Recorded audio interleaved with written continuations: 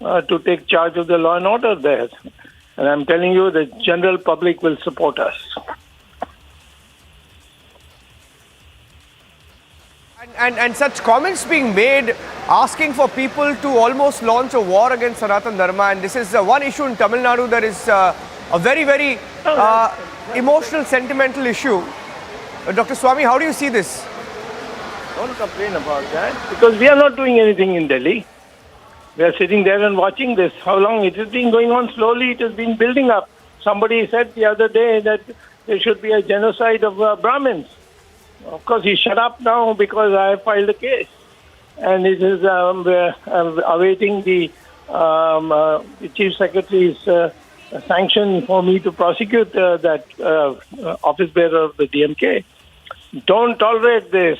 This government is a very weak government now, it appears. You can, whether it's a question of China or whether it's an internal subversion, we are not taking any action. So we must now tell Mr. Stalin, put this guy in jail under the National Security Act, and if we don't, then dismiss the government. Very controversial statement. I look forward to getting you live on the channel at some point today so that we can, I think a lot of people will want to hear from you as well. Dr. Swami, thank you for now. We'll get you live in a few minutes. That is Dr. Subramaniam Swami, has very strong views. There's a BJP News Conference on the raids that are ongoing and the searches in Delhi on the scams. I'm cutting across live to that for a few minutes. Let's cut across live. अस्पताल में जीवन और मौत से जूझ रही है। अभी भी उसकी स्थिति चिंताजनक है। ठीक 2 मिनट पहले भी मेरी वहां उपस्थित लोगों से बात हुई है, लेकिन सवाल उठता है कि ये पंखा गिर क्यों जाता है, ये गिरने का सिलसिला ऐसा क्यों चल रहा है दिल्ली में। अरविंद केजरीवाल गैंग का चरित्र तो गिर ही रहा है, बच्चों के ऊपर पंखे गिर रहे हैं। अभी तो किसी दिन यह भी समाचार आ सकता है कि स्कूल का आधा हिस्सा ही गिर गया। कई ऐसे स्कूल हैं जो मैं विजिट करके भी आपके सामने खड़ा हूं। सर्वोदय कन्या विद्यालय, मलकागंज का विद्यालय ऐसा ही है, कोई जाकर के देख ले। और ऐसे ऐसे कम से कम 400 विद्यालय हैं जो कभी भी गिर सकते हैं। पंखा क्यों गिर रहा है, अगर इसका छोटा सा हम आपको डिटेल्स दें तो शायद आपको याद आए, हमने एक केस किया है। हरीश खुराना ने, प्रवेश वर्मा ने, नीलकांत बख्शी, ये सब लोग इसमें कंप्लेनेंट है। और हमारी उस कंप्लेन को लोकायुक्त महोदय ने भी माना कि इसमें गड़बड़ी है और चीफ सेक्रेटरी से जांच की रिपोर्ट मांगी गई है। लेकिन आपको याद होगा, हम लोगों को ये आवाज उठाने के कारण हमारे ऊपर मानहानि का मुकदमा दायर कर दिया। मनीष सिसोदिया, जो करप्ट नंबर 1, जिनको दिल्ली में एक्यूज नंबर 1 सब कह रहे हैं, और उसी केस में जब आती है जानकारी की रिपोर्ट दिया जाए तो रिपोर्ट जो सामने आती है आप सबको चौंका देगी। हमने केस किए थे कि 5 लाख रुपए के कमरे 25 लाख में बन रहे हैं। 5 का 25, ऐसा दिल्ली के लोग सन्न थे।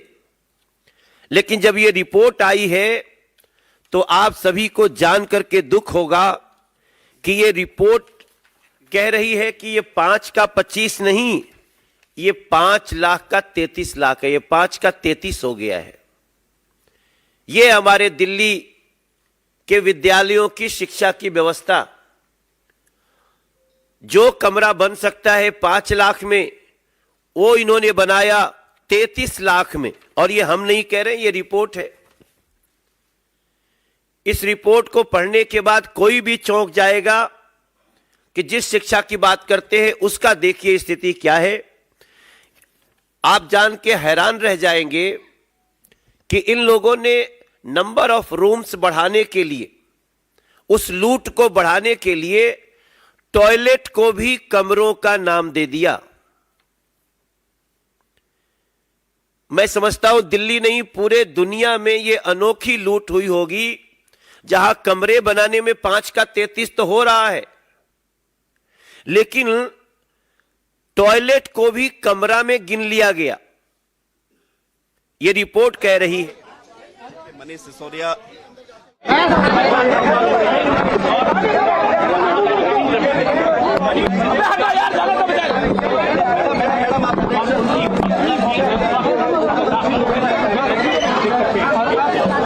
पत्नी जो है वो भी अंदर जा रही है। मनीष सिसोदिया अपनी पत्नी के साथ यहाँ मेवाड़ ब्रांच पहुंच चुकी है, जहाँ पर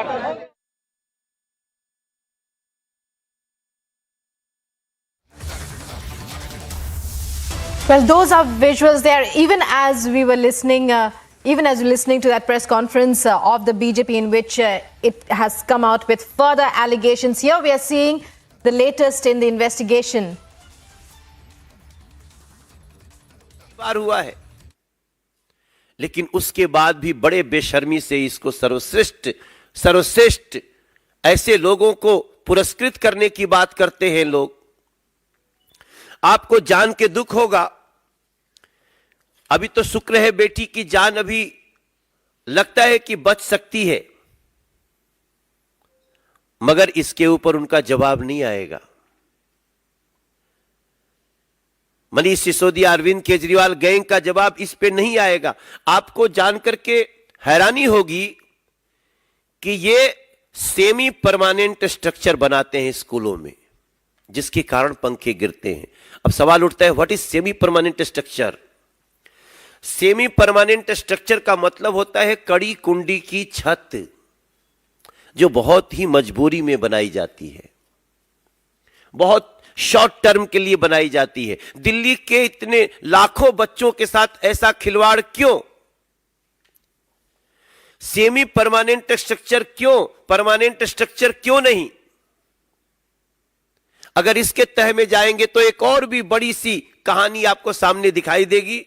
मेरा मानना है ये इन्होंने सेमी परमानेंट स्ट्रक्चर, कड़ी कुंडी की छत बनाने के साथ ही इन्होंने दिल्ली सरकार में पढ़ रहे हमारे बच्चों को खतरे में डाल दिया। और ये सारी जानकारी तो तब आई है जब कोर्ट ने एसीबी जांच शुरू करने के जल्दी की आदेश किया। लोकायुक्त ने मान ही लिया इसमें कुछ गड़बड़ी है, रिपोर्ट मांगी गई है। लेकिन आप सोचिए, बात यहीं तक नहीं है। जिस दिल्ली सरकार के स्कूलों में मात्र 350 स्कूलों में ही साइंस पढ़ने की व्यवस्था है, बाकी 1024 के स्कूलों में साइंस पढ़ने की व्यवस्था ही नहीं। यहां कोई रमन नहीं निकल सकता, यहां कोई वैज्ञानिक नहीं निकल सकता। और उस शिक्षा व्यवस्था की तारीफ करते ये थकेंगे नहीं। हमारी आवाज को आप मानहानि लाकर चाहे जितना भी रोकने की कोशिश करो, अरविंद केजरीवाल, मनीष सिसोदिया, लेकिन आपको यह जवाब देना होगा कि दिल्ली सरकार ने 5 लाख का कमरा 33 लाख में कैसे बनाया, टॉयलेट्स को भी कमरा क्यों गिना, और आज बेटियां, बच्चे असुरक्षित क्यों हैं, स्कूलों में पंखे क्यों गिर रहे हैं, इसका भी जवाब आपको देना होगा। मुझे लगता है कि इस बात को उठाने के बाद निश्चित रूप से आम आदमी पार्टी इसका जवाब देगी, लेकिन जवाब इसी मुद्दे पे देना चाहिए। इसको भी डाइवर्ट करने की कोशिश मत करना, शराब घोटाले के प्रश्नों की तरह। आपको इसका जवाब देना होगा, क्योंकि इसका जवाब मात्र मनोज तिवारी या शहजाद पूनावाला, संजय मयूख नहीं चाहते, इसका जवाब दिल्ली की जनता चाहती है। मेरा आग्रह है माननीय शहजाद पूनावाला जी से कि आपको संबोधित करें। बहुत बहुत शुक्रिया संजय जी। अभी विस्तृत रूप से पूर्व दिल्ली भारतीय जनता पार्टी के अध्यक्ष और हमारे सांसद मनोज तिवारी जी ने शिक्षा घोटाले की, क्लासरूम घोटाले की बात रखी है। 1 पे 1 फ्री से 5 का 33 ये मॉडल है। और मॉडल क्या है? भ्रष्टाचार के ठेकेदार कहे भ्रष्टाचार मेरा शिष्टाचार, कोई इंक्वायरी हो जाए, कोई जांच हो जाए तो चिल्लाए ये अत्याचार अत्याचार, और फिर असेंबली में बैठकर करे ड्रामा और दुराचार। देखिए मित्रों, आज सवाल सिर्फ इतना पैदा होता है, आपने देखा होगा परसों नोएडा में 2 टावर, ट्विन टावर ध्वस्त किए गए, पर दिल्ली की जनता पूछ रही है कि दिल्ली का जो ट्विन टावर ऑफ करप्शन है, एक टावर है शिक्षा घोटाले का और दूसरा टावर है शराब घोटाले का, और इस दोनों टावर का जो बिल्डर है मनीष सिसोदिया। देखिए कितनी विडंबना की बात है कि दुनिया में एक लौता ऐसा केस होगा जहां पर शिक्षा मंत्रालय और शराब मंत्रालय दोनों एक ही बिल्डर, एक ही व्यक्ति के हाथ में, और इस मंत्री ने दोनों ही tower of corruption, twin tower of corruption खड़ी कर दी। एक शराब घोटाले की टावर ऑफ करप्शन, दूसरी शिक्षा घोटाले की टावर ऑफ करप्शन। और जनता पूछ रही है कि केजरीवाल जी ऐसी क्या मजबूरी है आपकी कि ये 2 twin tower of corruption of Delhi के ट्विन टावर ऑफ करप्शन को ध्वस्त करने में या कम से कम उनका इस्तीफा लेने में आप इतना कतरा क्यों रहे हैं। मॉडल तो ये भी बन गया है कि मांगा जनता ने पाठशाला, दिया केजरीवाल ने मधुशाला। मांगा जनता ने पाठशाला, दिया केजरीवाल ने मधुशाला। और अब जब हम सवाल पूछते हैं कि इस मधुशाला में जिस प्रकार से हुआ घोटाला, तो अब ये जवाब देने के बदले कभी न्यूयॉर्क टाइम्स पर चले जाते हैं, कभी एलजी पर चले जाते हैं, कभी गुजरात चले जाते हैं, कभी 2024 चले जाते हैं, कभी असेंबली में पहुंच जाते हैं। असेंबली में किसी भी बहुमत टेस्ट की ज़रूरत नहीं है। जनता जो है वो करप्शन का टेस्ट चाहती है, कॉन्फिडेंस का टेस्ट नहीं चाहती। जनता करप्शन का टेस्ट करवाना चाहती है, आप कॉन्फिडेंस का टेस्ट करवा रहे हैं। सवाल ये भी पैदा होता है कि असेंबली में बहुमत के कॉन्फिडेंस को साबित करने की जरूरत नहीं है। जनता में यदि कॉन्फिडेंस है आपको तो जाकर जवाब दीजिए। देखिए 38 दिन हो चुके हैं। 38 दिन का मतलब लगभग 43 लाख सेकंड। 43 लाख सेकंड से हमारे 15 सवाल शराब घोटाले को लेकर वही हैं। और इस मंच पर चाहे मीनाक्षी लेखी जी हो, चाहे परवेश वर्मा जी हो, सुधांशु त्रिवेदी जी हो, गौरव भाटिया जी हो, संबित पात्रा जी हो, आदेश गुप्ता जी, हरीश भाई, मनोज तिवारी जी या मैं, हम लगातार वही 15 सवाल पूछ रहे हैं। हमारे वो 15 सवालों में एक भी रुपए की तब्दीली नहीं हुई है आज तक। 38 दिन जब से सीबीआई प्रोब के आदेश दिए गए, 33 लाख सेकेंड्स। परंतु आपने देखा होगा कि इन 38 दिनों में अरविंद केजरीवाल और आम आदमी पार्टी हर रोज एक नए मुद्दे को उठाती है और गोल पोस्ट शिफ्ट करने की कोशिश करती है, और भरसक प्रयास उसका यही रहता है कि हमसे शराब घोटाले पर या शिक्षा घोटाले पर सवाल कतई ना पूछे जाए। इसलिए मैं वो सवाल बहुत संक्षेप में आपके सामने फिर से दोहराना चाहता हूं, और उम्मीद करता हूं कि अरविंद केजरीवाल जी अगर बोलेंगे, मनीष सिसोदिया अगर बोलेंगे तो इस मुद्दे पर बोलेंगे, ना कि उधर उधर की बातें करेंगे। वो सवाल क्या थे जो हमारे तमाम नेताओं ने, प्रवक्ताओं ने उठाए? कमीशन 2.5% से 12% क्यों हुई? रवि धवन कमेटी रिपोर्ट की रिकमेंडेशन जिसमें लॉटरी सिस्टम था, होलसेल सिस्टम गवर्नमेंट के पास रखना था, उसको क्यों इग्नोर किया गया? अगर ये पॉलिसी इतनी ही बढ़िया थी, इतनी अच्छी थी, वर्ल्ड्स बेस्ट लिकर पॉलिसी थी, शराब पॉलिसी इससे बेहतर हो नहीं सकती थी, तो वापस क्यों लिया? मतलब कि आपने माना इसमें घोटाला था। ऑपरेशनल पीरियड जो था लाइसेंसेस का, उसको मनीष सिसोदिया ने क्यों और किस आधार पर बढ़ाने का काम किया? 50 रुपए प्रति क्रेट का डिस्काउंट इंपोर्टेड लिकर पर क्यों दिया गया, वो भी वायलेशन करके, नॉर्म्स के, रूल्स के? क्यों 144 करोड़ का वेवर कोरोना के नाम पर दिया गया? और बच्चों की फीस बढ़ा रहे थे, दिल्ली में स्कूल के गरीब बच्चों की फीस बढ़ा रहे थे, पर दरिया दिली दारू वालों के लिए, ठेकों वालों के लिए कि उनके लिए वेवर दे रहे थे, और वो भी कानून तोड़कर। वेवर देना एक विषय है, कानून तोड़कर वेवर दिया जा रहा था। वो क्यों दिया जा रहा था? 30 करोड़ की एमडी किस प्रकार से रिफंड की गई? किस प्रकार से ब्लैक लिस्टेड कंपनी को आने दिया गया रिटेल में? किस प्रकार से होलसेल जो कंपनीज थी, जिसको मैन्युफैक्चरिंग कंपनीज थी, उसको आने दिया गया, जो कि वायलेशन था एक्साइज पॉलिसी का? और इसी मंच से सुधांशु त्रिवेदी जी, हरीश खुराना जी और परवेश वर्मा जी ने तो वो शोकॉज नोटिस भी दिखाई। वो शोकॉज नोटिस थी जो कि एक ब्लैक लिस्टेड कंपनी को दी गई थी, 2021 अक्टूबर में दी गई थी, कि इस कंपनी ने वायलेशन किया है, इसके ऊपर आज तक क्या कार्रवाई की excise department of Manish Sisodia ने? कोई कार्रवाई नहीं की, क्योंकि पंजाब के लिए उनको वहां से आ रहा था इनकमिंग, पंजाब चुनाव के लिए इनकमिंग शराब माफिया से आ रहा था, तो अपनी ही सरकार के द्वारा दिए गए नोटिस पर कोई कार्रवाई नहीं की। एक आंकड़ा आपको मैं बताना चाहता हूं, बार बार मनोज तिवारी जी ने बताया है कि दारू की सेल तो भरपूर बढ़ी, 70-80% विस्की वाइन सबकी सेल बढ़ी, सरकारी खजाने में सेंध लगी। और किस प्रकार से सेंध लगी, आप ही के मीडिया वालों ने इसको एनालाइज करके बताया है। अगर 750 ml की बोतल हो, और इन चीज़ों में आम आदमी पार्टी ज़्यादा समझती भी होंगी इन चीज़ों को, 750 ml की बोतल हो जिसकी कॉस्ट 550 रुपये की हो, तो इसमें ओल्ड पॉलिसी के तहत ठेके वाले को 33 रुपये मिल रहे थे और सरकारी खजाने में 330 रुपये आ रहे थे। ठेके वाले को 33 रुपये, सरकारी खजाने में 330 रुपये। चलिए, कम से कम सरकारी खजाने में आता है तो गरीबों के लिए खर्च किया जा सकता है। और जो नई पॉलिसी लाई केजरीवाल जी एंड कंपनी ने, और वो केजरीवाल जी एंड कंपनी ने ऐसी पॉलिसी लाई कि ठेके वाले को 33 रुपये के बदले 363 रुपये मिलने लगे। 1000 गुना का मुनाफा, 1000 गुना का सुपर प्रॉफिट मिला। और सरकार को 330 रुपये 750 ml की बोतल पे मिलते थे, उसको मात्र 8 रुपये।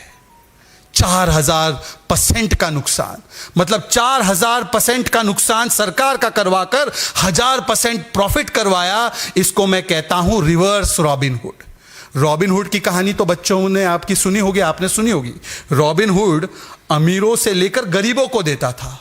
दिल्ली में रिवर्स रॉबिनहुड है, ये गरीबों का पैसा मारकर ये शराब माफियाओं की जेबें भर रहे थे, शराब माफियाओं की जेबें भर रहे थे, और वो भी कोरोना काल में।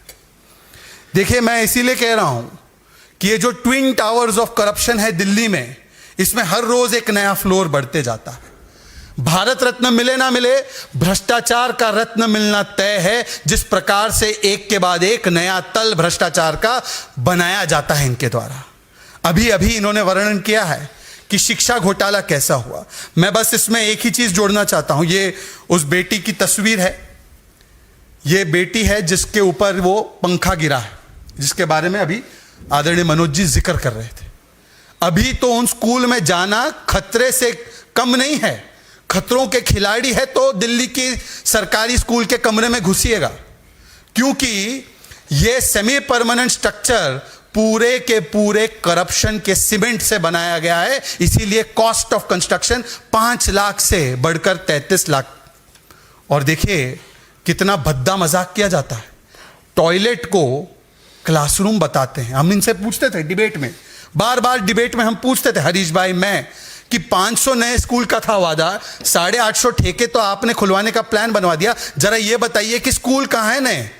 कहाँ है ये स्कूल जहां पर प्रिंसिपल है, ग्राउंड है, साइंस कॉमर्स सिखाते हैं, जहां पर ईडब्ल्यूएस को सीट देते हैं? कहाँ है ये स्कूल जहां पर 40,000 से ज्यादा टीचर के पोजीशन वेकेंट है, 22,000 गेस्ट टीचर नहीं है? कहाँ है ये स्कूल? दिखाइए तो, एक तो स्कूल दिखाइए। तो ये बताते थे हमने क्लासरूम बना दिए, हमने क्लासरूम बना दिए। ये क्लासरूम क्यों बना रहे थे ये भी समझ में आ रहा है, परंतु अब पता चल रहा है सीवीसी की रिपोर्ट से कि टॉयलेट को क्लासरूम बना रहे, टॉयलेट को क्लासरूम बता रहे। इसीलिए देखिए, मैंने 2 तस्वीर इंटरनेट से निकाली है, ये जरा दिखाइएगा केजरीवाल जी को। इसको क्लासरूम कहते हैं, दिस इज क्लासरूम। क्लासरूम में ब्लैक बोर्ड होता है, क्लासरूम में बेंच होती है, क्लासरूम में स्टूडेंट बैठते हैं, वहां पर उसको मंदिर कहते हैं हम लोग, उधर शिक्षा दी जाती है। ये क्लासरूम है, जरा दिखा दीजिएगा ये classroom, this is how classroom looks. और ये है टॉयलेट। टॉयलेट में जो है दरवाजा होता है, टॉयलेट सीट होती है, फ्लोर होती है, मग्गा होता है, ये सारी चीजें होती है। तो क्लासरूम और टॉयलेट अलग अलग होते हैं। कृपया करके टॉयलेट को क्लासरूम गिनाकर अपनी उपलब्धि ना दिखाएं। अगर ऐसी ही वर्ल्ड क्लास एजुकेशन मॉडल है जहां पर टॉयलेट को क्लासरूम बताया जा रहा है, तो भगवान बचाए हमारे बच्चों को। परंतु आज सवाल सिर्फ इतना है कि मत कहो अत्याचार अत्याचार, मत करो असेंबली में ड्रामा और दुराचार, और ये बताओ कि क्यों किया शराब और शिक्षा में इतना व्यापक भ्रष्टाचार। मित्रों, अब आप प्रश्न पूछ सकते हैं। अरुण धाम, सीएन। मनोज जी, परसों मनीष सिसोदिया ने प्रेस कॉन्फ्रेंस की थी, दोनों चीज़ों पे उन्होंने एक्साइज पॉलिसी पे और एजुकेशन पे जो आप लोग बात उठा रहे हैं, उन्होंने कहा था कि 14 घंटे तक मेरे घर पे रेड पर इतने दिन हो गए, अभी तक कुछ पता नहीं चला मेरे घर से क्या निकला। दूसरा उन्होंने कहा कि भारत सरकार ने 72,000 सरकारी स्कूल बंद कर दिए हैं और वो प्राइवेट स्कूल्स को प्रमोट कर रहे हैं। जब आप लोग इसकी बात करते हैं कि देखिए, ये लोग आजकल जो कार्य कर रहे हैं और जिस प्रकार से मुद्दे को डाइवर्ट करते हैं, हालांकि उनकी मास्टरी है, वो डाइवर्टिंग मास्टर हैं, लेकिन इनके स्कूलों में 16,400 से ज़्यादा शिक्षकों का अभाव है। आप कह देते हैं हम 20,000 नए क्या 22,000 नए कमरे बनाए, तो उसमें टॉयलेट आ गया है तो अलग बात है, लेकिन अगर नए कमरे बनेंगे तो पढ़ाएगा कौन? सिंपल सी बात है कि अगर नया कमरा बनेगा तो उसमें कोई घोष तो पढ़ाएगा नहीं, किसी न किसी को तो आना ही पड़ेगा। लेकिन इनकी टीचर की संख्या बिल्कुल ही नहीं बढ़ी, चूंकि इनको इशू को डाइवर्ट करना है और ये लगातार जो बातें कहते हैं। मैं इनकी मास्टरी को देखते हुए इतना ही कहना चाहता हूं कि कायदे से तो इनको चुल्लू भर पानी में समाधि लेनी चाहिए, लेकिन ये सहारा लेते हैं गांधी जी की समाधि की, अब वो चलने वाला नहीं है सर। और कोई प्रश्न? तो बहुत बहुत धन्यवाद। नहीं, अलग प्रश्न का सवाल ही नहीं। उस हाँ। एक सवाल है कि ये जो शशि थरूर है वो भी चुनाव लड़ने की तैयारी कर रहे हैं वहाँ पे। चलिए, धन्यवाद। आपसे फिर मिलेंगे हम लोग बाहर। Yes, I should remind. Attack on the Aam Aadmi Party. Visuals on your screen right now are of Manish Sisodia's bank locker being checked by CBI officials. He and his wife are present even as the CBI is looking through the contents of his bank locker. The Aam Aadmi Party, of course, has said that this is political pressure under which the CBI is acting against it. But the BJP, of course, piling on the questions about the education policy as well as questions about liquor gate over there. Now, pictures on your screen are of Manish Sisodia's bank locker being examined by the CBI. Piyush Shori continues to report on this. Let's go across live to him right now. Piyush, give us a sense of what's happening inside. We are told that Manish Sisodia and his wife, of course, are both accompanying the CBI. Manish Sisodia is already inside the bank where, Manish Sisodia is already inside the bank where, CBI officials, CBI sleuths are conducting the searches, and what we've been told over here is that they're trying to see the locker where all the officials of PNP, officials from CBI, along with Manish Sisodia are present, and the locker searching is underway. Manish Sisodia just reached over 15 to 20 minutes back, and immediately after he reached, the officials from CBI also reached the bank, and the process of, searching is underway. As you can see from the visual inside, which is being presented to you by my video journalist Nadu, you can see that, there is a lot of hustle and bustle which is happening inside the PNP bank, where not only Manish Sisodia but also sleuths from CBI are present. You can see that, a lot of activity is happening over here, where the investigation process is underway. And along with us, there is also a lot of, crowd of media persons who are just trying to anticipate of what is happening.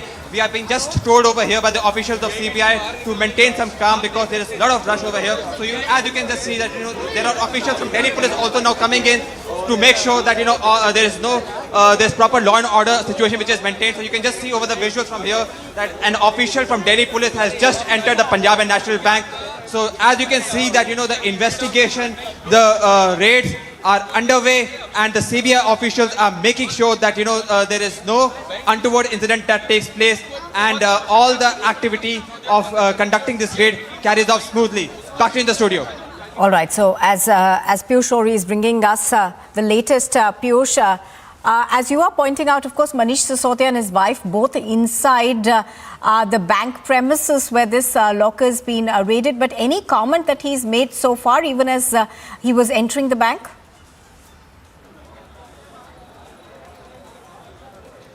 So, we followed him from his official residence at Mathura Road to when he came to the PNB Bank in Vasundhara. And all during this journey, he made no comments. We made live visuals of him, coming from his official residence to his house. And we also, when he reached this bank, we tried to get a comment from him. But taking into consideration of this raid being conducted, there was no official, statement by him. We expect that after these roads are over, he may come and give statement to us. But as of now, there has been no statement that has been given by either Manish Sisodia or his family who are there present inside this bank as of now, where the raids are taking place. Right, but before the raids actually began, Manish Sisodia spoke yesterday and he said that the CBI will find nothing in his lockers. And he has, of course, maintained that he has nothing to hide.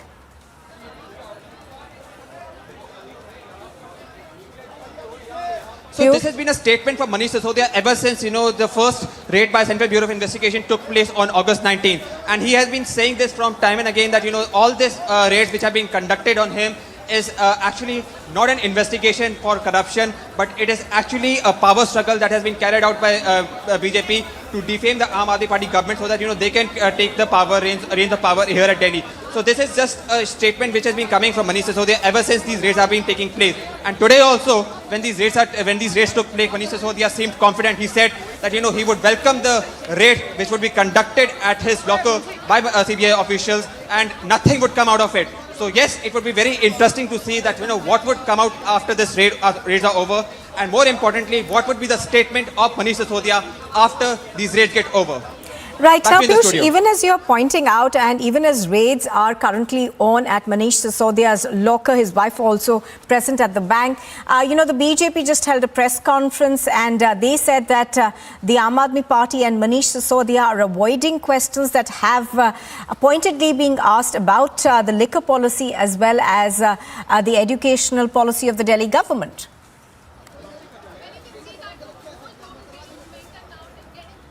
So, ever since these raids have taken place, there's also another side of it, and that is the political war of words between the BJP and Aam Aadmi Party. And there have been a slew of press conferences ever since, the raids first took place on August 19, where both officials and leaders from BJP as well as, from Aam Aadmi Party have traded barbs at each other. And today, again, before these raids took place, there was another press conference which was held by BJP in which they not only again leveled allegations on Aam Aadmi Party against a liquor scam, but also again raised that how there was misappropriation of funds in setting up the classrooms for Delhi government schools. So yes, till the time, you would see that, there are no arrests that are being made by CBI in this case. Till the time you would see that, the investigations in this process is going to go on. You would continue to watch, a lot of, political slugfest between BJP, Aam Aadmi Party, and to some extent, even leaders from Congress Party. So, expect some more press conferences, expect some more political, war of words between BJP, Aam Aadmi Party as this investigation continues to take place. Back in the studio.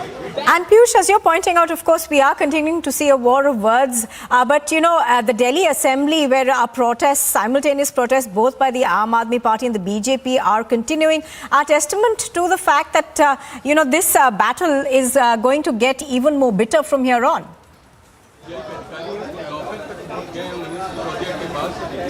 So, you rightly pointed out that, what Aam Aadmi Party leaders are saying that this is actually not a war on corruption, but it is actually a war by the BJP to topple the Aam Aadmi Party government so that they can take the reins of power. In fact, what they're trying to say is that, the Aam Aadmi Party top leadership, that includes Manish Sisodia and other leaders, are also being harassed because, it suits the narrative of BJP to make their Operation Lotus. That is to, intimidate the MLAs of Aam Aadmi Party, either through money power or through investigative agencies, to intimidate them and thereby take them in their fold and ultimately, topple the Aam Aadmi Party government. Now, how true are these allegations? We can just wait and watch and we can just, observe what exactly are the developments going to be like.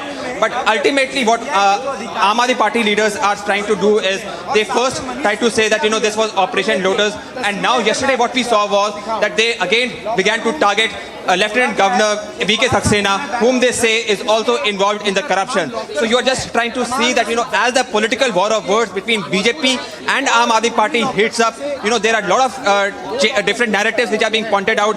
It all started off with, war on corruption, in which Aam Aadmi Party said that this is all a ploy by the BJP to defame them. It then started off with Aam Aadmi Party saying that this was all done in pretext of making Operation Lotus by the BJP successful, which it was not able to do.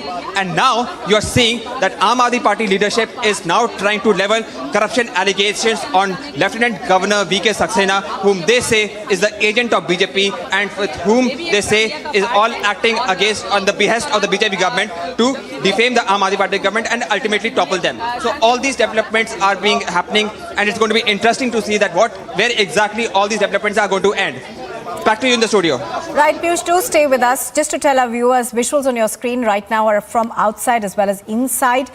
This is Manish Sisodia, of course, making his way to the locker, and pictures on the right-hand side of your screens are of the searches that are being conducted by the CBI inside the PNB Bank locker, where Manish Sisodia and his wife are both present. Manish Sisodia, of course, had previously said that he will cooperate fully and that the CBI is welcome to examine the contents of his bank locker.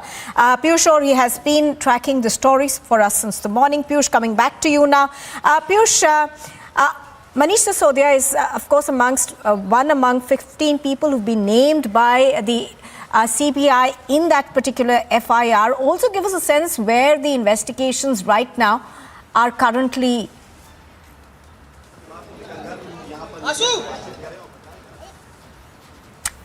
You rightly pointed out that, Manish Sisodia is among the 15 accused that have been named in this liquor scam.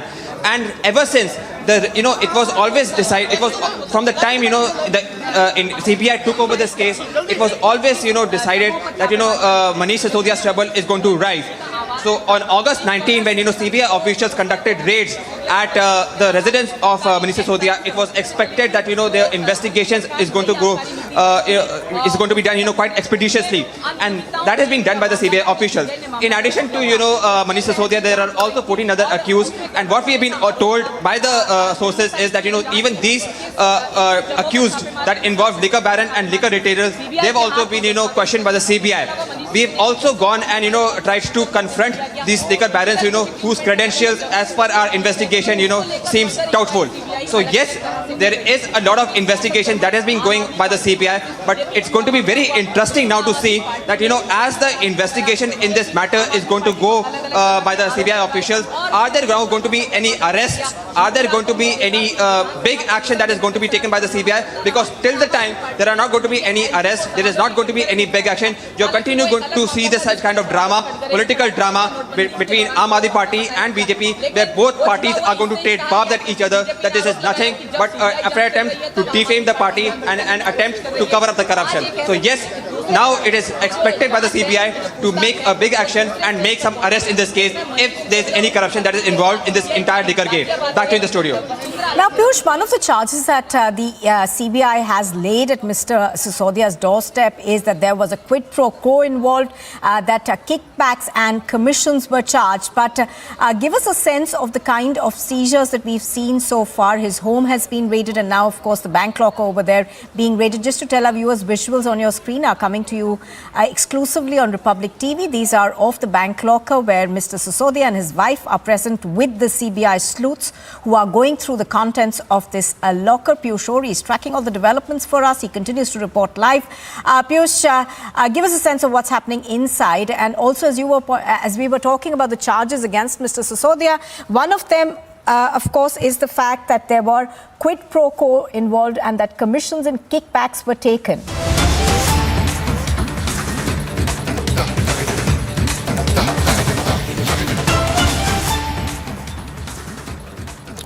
All right, here's more breaking news that's just coming in. We are now learning that all the cases in the Babri Masjid case have now been Basically, the Supreme Court has quashed contempt petitions against the state officials and others over demolition of the Babri Masjid in 1992. The Supreme Court has said with passage of time and in view of the 2019 Supreme Court verdict on Ayodhya, all contempt cases cannot proceed. So this is big news that's just coming in. All Babri Masjid contempt cases have been closed for now. The Supreme Court has quashed contempt proceedings in the Babri case. Essentially what the Supreme Court has said is that in view of time that has progressed since the 2019 Supreme Court verdict on Ayodhya, all contempt cases cannot now proceed further. Sambhav joining us live. Sambhav, give us more details of what's happened.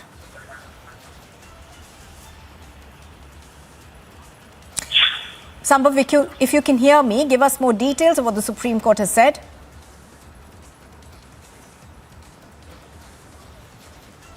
All right, I don't think we've got Sambhav with us. Just to tell our viewers what's happened, the Supreme Court has moved in all contempt cases that have been filed in the Babri Masjid demolition case of 1992. The Supreme Court, in fact, has quashed contempt petitions against state officials and others over the demolition of the Babri Masjid. The Supreme Court has, we understand, said that with the passage of time and in view of the verdict that came out in 2019, all contempt cases now cannot proceed. So this is a big development that has taken place in all related cases to the Babri Masjid's demolition. The Supreme Court has now said that all contempt cases now stand closed. So essentially what we are given to understand is that related Babri Masjid contempt cases that have been filed against officials and others now stand closed. I think we're going to try and go back to Sambhav now. Sambhav, explain to us what happened in court.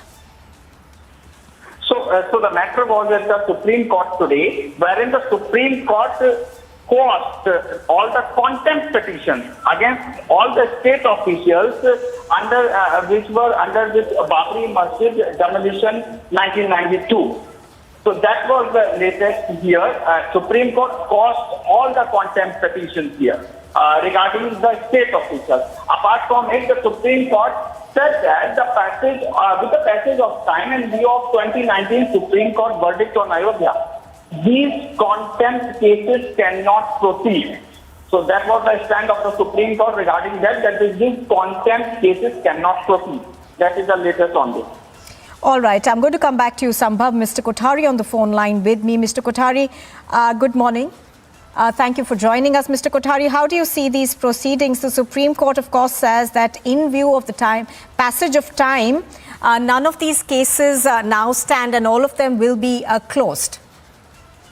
Well, the contempt proceedings have some sort of an expiry date. If they have not been initiated or started or pursued within a particular period of time, then whether it's in relation to any demolition, why only Babri Masjid, for that matter, any demolition or any particular issue, whether it's civil, criminal or anything of that sort, the contempt proceedings have to be proceeded with a certain period of time. And if there is 3 years have elapsed, not necessarily 3, I'm not using the word because limitation often has 3 years, but the point is that I'm just using the word 3 because it's mathematically 3 years since 2019. So since 3 years have elapsed, the cases have become moot and will have particularly no relevance and any impact, if at all, even if there were officials who were guilty of any contempt, for that matter, if at all they were. So to proceed with such cases, especially even after the new Chief Justice has come in since yesterday, I think the call has been taken correctly so as not to waste judicial time on these matters which seem to have no relevance. It's like discussing a movie which took place 3 years ago, which didn't really make any impact on the audience. So what's the point of discussing such a movie? So likewise, what's the point of discussing such contempt proceedings or even holding that for that matter and wasting judicial time because only we lawyers will make money out of it? Absolutely. So, Mr. Kothari, obviously this will come as a huge relief for senior BJP leaders, including Murli Manohar Joshi, Uma Bharti, Kalyan Singh, I think, and L.K. Advani, all of whom were facing all these contempt proceedings. So, in that sense, the limitations of time is what the Supreme Court has spoken about, that there has to be a certain period till when it applies. Well, yes, absolutely. It will come as a big relief because, and I'm sure they would have been expecting that. And even if, I'm just going a step ahead, even if the Supreme Court were to hear these cases, an apology, a clear apology from all those 5 individuals that you named would have been sufficient enough to close these proceedings. So why even go through that fictitious routine procedure of asking for an apology on an affidavit or on a sworn affidavit, and that is a waste of judicial time. So what's the point? Nobody really, takes contempt proceedings seriously unless they really demean the stature of the Supreme Court in a manner which then, destroys the trust of the people. If stray remarks are made, I'm going a step ahead, even if stray remarks are made here or there against the Supreme Court tends to have a large-hearted view and tends to ignore them because people do make these statements sometimes in a fit of rage or anything of that sort or frustration for that matter. So this is hardly anything. 3 years have passed. Demolition took place. These 5 individuals were hauled up for contempt. So, well, it's 3 years, nothing they haven't been proceeded with. The state hasn't pursued them, or whoever the people who had filed contempt proceedings against them. So, if they haven't pursued, then why should the Supreme Court bother? Right, Mr. Kothari, appreciate you speaking to us on Republic TV. Swapnil Kothari over there saying that this would be a welcome move for all those who've been named in contempt cases. You are watching Republic TV. We will continue to bring you the latest on the Supreme Court's order.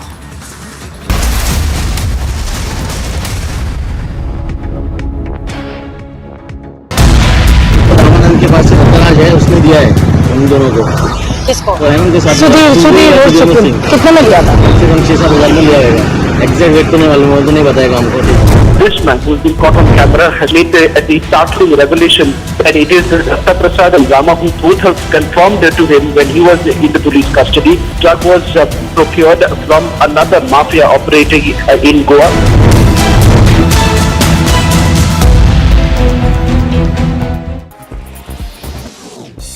In a sharp attack on the Congress party, BJP National President JP Nadu claimed that the grand old party is losing ground because it's failed to reconcile local and national objectives. He's also said that the main reason is that people who have been members of the Congress party for more than 40 years are now leaving the party. Incessant rainfall is leading to major disruption across the country. Visuals coming to us from Badrinath highway seem to suggest that the highway was blocked, disrupting traffic. The STRF is in the spot rescuing passengers and local people. A woman named Veena Devi from Surat has filed a complaint stating that his son died by suicide, and she discovered a note which said that his partner and her brother forced him to consume beef, due to which he committed suicide. A case has been registered and a probe is now underway. In the Sonali Phogat murder case, the Goa police has confirmed that a team of police officials will go to Hisar today to verify certain allegations that have been levelled and certain suspicions that have been raised by Phogat's family.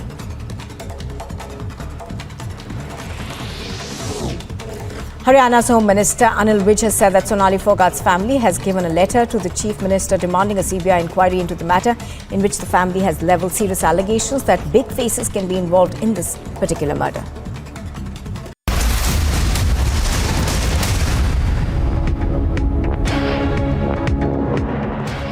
Welcome back. You are watching live and breaking on Republic TV, and the latest that we are getting, of course, is that the Supreme Court has also passed an order closing all proceedings arising out of the 2002 riots in Gujarat. A batch of pleas was pending before the Supreme Court. In fact, the court said that cases have now become infractors with the passage of time.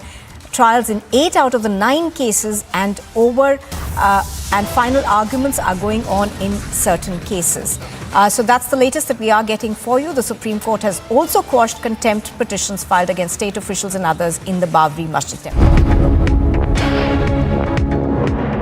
In the Sonali Phogat murder case, the Goa police has confirmed that a team of police officials will go to Hisar today to verify certain allegations that have been levelled and certain suspicions that have been raised by Phogat's family.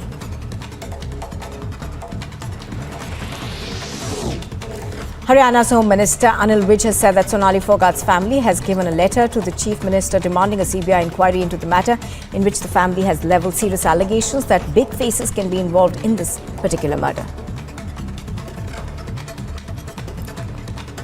Sonali Phogat का परिवार आके मुख्यमंत्री से मिला था और उन्होंने एक पत्र दिया था जिसमें उन्होंने मांग की है कि इसमें कुछ बड़े चेहरे भी शामिल हो सकते हैं इस हत्याकांड के पीछे, इसलिए इसकी सीबीआई से जांच करवाई जाए।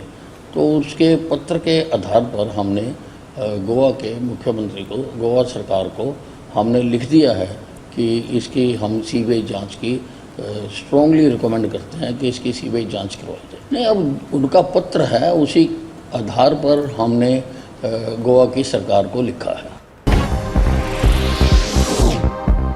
The Aam Aadmi Party and the opposition BJP are both holding protests on the premises of the Delhi Assembly building and are both accusing one another of corruption.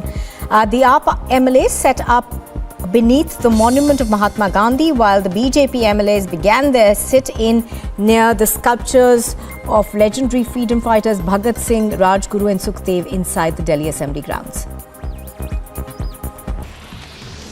Aam Aadmi Party legislators were holding overnight protests outside the Delhi Assembly premises amid an ongoing war.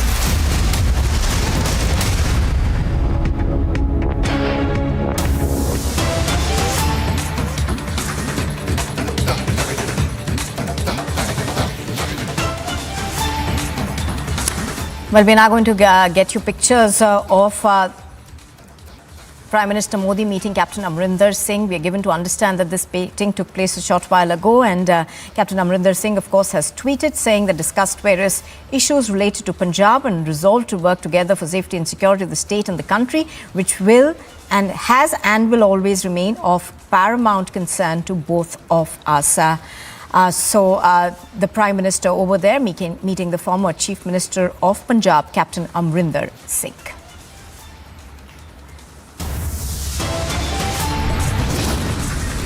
You are watching Republic TV. When we return, we bring you more details of that meeting that took place.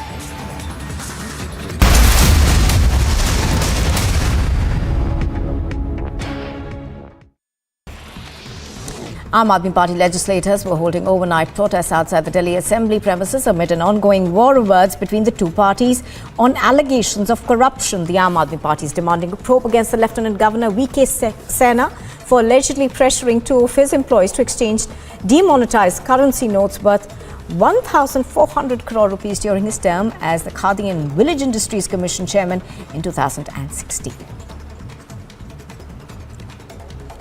हम ये मान के चलते हैं कि LG साहब भी विधानसभा में क्या कार्यवाही हो रही है उसे जरूर फॉलो करते होंगे।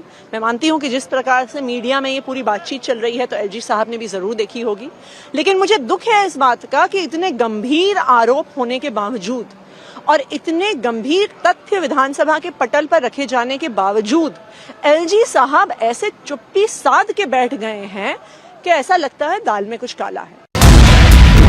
के पास से पता है, उसने दिया है उन दोनों को। किसको? हेमंत के साथ। सुधीर कितने में लिया था? कम 6-7 हज़ार में लिया होगा। एग्जैक्ट रेट तो नहीं मालूम, वो तो नहीं बताएगा हमको।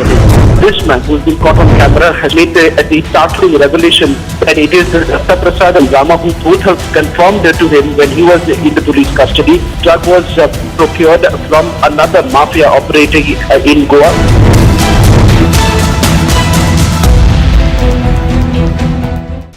In Assam, 2 more persons identified as Akbar Ali and Abdul Kalam Azad linked to the global terror outfit of the Al-Qaeda were arrested from Barpeta district.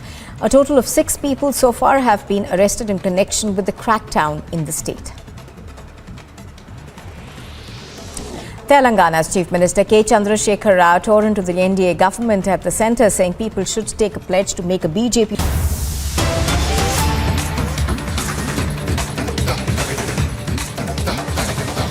Well, even as the Seer in Karnataka has been booked under POSCO and various sections of the Indian Penal Code after being accused by 2 young girls of being sexually abused by him. A BJP MLA is meeting the accused Seer.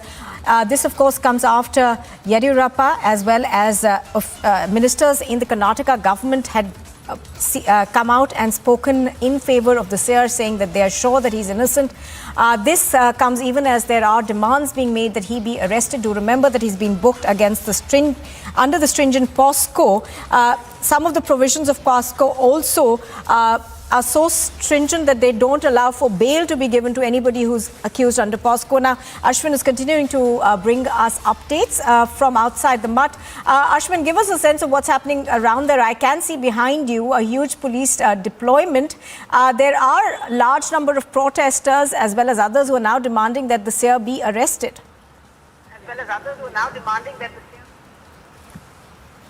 Absolutely. Right now, outside the Bal Bhavan in Chitradurga, where this is the Bal Bhavan over here, and outside this Bal Bhavan, there is a large number of protesters who have gathered, all from the Dalit background, who is demanding that the arrest of the plaintiff be made. As the POXO case, they're also alleging that there is laxity in the whole investigation. Now, these leaders have all come over here. Earlier, there were about 20 people. Now, the numbers have swelled up to a large number of people. About 50 to 75 people are already gathered over here. The police, additional SP Kumaraswamy, had just now spoken to these protesters just a while ago, stating that they should maintain peace and the investigation is going on in the right manner and they should not create any chaos outside the Bal Bhavan. So they have maintained that they are all going to be sitting here, is what they have stated, and they are all demanding that the justice be done in this case. And even if the accused plaintiff, the crimes that he has been alleged to have committed, there needs to be questioning done to him and all that. So let's hear from some of the leaders. He'll speak in Kannada. I'll also translate his essential message that he has to say. So, ಯಾಕೆ protest ಮಾಡ್ತಾರೆ ಇಲ್ಲಿ? ಅಲ್ಲಿ ಫೋಕ್ಸಾ ಕಾಯ್ದೆ ಅಡಿಯಲ್ಲಿ ಸಂತ್ರಸ್ತ ಮಕ್ಕಳಿಗೆ ನಾವು ಅವರು ಬೆಂಬಲ ಸೂಚಿಸೋಕೆ ನಾವು ಪ್ರೊಟೆಕ್ಟ್ ಮಾಡ್ತಿದ್ವಿ. ಆಮೇಲೆ ನೆಕ್ಸ್ಟ್ ಆ ಸ್ವಾಮಿನ ಬಂಧಿಸಬೇಕು, ತಕ್ಷಣ ಬಂಧಿಸಬೇಕು. ಆಮೇಲೆ ಏನು ಬೇಕಾದ್ರೆ ತನಿಖೆ ಮಾಡ್ಕೊಳ್ಳಿ, ಫಸ್ಟ್ ಬಂಧಿಸಬೇಕು. ಈಗ essentially what he is saying is that no matter what, the arrest of the plaintiff has to be made, and then only the investigation should continue. That is what these protesters are saying. So all these protesters are ಇವರಿಗೆಲ್ಲರಿಗೂ ಗೊತ್ತಿದೆ ಇವರಿಗೆ ಯಾಕೆ protest ಮಾಡ್ತಾರೆ ಎಂದು? ಎಲ್ಲರಿಗೂ ಗೊತ್ತಿದೆ. ಬೇಕು ಬೇಕು ಬೇಕಾ ಬೇಕು ನೋಡ್ರಿ, ಎಲ್ಲರೂ ನಿಮಗೆ ಎದಕ್ಕೆ ನ್ಯಾಯ ಬೇಕು? ಏನು ಅನ್ಯಾಯ ಆಗಿದೆಯಾ ಈ ಒಂದು ಮಕ್ಕಳಿಗೆ, ಸಂತ್ರಸ್ತ ಮಕ್ಕಳಿಗೆ ಅನ್ಯಾಯ ಆಗಿರುವಂಥದ್ದು ಹೆಣ್ಣು ಮಕ್ಕಳ ಪರವಾಗಿ ನಾವು ಧ್ವನಿ ಎತ್ತಿದ್ವಿ. So what they're saying is that justice must be given to the two girls. And earlier, these protesters gathered just a while ago. The blue shawls have been adorned in all of them. About numbers were earlier 20, but now the numbers are swelling up. So this situation, on one side, the MLA is meeting the plaintiff. On the other side, the protesters are here on the ground outside the Bal Bhavan, demanding that first the arrest be made and then only the investigation must continue. Back to you. As these protesters are gathering, the other side of the story is that the police, is seen to be acting slowly in this particular case. They did question the Seer yesterday. He was detained for a while. However, he was released.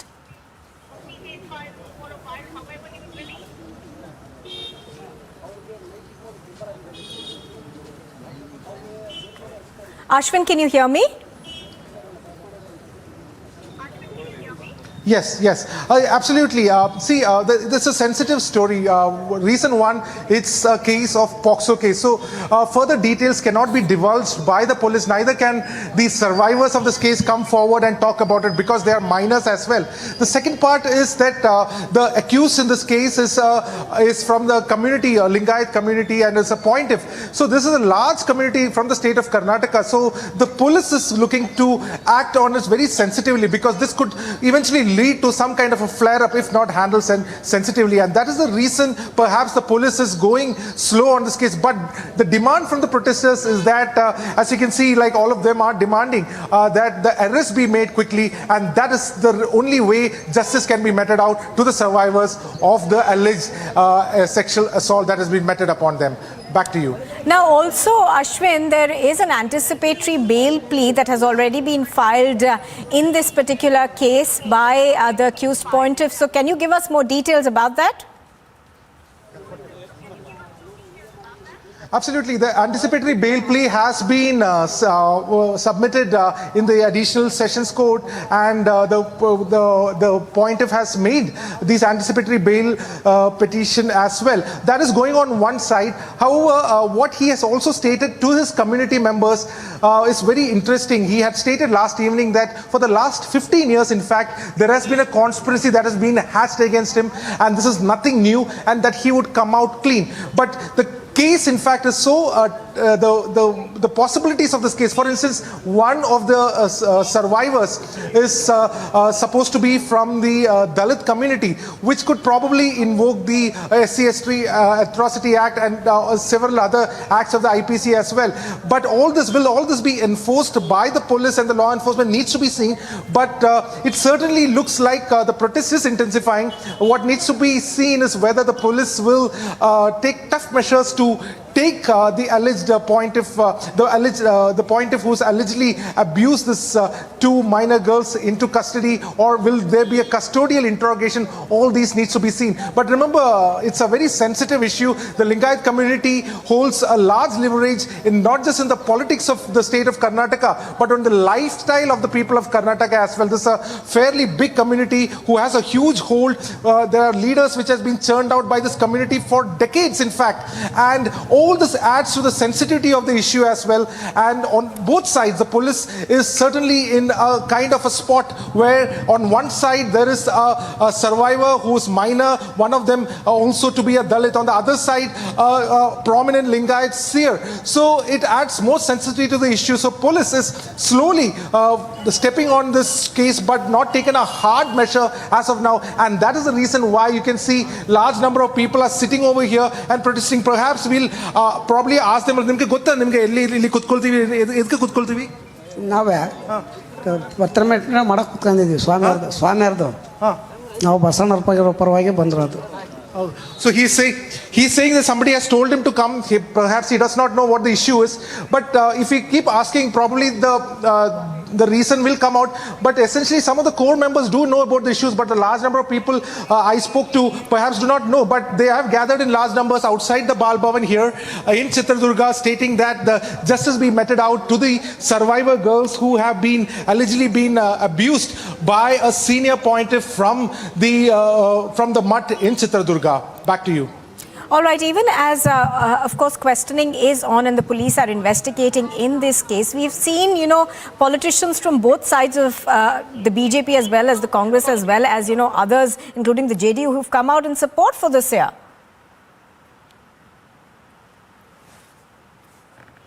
Absolutely. See, the Lingayat community holds, like I earlier said, holds a huge leverage. Look at any top leaders from the state of Karnataka. No matter the party, there will be a Lingayat stamp to it. So that's the hold Lingayat community has, and the pontiff has, and the entire system runs in Karnataka. The Basavaraj is a emotion that is there in large number of people in Karnataka. So the followers of Lingayat community are certainly in a fray over the issue, and that is the reason why this the case adds more sensitivity in the sense that if there's a hard and fast action, as suggested, be taken, there could be, this is what some of the police members, there could be a large-scale repercussion because the police is therefore trudging very slowly in this path. What they are essentially doing, yesterday they did take on the spot Mahasar report, and everything was taken from the spot where the alleged crime had taken place. But evidence is the matter of the fact before any kind of arrest being made. That is why the police is very closely trudging in the investigating of this matter, and that is the exact reason why these members from the Dalit community are also protesting, stating the same fact. Why is the police going slow? Perhaps the police may have their reasons. It could be the political clout which the Seer enjoys. It could be many other reasons as well. But at the moment, the situation on the ground is definitely simmering. It needs to be seen whether the group which has gathered over here in large numbers, who has been protesting, in fact, for the last 2 days, this is the third day they have come onto the street like this. The additional SP Kumaraswamy did tell them that they should only sit here. They should not create any chaos, as it's a very sensitive area. There are minor children who are living in the block opposite to where they are protesting, and they should not cause any trouble, which they have definitely adhered to. But initially what is important is the fact, is the way the justice be meted out. How the justice be meted out. Remember, Nupur, there are, we have spoken to many internal sources in the story. There are a lot of angles that police is looking at, whether it's the initial complaint. We know very clearly that these two girls were found by an auto rickshaw driver, and they were first taken to Cottonpate police station, and there was a registration of a complaint. Now, within our sources, we get to understand there is some kind of a mismatch with the initial complaint given and the complaint that has been registered forthwith. So all these have been taken into account by the police. They need to see all the angles before they get into arresting a powerful individual like a Lingayat Seer. And that is essentially the reason why on the ground also tension is simmering, and that is the reason why protests are also being seen like what we see here outside the Bal Bhavan at Chitradurga. Nupur. All right, now Ashwin, what we know so far is that these two girls who are believed to be minors have said that they were sexually abused. That's the allegation at least that they've made over a period of time. One of them says that it went on for about 3.5 years. The other one says that, it was close to a year and a half where they were repeatedly called, and they have alleged that they were abused.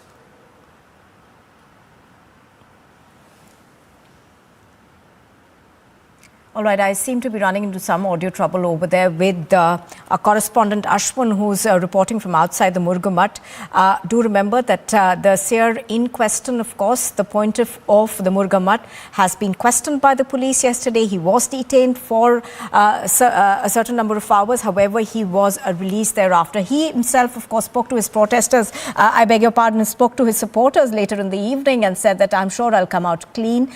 We have seen political statements also being made on behalf of the Seer, which seem to support him largely. But there are protesters who are now outside the Mutt asking for his arrest. He has, of course, been charged under the POSCO Act, which does have very stringent provisions under the Indian Penal Code.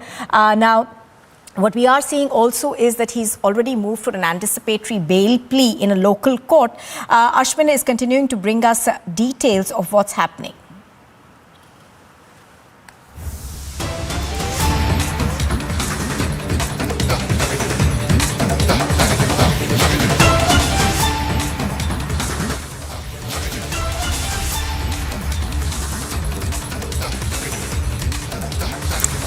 All right, now heading straight across to New Delhi, where Manish Sisodia, the Deputy Chief Minister of Delhi, his locker is being opened by the CBI. Manish Sisodia and his wife both are present at the PNB bank locker, even as the CBI is conducting a search at his locker. Now, even as this happens, of course, we saw the BJP trading charges against the Aam Aadmi Party, asking various questions about Delhi's liquor policy.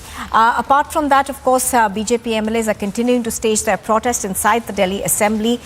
Protests are also continuing from the Aam Aadmi Party against the Lieutenant Governor of Delhi inside the Delhi Assembly. So both those things happening simultaneously. The Aam Aadmi Party is also on a dharna inside the Delhi Assembly. Now, we were, of course, bringing you pictures of the bank locker where the CBI is conducting searches. Manish Sisodia, of course, went to the bank locker nearly about an hour ago along with his wife, and the bank locker was then opened in front of him and his wife by the CBI officials. I think we're going to go back to Piyush Ori, who's getting us the latest. Piyush, give us a sense of what's happening inside. Of course, Manish Sisodia did not speak to the media before he went inside.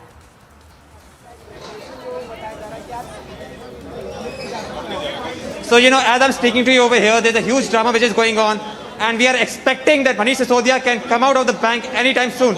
So, because, there's an expectation of him to come out, you can see a huge rush over here. In fact, I will just ask my camera person, Vijay Narudeshwar, to just show you the visuals over here. And you can see that, there's a huge amount of people, huge amount of media personals who have just crowded at the official car of Manish Sisodia, where it is expected that he may come out anytime soon. Now, there is also, besides huge rush of media persons, also a large number of Uttar Pradesh police officials who have come over here to manage the entire situation. As I'm speaking to you right now, Manish Sisodia, along with his wife, is still inside the Punjab National Bank, where it is expected that, the officials and the sleuths of CBI are checking his locker and trying to find out vital evidences, vital leads that may get them, some leads and some evidences as far as this liquor scam that continues to explode each day with, some political ramifications and also a lot of corruption in which the Aam Aadmi Party government is involved. Now, you can see over here, as it is, a large number of people are, crowded at this area because it is expected that anytime soon now, Manish Sisodia can come. So when is he going to come?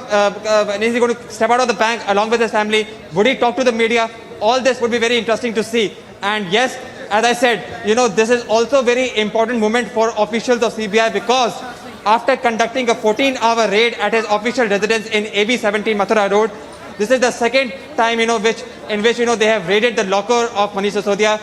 A statement which was already told to us, by Manish Sisodia himself through the Twitter. So it will be very interesting to see that what evidence, what leads would CBI officials get, and what would they like to share with us.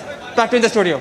All right, Piyush, do stay with us. Let's also go across to Anuj, who's reporting from the Delhi Assembly. And we have been seeing protest politics at the Delhi Assembly since this morning. Both sides, the Aam Aadmi Party and the BJP, continue to protest over there.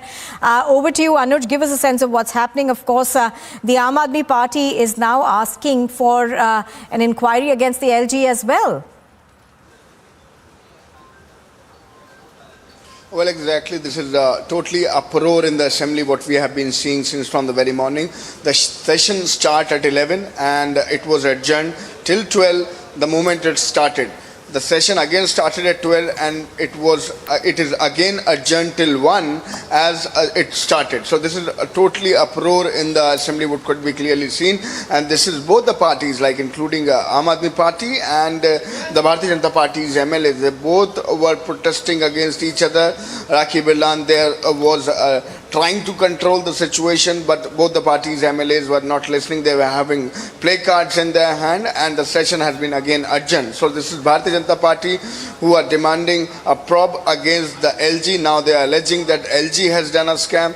And on the other hand, yes, this is Aam Aadmi Party who is protesting, and Bharatiya Janata Party is raising question on the liquor scam. So this is uproar in the session since from the day one. We are continuously seeing the same, whether this is Bharatiya Janata Party's MLAs who are being marshalled out, or if they are in the assembly, then this is uproar in the assembly and the session is being adjourned again and again. On one side, this is Manish Sisodia, who is there in the PNB branch of Ghaziabad, where his locker is. So that's CBI who could be clearly seen in action again. On the other hand, parallelly, this is a uproar in the assembly where both the parties, including Aam Aadmi Party and Bharatiya Janata Party, both the MLAs of both the parties are protesting continuously. So the latest at this point in time is the session just started and it was for the 2 or 1 minute, but it was adjourned again. Now till 1 p.m. the session is adjourned. Yes. All right, Anuj, of course, is continuing to bring us the latest that's happening at the Delhi Assembly. Now, Anuj, we just had the BJP hold a press conference a short while ago. Now, this, of course, simultaneously was taking place as CBI sleuths are going through the contents of the locker of Manish Sisodia. So, the war of words between the two continuing. Well, exactly. This is the war of word which is continuing since from the day one. We have seen Aam Aadmi Party as well as Bharatiya Janata Party attacking and counter-attacking on the same issue. On the other hand, if we talk about the latest, then yes, we early in the morning had word with Dilip Pandey, the Aam Aadmi Party leader and MLA also. So he there stated that CBI has gone through 14 hours of questioning at Manish Sisodia's residence, when Manish Sisodia's residence was raided.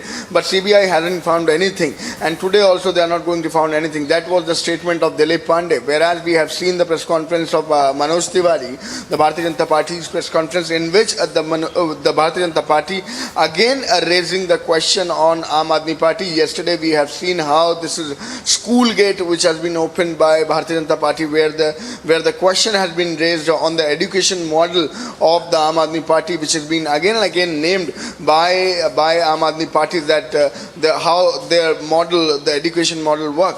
But on the other hand, yes, this is the war of word which continue.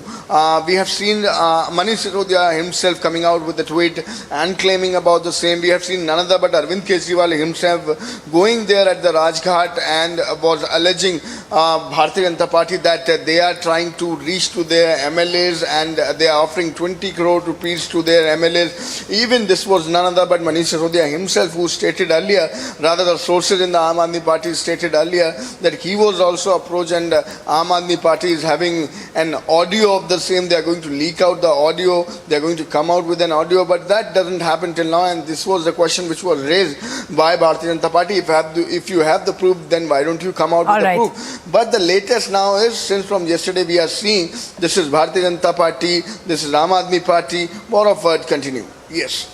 All right, Anuj, of course, is continuing to get us what's happening at the Delhi Assembly. Both the BJP and the Aam Aadmi Party protesting over there. For the moment, Anuj, thank you for joining us. Let's look at what else is making news now.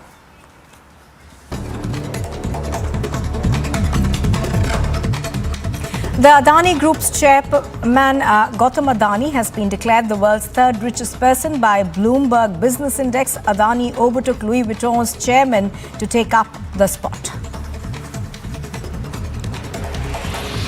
Goa's Chief Minister Pramod Sawant, addressing Sonali Phogat's murder, stated that a confidential report had been submitted to Haryana's Chief Minister Mohan Lal Khattar, adding that a charge sheet would be produced in connection with the case soon.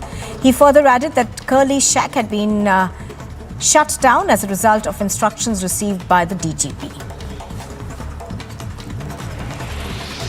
2 out of 3 suspects have been arrested for gang raping a teenager and making a video of the same. The accused has been booked under the POSCO Act and had also allegedly threatened to kill the 13-year-old girl and her family. The CBI is scheduled to probe the Delhi Deputy Chief Minister Manish Sisodia's bank locker today. The Deputy Chief Minister would therefore be visiting the Punjab National Bank in Ghaziabad. In fact, that inspection is taking place even as we speak. The CBI is going through contents of Sisodia's bank locker.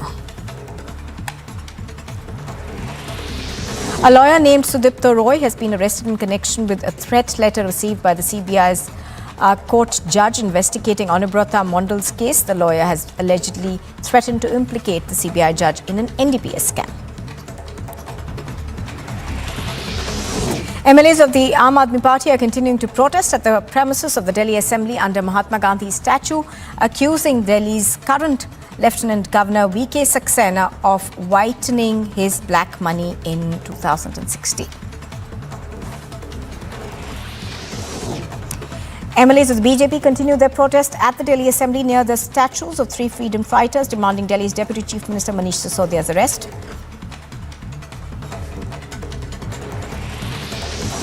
The BJP's Vice President in Kerala has accused the CPIM of looting funds of the temple in the state, saying that Marxist politicians were looting funds of temples. The leader said that this behavior was a result of communists not believing in religion.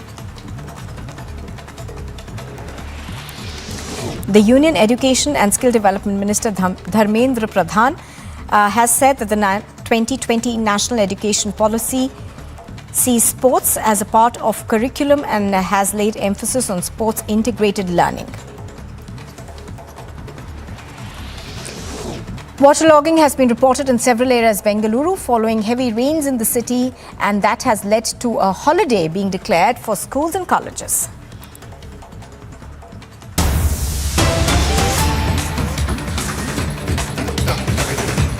And here's the latest update that we are getting in the Sonali Phogat murder case. We are now learning that the Goa police team will be traveling to Haryana. In fact, there are 4 officers from the Goa police who are going to be investigating this case in Haryana. They are, in fact, already en route to Haryana. Do remember that investigations in Sonali Phogat's murder case have picked up speed after action was taken against 2 of her aides. They have, of course, been placed under arrest for allegedly spiking her drink.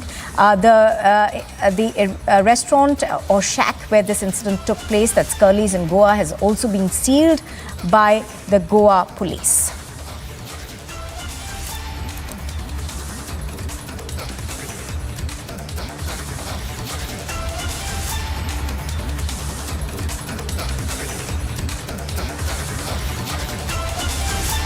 कल हमने confidential report जो CM और DGP level पे भेजना था वो report मैंने भेज दिया है सीएम को और डीजीपी ने डीजीपी लेवल पे भेज दिया है।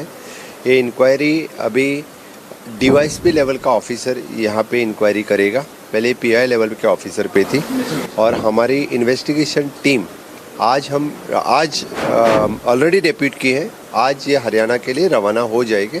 दे are doing this investigations thoroughly. तो आई थिंक मुझे लगता है कि इससे जो कोई कल्प्रिट है वो फाइंड आउट हो जाएगा। पता चला है अब तक? Investigation is going on. Sir अभी तक की जो स्टेटस पता चला है, आपको लगता है कि केस सीबीआई को देना चाहिए कि गोवा पुलिस? मैं बोल रहा हूँ कि पूरी तरह से इन्वेस्टिगेशन चल रही है। Alicia is reporting on this. She now joins us from Goa. Alicia, investigations over there gathering pace. We are also now learning that there is a team from the Goa police which is headed to Haryana. Give us more details.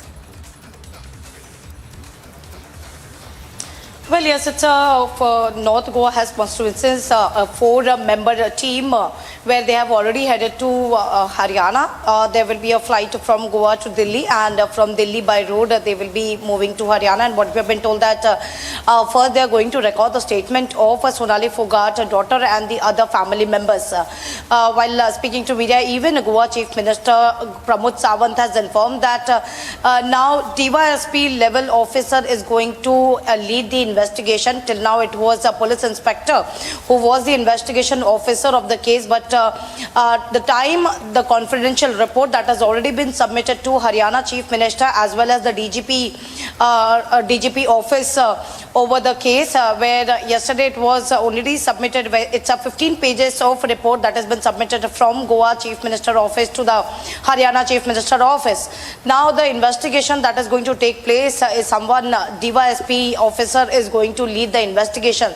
So there are more revelations that could be done, and where the Goa team has already left for Haryana. They are going to first record the statement of Sonali Phogat, daughter, and other family members. Moreover, the other people who have been related to the case, their statement has also been recorded, because the one angle which Goa police has been investigating is the property dispute. The allegation that was a claim by Sonali Phogat, a family clearly mentioned that Sudhir Sangwan, who murdered Sonali Phogat to grab her property, which is why this is one angle where the team has already been sent to Haryana, where they are going to record statement of the people related to Sonali Phogat. On the other hand, the interrogation of the other 5 accused in one murder case where the section 302 of the IPC, which has been registered by Anjuna police, where Sudhir Sangwan and Sukhvinder Singh, who have been arrested, they have been interrogated because the court has sent them for the 10 days custody. But moreover, the other case, that is narcotic case, that is registered under NDPS Act, where the 3 accused, including the Curlis restaurant and the other 2 drug peddler who have been arrested. The report has already been submitted, continuously rolling on this big story. Only on Republic. Will be back after a short break. Stay tuned.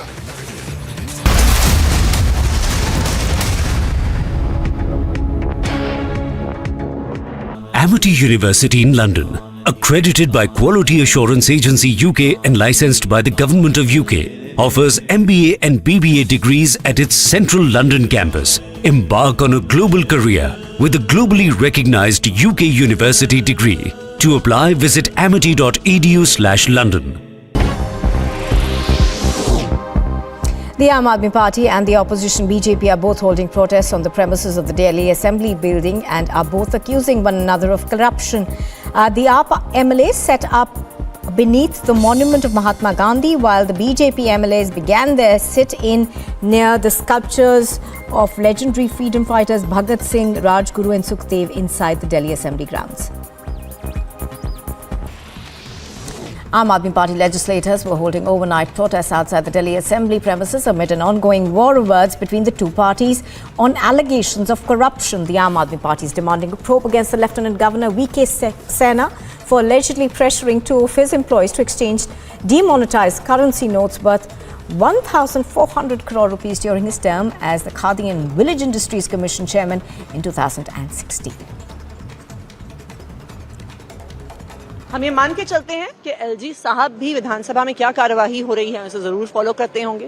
मैं मानती हूं कि जिस प्रकार से media में ये पूरी बातचीत चल रही है तो एलजी साहब ने भी जरूर देखी होगी, लेकिन मुझे दुख है इस बात का कि इतने गंभीर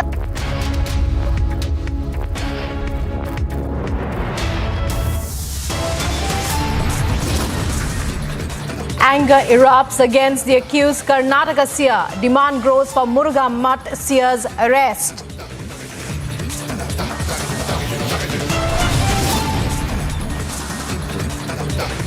Court quashes all Babri contempt cases.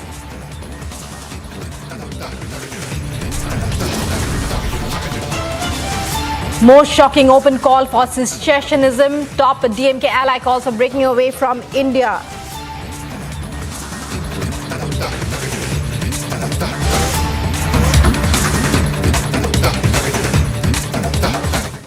Be neutral. You coming to meet an alleged accused can send a different message altogether. No, see, our government, our chief minister, our leader, Chief Minister Basaraj Bommai, and our home minister, and our leader, my ex-chief minister Yediyurappa ji already assured through your media, nobody will interfere in this case. Whatever the police and law is there, according to that, they will inquire, and whoever is found guilty, they will be punished. They have already mentioned there is no question of any influence, nothing. Since my childhood, I am a follower of this man. But for that, I have just come here and just visited, and I am going back. At the same time, you may ask, why you are not meeting children? I am meeting the other children also, but if they are provided, they allowed me. They allow me, if the department, if they allow me, I am really, because I am also concerned. I am already, see, I am a 6-time MLA. I know what is their problem, how many children, what they are facing during their studies, hostel facilities, nothing for poverty. They need hostel facilities. I know everything. That is there, sir. But see, when the case has been registered, you're saying that you have not come here as an MLA. You have come here as a devotee. Is that correct? Is that what See, I told you, if the Swamiji went guilty, there is no question of interference. But when you come over here, that itself is for the police and law enforcement. This adds more pressure to them, isn't it? No, nothing. See, so many incidents will take place in my constituency. Sometimes some galata, some quarrel is there in the villages. So many things will happen. Fire incidents will be there. Rain evacuation will be there. But so this is a POXO case.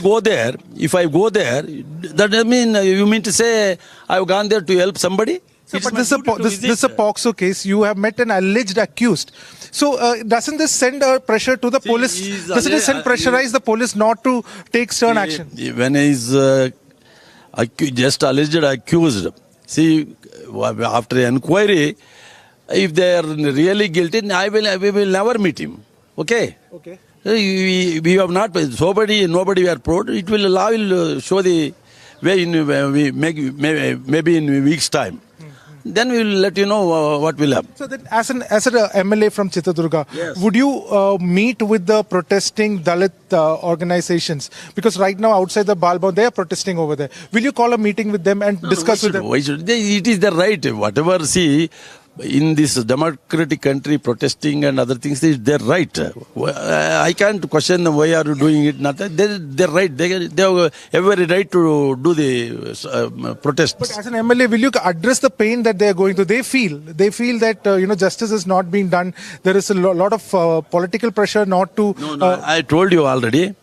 See, our Chief Minister Bommai ji, he will never interfere particularly in this very serious cases, high voltage case. Okay. And your Home Minister also told you already. Okay. But they will never interfere. We all, I know, as a local MLA, I never spoke to any SP or inspector, DSP so far. Okay. That is not my duty. Okay. That is the duty of the police people and Department of Children and Welfare and whatever the departments are. And judiciary is there. Whatever their judgment will be there, we will, according to that, we will respect that judgment. Okay. So when you met the plaintiff today, what did you share with him? What did he address? Nothing. He was just discussing with another Swamijis. So many, there are about 15 to 12 Swamijis are there. They were discussing. Just I went inside and just sat there about 10-15 minutes and then came back. Okay. So one of the main questions that has been asked, it's a big education. Right now there are 1,000 students studying here. Yeah. So if at all there is some concerns like this, is there a mechanism to address the concerns of such cases if it comes in the future also? As an MLA, how do you see this? No, particularly this type of case should not happen here in future also. Okay. If it has happened, it is unfortunate that it has happened. I feel pity if they are really that children has faced all these things. I am really concerned about the children. Because sometimes so many students are studying. I don't know how it happened and other things. I told you already, without my inquiry and the result will come out, then only we can speak. So your presence here today will not pressurize the law enforcement? Are you sure about I told you already, even if they allow me to meet the children, I am ready to go there and meet them also. All right. Thank you so much. Thank you so much. That is the MLA from Chitradurga speaking exclusively to Republic, stating that he has met this plaintiff and he's also willing to meet the children, but law does not allow him. He has refused to speak to the Dalit activists, and he stated that is a right to protest. Let them do that. It's a part of the democracy. However, he has stated that as an MLA, it was his duty to come and visit. He has made that visit, and that's an exclusive from the MLA of Chitradurga, exclusively with Republic. Back to you. Well, Ashwin, stay with us. Even as we were listening into that conversation, the BJP MLA is very clear about the party's stand, says that the Seer is an alleged accused. However, he has said that all his sympathies lie with the victims, the alleged victims who have made the accusations, and that he is ready to meet them at any time. What would you say is the major takeaway from that conversation you just had, Ashwin? Essentially, the MLA is saying that his presence over here will not affect the law enforcement's investigation in this case whatsoever. That is one take back. He's very clearly underlined that he has not tried to meet the SP or has spoken to the DYSP or has called the investigating police officers in this matter. If he had done that, that would be interference in justice. Instead, he has just come to visit. He is saying that from childhood, this has been a place where he used to frequent very often, and that is the reason he has come over here. He is only an alleged accused, and that is the reason let the law take its own course. At the same time, when we asked him whether he was be meeting to soothe the pain of for instance, the Dalit organizations which are protesting, he has stated that he will not be meeting them. In fact, that is a right as part of the democracy to meet them. But essentially, the MLA has steered away from all such kind of confrontation. We tried to speak about whether he will control the situation. All that he has refused to answer. But essentially, he has sided with the view that meeting the Seer over here will not cause any prejudice in the investigation, and that is an important thing. He has also stated, as an MLA, he also keeps meeting with any issues that happens in Chitradurga. He keeps addressing these matters, and that is the reason he has come over here. He has also underlined the fact that even the Chief Minister, the Home Minister, and all the top leaders of the BJP has assured that there will be no kind of interference and only justice will be delivered over here. So this is the essential statement that the MLA from Chitradurga has given us. He has spoken, he's still here. He has met with the plaintiff. He has stated that he only had a very brief conversation with the plaintiff as well. And MLA GH Tipareddy has now spoken, and he has no qualms in meeting the alleged accused in this case. Back to you. All right. Well, Ashwin, our correspondent there, covering this major story that's making headlines after those shocking allegations.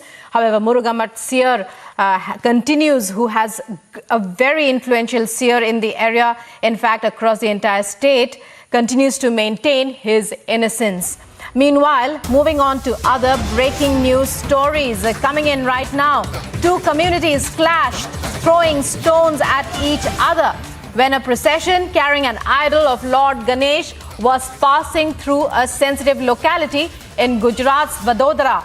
Police have so far detained 13 people in connection with the clash, which broke out late on Monday night. They said, adding that no one was injured in the stone pelting. And Priyanka, it's over to you now. Priyanka, well, we are getting those visuals of clashes in Vadodara. What is the situation like now? Tell us exactly what happened. We believe that this is an incident that goes back by a few hours, can we say?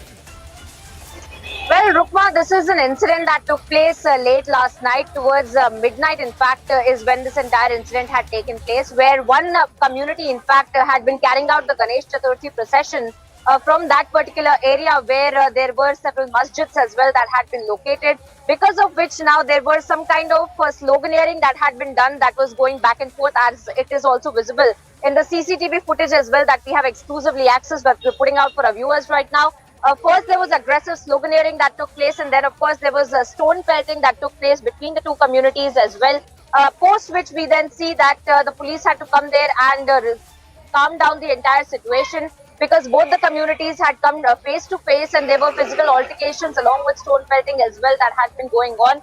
Now, this particular area is a very communally sensitive area as well, and that is why there was police that had been deployed in the nearby areas, so that if there is any kind of untoward incident that takes place, as it did, Rukma, so the police could come there as soon as possible, and that's exactly what happened. Now, extra police force has also been deployed in particular areas where there is chances of communal clashes that are expected to take place, might take place as well, because of the Ganesh Chaturthi processions that might pass through several other areas where there are most of the masjids that are located. And that is why the police had deployed extra police officials there as well. Also, we are being told that the investigation will also be taking place into this particular matter. The CCTV footages have been recovered by the police officials, and then they are going to be scrutinizing that CCTV footage that we are putting out on your screens right now. Those CCTV images that will be analyzed by the police officials to understand who were these people who actually started this clash, and then they created this law and order situation as well. So those people will be identified, and then they will be also be booked because of the kind of clashes that had taken place. However, of course, fortunately, nobody was hurt, as you rightly pointed out, and that is why the police is also taking cognizance of it and making sure that precautionary measures are also in place in certain parts of the cities where there might be some communally sensitive areas where their Ganesh Chaturthi processions might be passing by from as well. So the further investigation is underway right now, but right now what the latest that we can tell our viewers is that the CCTV footages have been recovered by the police, and they are scrutinizing them to understand who these people had been who actually started these clashes. Rukma. Well, many thanks, Priyanka, for joining us there and for bringing us those details. So that was CCTV footage of clashes that broke out late last night, even as the festival of Ganesh Chaturthi begins across India. These are communal clashes. The police, of course, now maintaining a tight vigil across Gujarat, not just in Vadodara city where these clashes took place. Priyanka, reporter there on the ground, giving us all those updates. Many thanks, Priyanka, for joining us. External Affairs Minister Dr. S. Jaishankar, at a recent address in New Delhi, spoke on the relationship between India and China. The External Affairs Minister focused on the situation between the two countries at the border, stating how the current standoff would determine the future course of action between the two countries. Of the future of Asia depends on how relations between India and China develop in the foreseeable future. For ties to return to a positive trajectory and remain sustainable, they must be based on the three mutuals.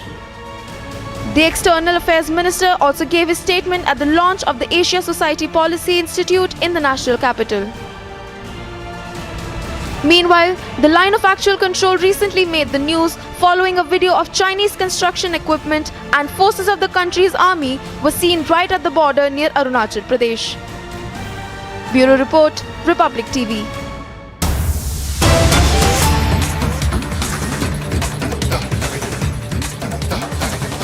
And more breaking news, a 10-member SIT constituted for investigation into the Ankita death case, as the calls for justice for Ankita, the young teenage girl who was killed in an attack in Jharkhand, resound across not just Jharkhand but across the country. Evidence being collected by the forensics team. The case will be supervised by the Superintendent of Police.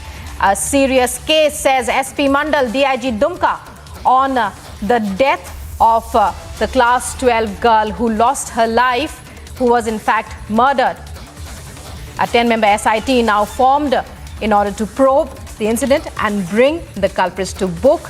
Let's listen in to what Ankita's father says at this time.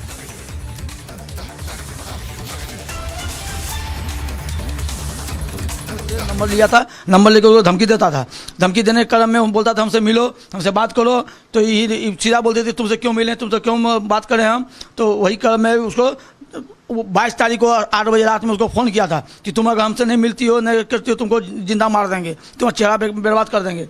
हाँ, तो बस वही रात में धमकी दी है। हम रात में प्राइवेट जॉब करता हूँ, प्राइवेट जॉब करके घर आया, घर आने के बाद वो हमको बताई, पापा हमको धमकी दिया। हमने बेटा ठीक है, सुबह जाकर मिलता हूँ मैं।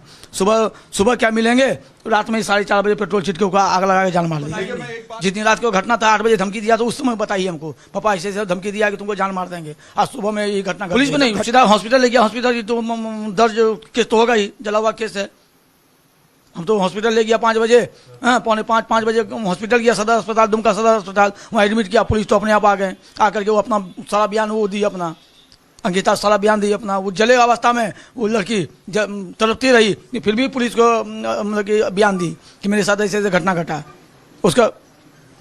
उसके बाद तुरंत यहाँ डॉक्टर 9:30 बजे आते हैं सदर अस्पताल में। यहाँ सदर अस्पताल की स्थिति सब जानते हैं, दुमका का कैसा व्यवस्था क्या नहीं है। यहाँ बोर्ड नहीं, कुछ नहीं है, बोर्ड वार्ड भी नहीं है, एसी भी नहीं चलता, तो वहाँ रख दिया। पंखा अपना खरीद के, पंखा बड़े स्टैंड फैन अपना दोस्त के घर से लेके जाकर के उसको अपना दोस्त घर से फैन ले गया, उसको हवा देने के लिए। पूरा जलन हो रही थी। यही पंखा सर अभी भी मेरे घर में मौजूद है। तो दोस्त यहाँ पंखा छोड़ के गया है मेरे साथ, वो रिम्स हॉस्पिटल गया, तो पंखा वहाँ से ला करके अपना घर में पहुँचा, रख करके मेरे साथ रिम्स हॉस्पिटल गया। यहाँ से तो रेफर किया, मेरे पास पैसा नहीं था, तो उसके सांसद ने हमको व्यवस्था करके एम्बुलेंस तेल भरा करके बोला तुम चल जाओ रांची रिम्स, वहीं मैं इलाज।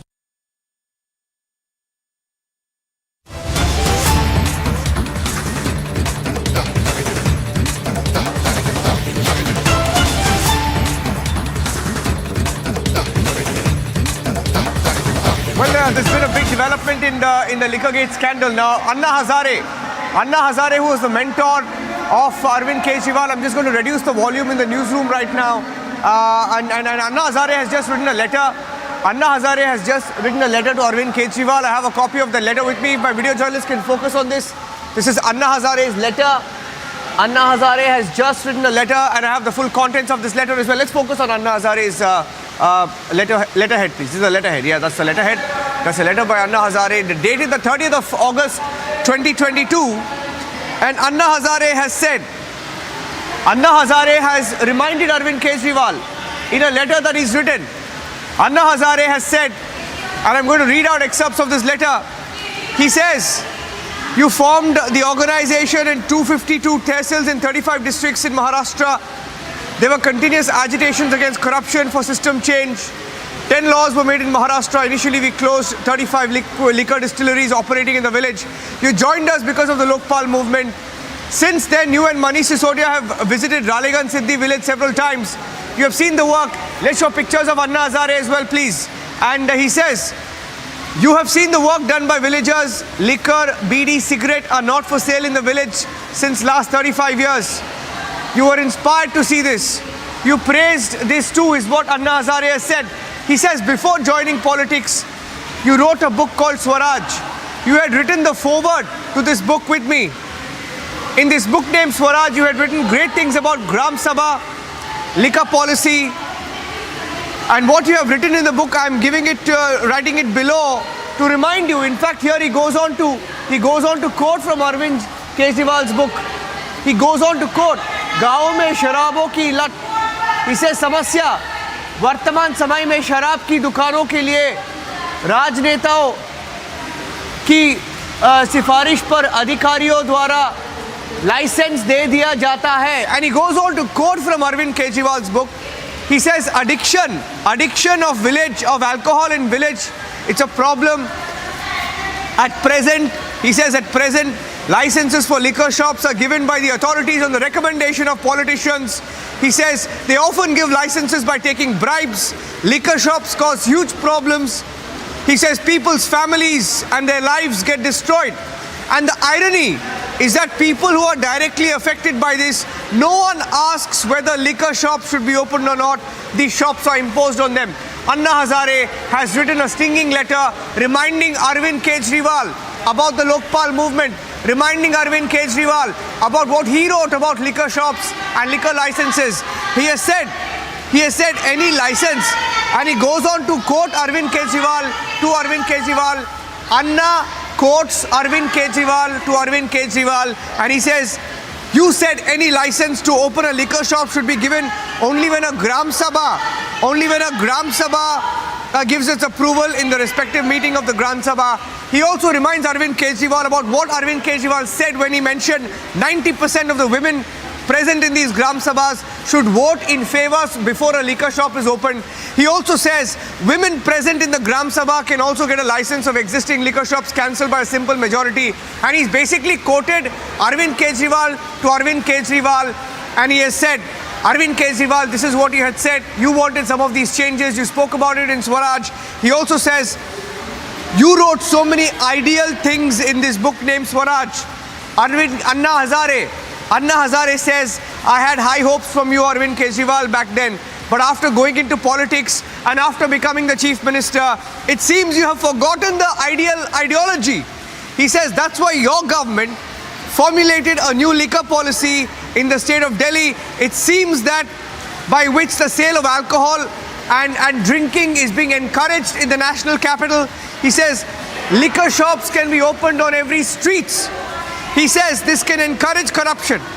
This is not in public interest. Anna Hazare telling Arvind Kejriwal, liquor shops opening up on every street is not good for Delhi, is not good in the fight against corruption. He says this is not in the interest of public, and still you have gone ahead. He says still you have gone ahead, decided to bring in such a liquor policy, and from this liquor policy, it seems that just as there is intoxication of alcohol, in the same way there is intoxication of power. Anna Hazare slamming Arvind Kejriwal, saying there is intoxication of power. He has said, you have decided to bring in such a policy, and it appears that just like there is intoxication of alcohol, in the same way there is intoxication of power. You too, very strong words by Arvind Kejriwal. He says, you too have fallen into the intoxication of such power, it seems, is what Anna Hazare has written in this extremely strongly worded letter, stinging letter. He says, Anna Hazare tells, Gaurav Bhatia is on the phone line of the BJP. Gaurav Bhatia, Anna Hazare tells Kejriwal, it appears you're intoxicated with power. He says this is exactly what you had said you wouldn't do in life and in politics. Gaurav. Absolutely. Arvind Kejriwal will not pay heed to what the people of Delhi are saying. He will not even pay heed to the words of his political guru, Anna Hazare ji. And I think it clearly shows how corrupt Arvind Kejriwal has become. आप मुझसे न बात करो क्योंकि मैं नशे में हूँ is the line that aptly describes Arvind Kejriwal. And we have been seeing how, rather than answering the questions that are being posed by the BJP from the last few weeks, he is avoiding them and is trying to divert attention from the main issue of the excise scam. But we also have taken a resolve along with the people of Delhi that we will expose the corruption of Arvind Kejriwal. And it is a very strong letter written by Anna Hazare which exposes ऐसा कोई सगा नहीं जिसे अरविंद केजरीवाल ने ठगा नहीं, जनता को ठगा है, दिल्ली को ठगा है, अपने गुरु को ठगा है, अपने ही मंत्रियों को ठगा है, और ये सबसे बड़े ठग्गूमल हैं. He's spoken about ideology. In fact, you know what Anna Hazare has done, Gaurav? He has quoted, Anna Hazare has basically quoted Arvind Kejriwal to Arvind Kejriwal. I'll tell you, I'll read out from what he has said. He says, I'm writing this letter, and he also quotes him. I'm going to read out. He says, we had first banned alcohol in Raleigh Siddi, and then you came here to Raleigh Siddi, and he talks about how a good liquor policy was made in Maharashtra. There were agitations. Movement led to law for prohibition of alcohol. 51% of women in a village and city have to vote in favor of prohibition of liquor, and then there's a ban on alcohol. He talks about how Manish Sisodia and him visited Raleigh Siddi. He talks about the Lokpal movement. He talks about what he had written in his book Swaraj. Gaurav. No, most importantly, I think the penultimate paragraph in the last 3 lines spell it out. When Anna Hazare ji clearly, condemns no action by Arvind Kejriwal and siding with the liquor mafias. And if I can read that line, he has said, Delhi सरकार द्वारा भी इस प्रकार की नीति की उम्मीद थी, लेकिन आपने ऐसा नहीं किया. लोग भी बाकी पार्टियों की तरह पैसे से सत्ता और सत्ता से पैसा इस दुष्ट चक्र में फंसे हुए दिखाई दे रहे हैं. एक बड़े आंदोलन से पैदा हुई राजनीतिक पार्टी को ये बात शोभा नहीं देती है. Nothing could have been stronger than this. And we have been saying this all throughout, that Arvind Kejriwal and Manish Sisodia are accused number 1 and corrupt number 1. And it is clear that now Anna Hazare ji has also voiced the sentiments of the people. Thank you for that, Gaurav Bhatia. That was Gaurav Bhatia, the first BJP response coming in there. We'll try and get the Aam Aadmi Party as well. Now, Anna Hazare has written a letter, and in this letter, he's lashed out at Arvind Kejriwal for the liquor licensing and for Liquorgate. He has gone on to quote Arvind Kejriwal several times. He says, "You wrote so many ideal things in this book named Swaraj." He says, "I had high hopes from you back then." Anna tells Arvind Kejriwal, after going into politics and after becoming the chief minister, it appears that you have forgotten what is an ideal ideology. I think Manish Sisodia is holding a news conference. Let's cut across live. मेरे घर से मेरी पत्नी के locker की चाबी ले गए थे, जिसका लॉकर यहाँ है. तो आज सीबीआई उस लॉकर को खोलने आई थी, उसकी जांच करने आई थी. उन्होंने हमें भी बुलाया था. लॉकर में भी जैसे मेरे घर में कुछ नहीं मिला, वैसे ही लॉकर में भी कुछ नहीं निकला. मुश्किल से 70-80 हज़ार रुपए के कुछ बच्चों के, कुछ मेरी पत्नी के ज्वेलरी वगैरह कुछ इस तरह की चीज़ें हैं. मुझे बहुत खुशी है इस बात की कि प्रधानमंत्री जी ने मेरे घर पे रेड करा दी. प्रधानमंत्री जी ने मेरे घर की पूरी छानबीन करा के, तलाशी करा दी. वहाँ से भी कुछ नहीं निकला. आज प्रधानमंत्री जी ने सीबीआई भेज के मेरे लॉकर की जांच भी करा ली, उसमें से भी कुछ नहीं निकला. यही इस बात का सबूत है कि आज प्रधानमंत्री जी की सारी जांच में मैं और मेरा परिवार पाक साफ निकले हैं. प्रधानमंत्री जी की पूरी सारी जांच में एकदम क्लीन चिट है. कहीं कुछ ऐसा चीज़ नहीं है जिसको ये कह सके ये क्यों है, ये क्या है, ये कैसे है. कहीं एक पैसे का क्वेश्चनेबल कुछ नहीं है. तो मुझे अपनी सच्चाई पे भरोसा है, मुझे ईश्वर पे भरोसा है कि सच्चाई का साथ देके कोई दिक्कत नहीं होगी. सीबीआई ने आज भी, जैसे मैंने पहले भी कहा था, सीबीआई के सभी ऑफिसर्स ने आज बहुत अच्छे से व्यवहार किया मेरे साथ, मेरे परिवार के साथ में, और हमने भी पूरा कोऑपरेट किया. मैं जानता हूँ ये भी लोग अनऑफिशियली तो मानते हैं कि सब संतुष्ट हैं, कुछ नहीं है, लेकिन कहीं ना कहीं इनके ऊपर भी दबाव है कि भाई कुछ भी निकालो, कुछ भी करो, लेकिन 2-3 महीने के लिए तो इसको जेल में डालो. प्रधानमंत्री जी का ऊपर से बहुत दबाव है इस बात के लिए कि किसी तरह से मनीष सिसोदिया को 2-3 महीने के लिए जेल में डालो. तो ये करेंगे किसी समय पे आने पे, वो इनकी अपनी राजनीतिक वो है. लेकिन मुझे खुशी है कि आज सीबीआई जांच में मुझे पूरी तरह से क्लीन चिट है. मेरे घर से कुछ नहीं निकला, मेरे लॉकर से कुछ नहीं निकला, और कोई एक पैसे का लेन देन नहीं, कोई एक पैसे की हेराफेरी नहीं, कुछ नहीं. तो अंत में सच की जीत होती है. सच की जीत हुई. Thank you.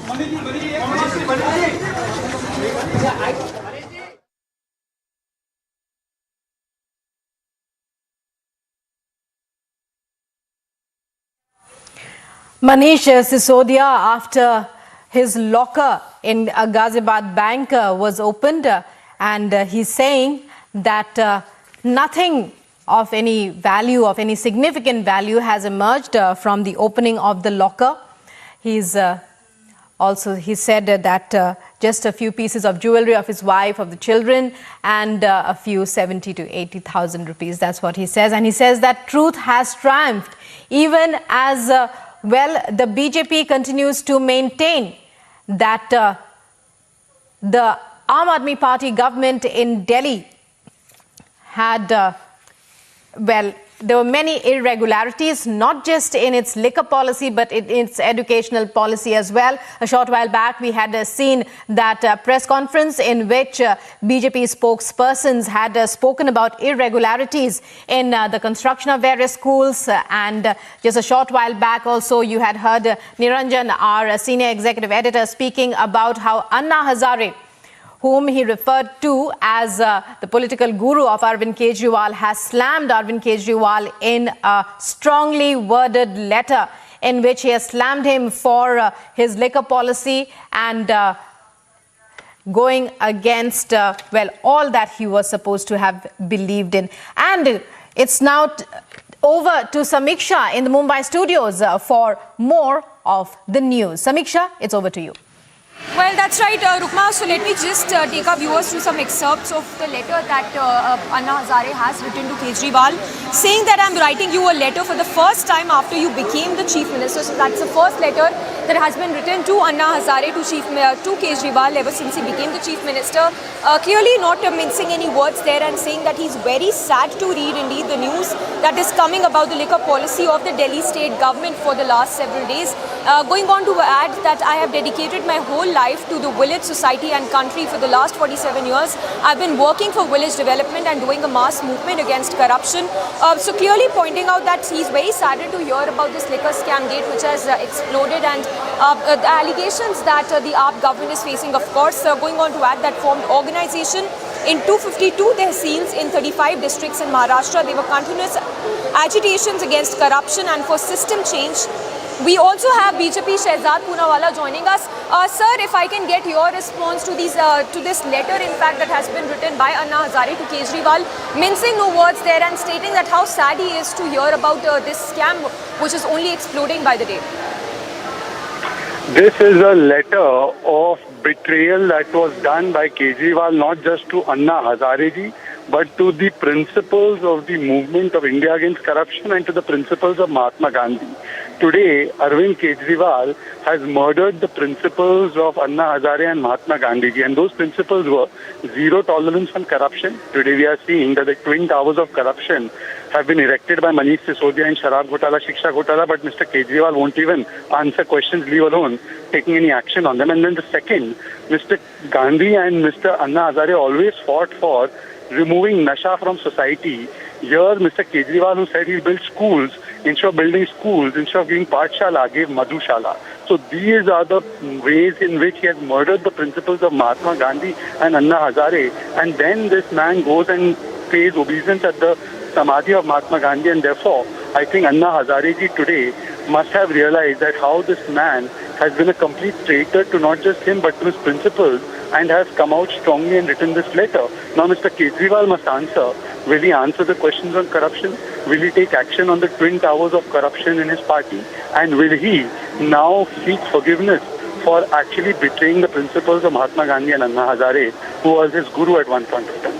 Well, absolutely, and you know, let's not forget that Lokpal movement. It all started with this, how Kejriwal was inspired with his mentor Anna Hazare, of course, who's clearly mentioned in this letter that when this Lokpal movement was started, the agenda was set straight when we talk about this liquor mafia, and even now everybody wants to know the kind of answers that the AAP government gives, precisely Kejriwal for that matter, who has considered Anna Hazare his mentor all his life.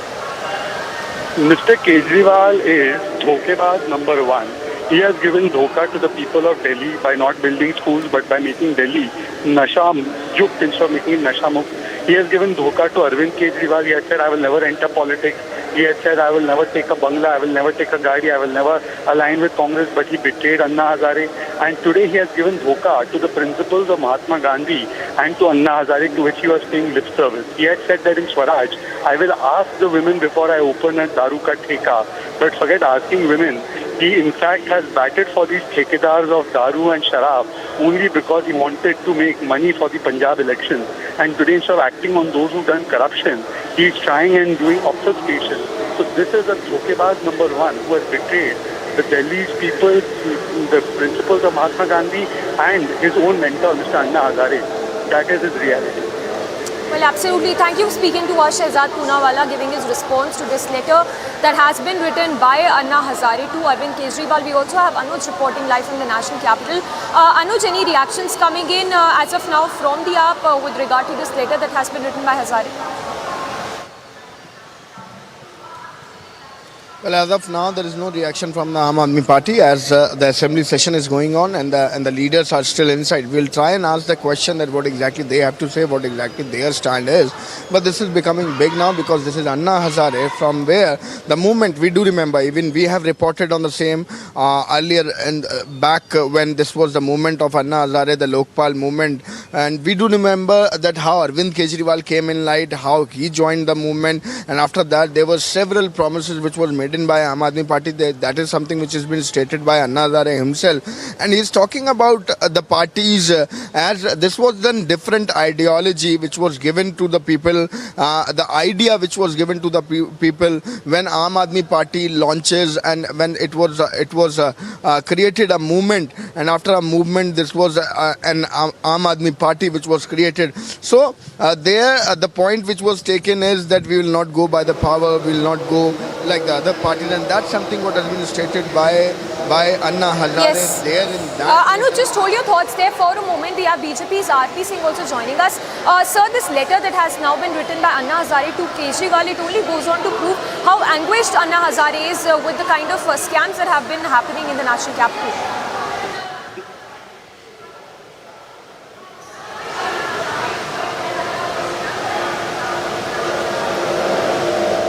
All right, if RP Singh can hear us, sir, your response to this letter written by Anna Hazare to Kejriwal, he's clearly very deepened to see the kind of scams that have been happening in the national capital. Kejriwal, of course, needs to answer a whole lot of questions there, not just to the people, but to his mentor, Anna Hazare.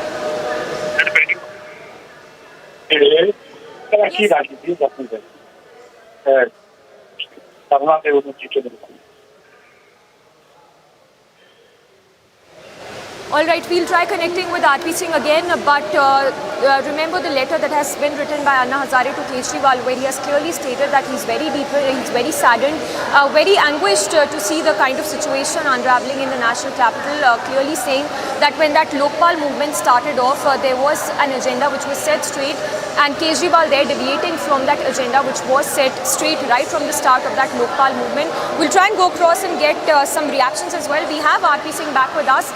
Sir, your response to this letter written by Anna Hazare, where Kejriwal, we understand, has a lot to answer to now his mentor as well, Anna Hazare. Well, we'll appreciate Anna Hazare should come here and sit on dharna against the corrupt Delhi government, because it is because of him this government has been forced upon Delhiites. A corrupt government which is deeply involved into a lot of corruption and scams. So Anna Hazare ji need to come and sit on dharna now, and we will support him on this. But the fact is that this man has let Anna Hazare ji down. Yes. And sir, that's exactly the point. He's clearly mentioned in this letter that he's written that when that Lokpal movement started off, how it all started with that very one agenda that they're going to fight corruption. This is something which they will fight off. They will clean the national capital of all the corruption that the capital has seen in the past. So clearly there's a deviation which from what it appears when we talk about that agenda that was set straight, and how the AAP has deviated from that agenda which was the edifice of the formation of the AAP government.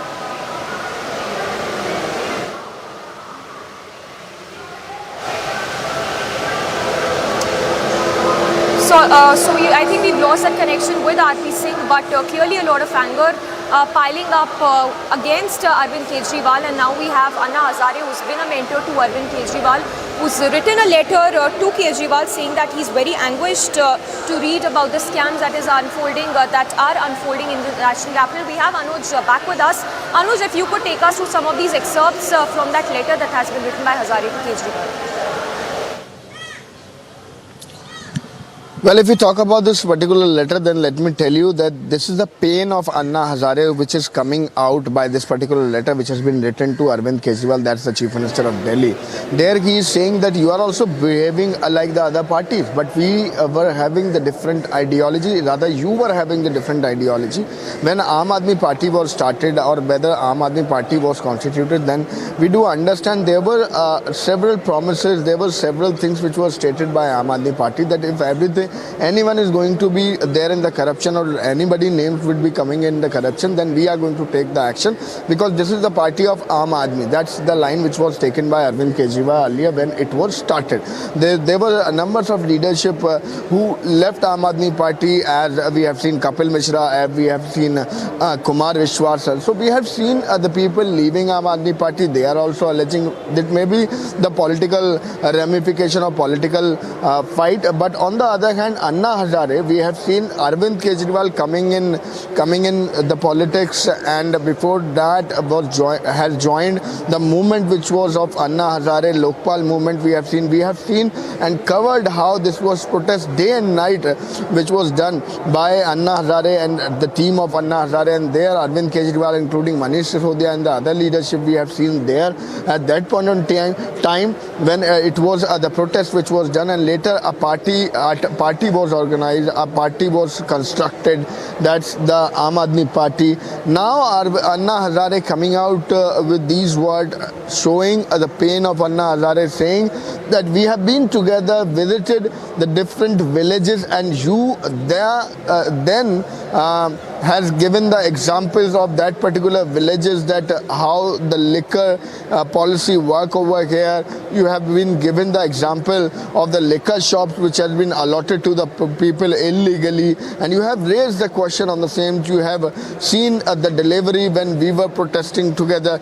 These are the parts which has been taken in that very letter, and at the end in this particular letter it has been written by Anna Hazare that what exactly has happened, because you were the one who was promising, and such kind of things coming in light from the national capital when we are talking about the excise policy. And as we do understand that one of the ministers is already under the judicial custody, so that's something which has been mentioned by Anna Hazare, that what exactly is happening in the national capital and within the Aam Aadmi party government. And the most important thing which is being written over there is that you are also becoming like the other parties, but this was never the agenda.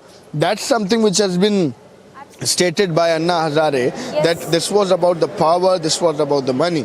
But you stated that this is not going to happen, but you are also becoming like the other parties. We are waiting if Arvind Kejriwal or any top leader of the Aam Aadmi party, who is since from the beginning is going to respond on the same, then what exactly they have to say about this particular letter which has been written by Anna Hazare. But on the other hand, yes, the political ramifications of the same has already started. We are continuously seeing the reaction of the Bharatiya Janata Party, where they are stating it that Arvind Kejriwal in the very beginning came up with the promises which has been never fulfilled. Absolutely, we do Anuj, remember and in this letter, Kejriwal has, in fact, Anna Hazare has clearly stated how Chief Minister Kejriwal is intoxicated in power. And just to take through our viewers through some of these excerpts from this letter, where he states that I had high hopes from you. You forgot our ideology after becoming the Chief Minister, which clearly shows how anguished Anna Hazare is following whatever is happening, the kind of scams unfolding in the national capital. Going on to mention that he's sad to read about the liquor policy, and that you joined us because of the Lokpal movement. You have seen the work done by the villagers. Liquor, BD, cigarette are not for sale in that village, and that doesn't suit a political party born out of a major movement that you started following the path of other parties. So clearly going on to prove the kind of anguish and that kind of anger that is being seen not just among the people, not just among the party lines, but in his mentor as well, someone who's mentored Kejriwal all his life. Anuj, if you are still with us, any reactions you are picking as of now from the Aam Aadmi party, any response? Clearly they are at a loss of words because these charges are very scathing. Clearly an indictment of the liquor policy of the Delhi government. Well, Aam Aadmi Party is under the radar, or rather under the questions, because since this liquor policy was implemented and the time it was rolled back, since then we have seen the war of word among BJP and Aam Aadmi Party, and we have seen the CBI coming in action. This is the latest development of today only, when CBI has searched the locker of Manish Sisodia. When we are talking about this particular letter of Anna Hazare, as if till now there is no reaction from Aam Aadmi Party. We are just waiting for the update if Aam Aadmi Party or any of the leader of Aam Aadmi Party is going to speak on the same. Let me tell you that Manish Sisodia is expected to be here in the assembly, and what we have been told, he is going to speak at 2 p.m. and let's see if Manish Sisodia anytime is going to speak about the same. Arvind Kejriwal, the Chief Minister, is not in the session for today, and this is already 1:15 by my watch.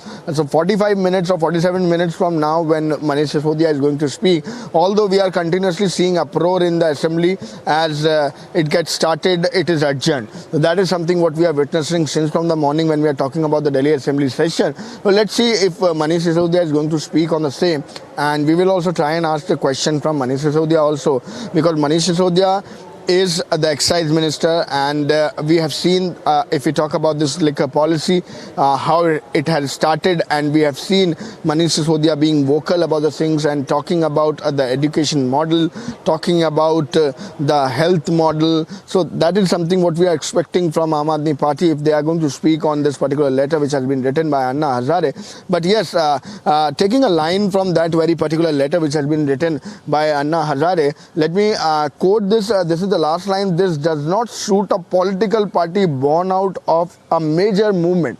That's something which has been stated by Anna Hazare, that what exactly the movement was. What was the movement at that point in time? We were known for Just stay with us. Let's also once again listen into that soundbite of Manish Sisodia after that locker of Manish Sisodia was opened, which he has in the PNB Bank, clearly giving himself a clean sheet. Let's listen into that soundbite as well. Janmashtami के दिन मेरे घर पे CBI की red की गई थी। तो जन्माष्टमी के दिन जब सीबीआई की रेड की गई थी, तो उस दिन मेरे घर से मेरी पत्नी के लॉकर की चाबी ले गए थे, जिसका लॉकर यहाँ है। तो आज सीबीआई उस लॉकर को खोलने आई थी, उसकी जांच करने आई थी। उन्होंने हमें भी बुलाया था। लॉकर में भी जैसे मेरे घर में कुछ नहीं मिला, वैसे ही लॉकर में भी कुछ नहीं निकला। मुश्किल से 70-80 हज़ार रुपए के कुछ बच्चों के, कुछ मेरी पत्नी के ज्वेलरी वगैरह कुछ इस तरह की चीजें हैं। मुझे बहुत खुशी है इस बात की कि प्रधानमंत्री जी ने मेरे घर पे रेड करा दी। प्रधानमंत्री जी ने मेरे घर की पूरी छानबीन करा के, तलाशी करा दी, वहां से भी कुछ नहीं निकला। आज प्रधानमंत्री जी ने सीबीआई भेज के मेरे लॉकर की जांच भी करा ली, उसमें से भी कुछ नहीं निकला। यही इस बात का सबूत है कि आज प्रधानमंत्री जी की सारी जांच में मैं और मेरा परिवार पाक साफ निकले हैं। प्रधानमंत्री जी की पूरी सारी जांच में एकदम क्लीन चिट है। कहीं कुछ ऐसा चीज नहीं है जिसको ये कह सके ये क्यों है, ये क्या है, ये कैसे है। कहीं एक पैसे का क्वेश्चनेबल कुछ नहीं है। तो मुझे अपनी सच्चाई पे भरोसा है, मुझे ईश्वर पे भरोसा है कि सच्चाई का साथ देके कोई दिक्कत नहीं होगी। सीबीआई ने आज भी, जैसे मैंने पहले भी कहा था, सीबीआई के सभी ऑफिसर्स ने आज बहुत अच्छे से व्यवहार किया मेरे साथ, मेरे परिवार के साथ में, और हमने भी पूरा कोऑपरेट किया। मैं जानता हूँ ये भी लोग अनऑफिशियली तो मानते हैं कि सब संतुष्ट हैं, कुछ नहीं है, लेकिन कहीं ना कहीं इनके ऊपर भी दबाव है कि भाई कुछ भी निकालो, कुछ भी करो, लेकिन 2-3 महीने के लिए तो इसको जेल में डालो। प्रधानमंत्री जी का ऊपर से बहुत दबाव है इस बात के लिए कि किसी तरह से मनीष सिसोदिया को 2-3 महीने के लिए जेल में डालो। तो ये करेंगे किसी समय पे आने पे, वो इनकी अपनी राजनीति को है। लेकिन मुझे खुशी है कि आज सीबीआई जांच में मुझे पूरी तरह से क्लीन चिट है। मेरे घर से कुछ नहीं निकला, मेरे लॉकर से कुछ नहीं निकला, और कोई एक पैसे का लेन देन नहीं, कोई एक पैसे की हेराफेरी नहीं, कुछ नहीं। तो अंत में सच की जीत होती है, सच की जीत हुई। Thank you. Well, on to more breaking news coming in, update coming in just after that letter that was shot off by Anna Hazare to Arvind Kejriwal. We have sources telling Republic that Manish Sisodia will be replying to Anna Hazare's letter at 2 p.m. That is, in fact, a source-based information coming in. Interesting to watch out for what is going to be the response of AAP when it comes to that pointed remarks that have been made by Anna Hazare in his letter that he has written to Arvind Kejriwal. So a lot of questions there being asked and raised at this point, and several remarks, in fact, that have been made by Anna Hazare in his letter, in which he stated how that movement started, Lokpal movement, that the edifice of which was corruption, to fight back corruption, and now what is happening in the national capital is in complete contrast to what was in fact the basis of that Lokpal movement. Sources telling Republic that Manish Sisodia will be answering, will be giving a reply to that pointed letter of Anna Hazare to Arvind Kejriwal at 2 p.m. So all eyes on what really comes out of that briefing or an official statement what comes from the Aam Aadmi Party with regard to this letter that has been written by Anna Hazare to Arvind Kejriwal. We'll go across to Anuj as well, who's getting us minute-by-minute updates. In fact, just to tell our viewers the pointed remarks that have been made by Anna Hazare in his letter to Arvind Kejriwal, where he has said, "I had high hopes from you after you forgot your basic ideology after becoming the Chief Minister." Now remember, this is the first letter that has been written by Anna Hazare to Arvind Kejriwal ever since Kejriwal became the Chief Minister of the national capital, and also clearly stating that how that whole Lokpal movement started, with the basic crux of that being that the basic ideology was to fight back corruption, and that is something which is not really happening in the national capital, and what is happening is in complete contrast, saying that doesn't suit a political party born out of a major movement to get roiled in corruption like this, saying that you started following the path of other parties, and indeed it is very sad. These are the words of Anna Hazare, who's been a mentor to Arvind Kejriwal. Let me go again to Anuj, who's reporting live. Anuj, we understand that the AAP will be responding to Anna Hazare's letter at 2 p.m. Give us more details.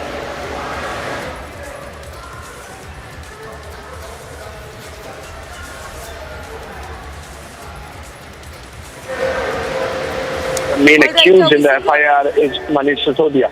So he's going to address from the section of Delhi Vidhan Sabha of the Delhi Assembly. There is some trouble in the audio, what I've been told. We are just...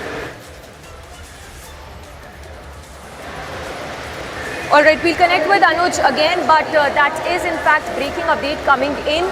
That sources telling Republic that Manish Sisodia will be replying to this letter that has been written by Anna Hazare to Arvind Kejriwal, where he has clearly stated that he's very anguished to read about the situation unfolding in the national capital, saying that you joined us because of that Lokpal movement.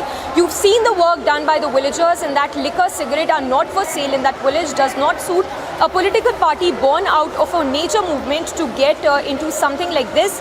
You started following the path of other parties. This is indeed very sad, and that sale of alcohol and drinking is being encouraged in the national capital. And also going on to mention about that Lokpal movement, how the Aam Aadmi Party was formed.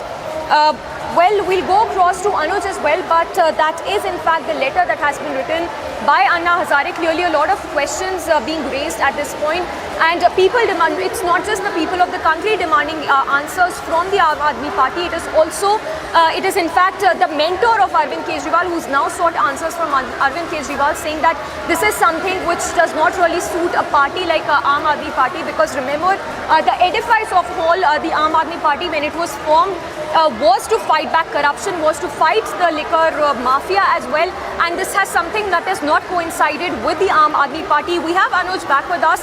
Anuj, all eyes will be on that important briefing which we understand, or a statement that will be made by the Aam Aadmi Party at 2 p.m. a reply to Anna Hazare's letter. Well, we will have to wait and watch what exactly will be happening at 2 p.m. because what we have been told that Manish Sisodia is all lined up to speak in the Vidhan Sabha at 2 p.m. That's something what we have been told. But if we talk about the assembly session, then since from the early morning, since it started, we are continuously seeing that a furor could be clearly seen on the floor. So it has been adjourned again and again. This is Bharatiya Janata Party MLAs as well as Aam Aadmi Party MLAs who are shouting in the well, and that's something what we are seeing, and that is why it has been twice till now has been adjourned since from the morning, and it has not worked even for half an hour till now. If we are talking about the Delhi Assembly, it is going to be 2 p.m. what we have been told, and Manish Sisodia will be speaking on Anna Hazare's letter. That is going to be very, very important, that what exactly is the response of Aam Aadmi Party and Arvind Kejriwal. Also we can say that because this is going to be in discussion with Chief Minister himself, if Manish Sisodia is going to speak about the same. then this will be done after the discussion with Arvind Kejriwal, that's the Chief Minister, and the letter which has been written to Arvind Kejriwal himself. So there will be some discussion on the same, and after that only Manish Sisodia, the Deputy Chief Minister, will be speaking about the same. As Arvind Kejriwal is not in the session as of till now, and Delhi Assembly session is going on, so he is not available today as of till now. So we are waiting if Arvind Kejriwal is also going to be part of that particular speech or whatsoever it is going to be a briefing when Manish Sisodia will be speaking. But this is going to be very, very important because this is first time when Anna Hazare has raised the question, the letter, as it has been mentioned there in the letter itself by Anna Hazare, that this is the first time ever since you became the Chief Minister, I am writing you this letter, and he has shown the pain that what exactly has happened, because this was altogether they were together when this movement was started. We have covered the same. We have seen the movement of Lokayukt, when the fight, the protest day and night. We have covered the same. We have seen Anna Hazare at that point in time. We have seen Arvind Kejriwal coming in light, and Manish Sisodia rather joining hand, and they were having their different organizations, different social organization, and then they joined Anna Hazare in this particular movement. Finally, yes, we also have BJP MP Ramesh Bidori joining us. Sir, if I can get your quick response to this letter Anna Hazare has written, clearly voicing his concerns and clearly stating how saddened he is to see the situation unfolding in the national capital.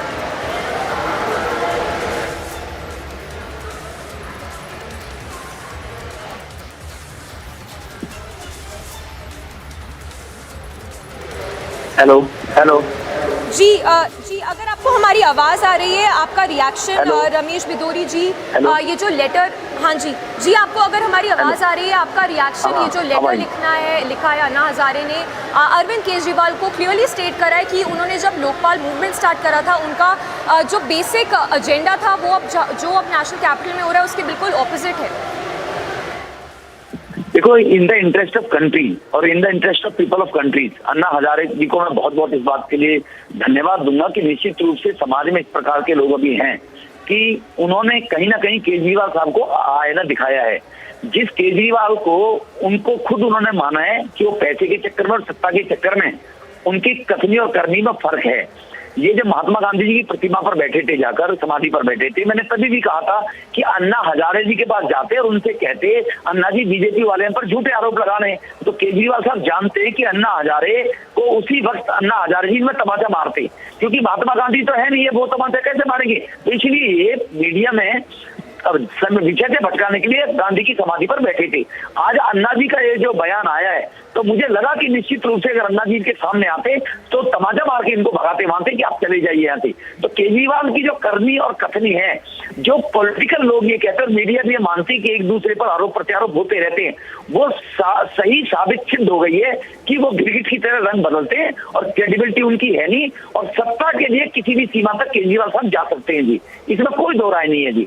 तो आज जो शराब policy वो लेकर आए थे, उस शराब पॉलिसी को वो माने, अपनी गलती माने, शराब पॉलिसी को वेव करने के लिए, लोगों का दिमाग भटकाने के लिए अपने और अपने करप्ट एमएलए को सर्टिफिकेट देने में विधानसभा में समय बर्बाद कर रहे हैं, लोगों का करोड़ रुपए पैसा खराब कर रहे हैं ये लोग। जी रामेश बिदोरी जी, थैंक यू हमसे बात करने के लिए। So that was BJP MP Ramesh Bidhuri giving his response, clearly saying that how the AAP has deviated from its basic ideology for which it was initially formed. We'll slip into a very short break for now. We'll continue with our coverage and all eyes on that official word that comes in from the Aam Aadmi Party at 2 p.m.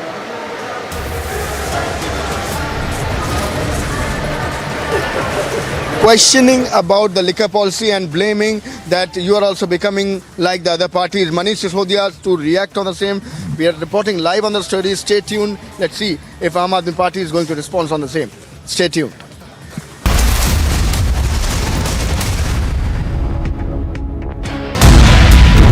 के पास तलाश है, उसने दिया है हम दोनों को। किसको? हेमंत के साथ। सुधीर कितने में लिया था? कम से कम 6-7 हज़ार में लिया होगा। एग्जैक्ट रेट तो नहीं मालूम, वो तो नहीं बताएगा हमको।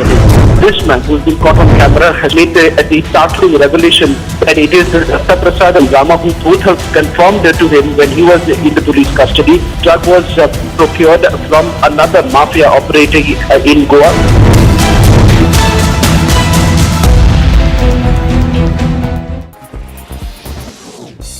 In a sharp attack on the Congress party, BJP National President JP Nadu claimed that the grand old party is losing ground because it's failed to reconcile local and national objectives. He's also said that the main reason is that people who have been members of the Congress party for more than 40 years are now leaving the party.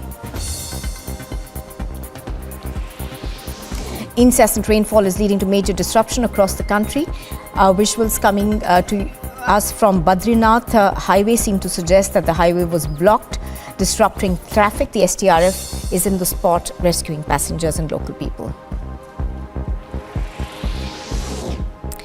A woman named Veena Devi from Surat has filed a complaint stating that his son died by suicide, and she discovered a note which said that his partner and her brother forced him to consume beef, due to which he committed suicide.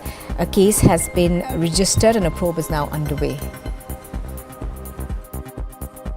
In the Sonali Phogat murder case, the Goa police has confirmed that a team of police officials will go to Hisar today to verify certain allegations that have been levelled and certain suspicions that have been raised by Phogat's family.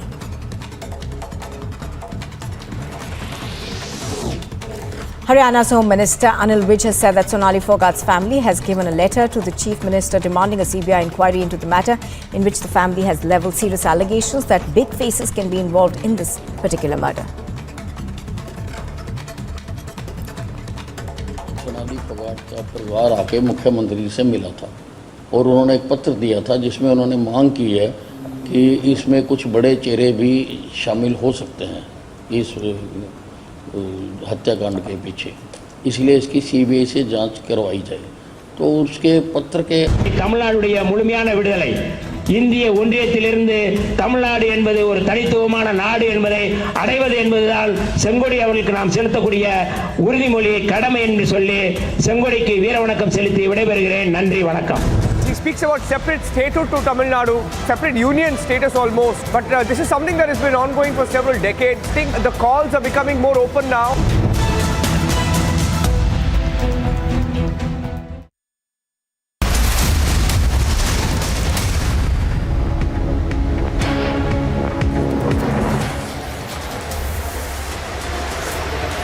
Thank you for joining us here on Republic TV. I'm Niranjan, and the Delhi liquor scam.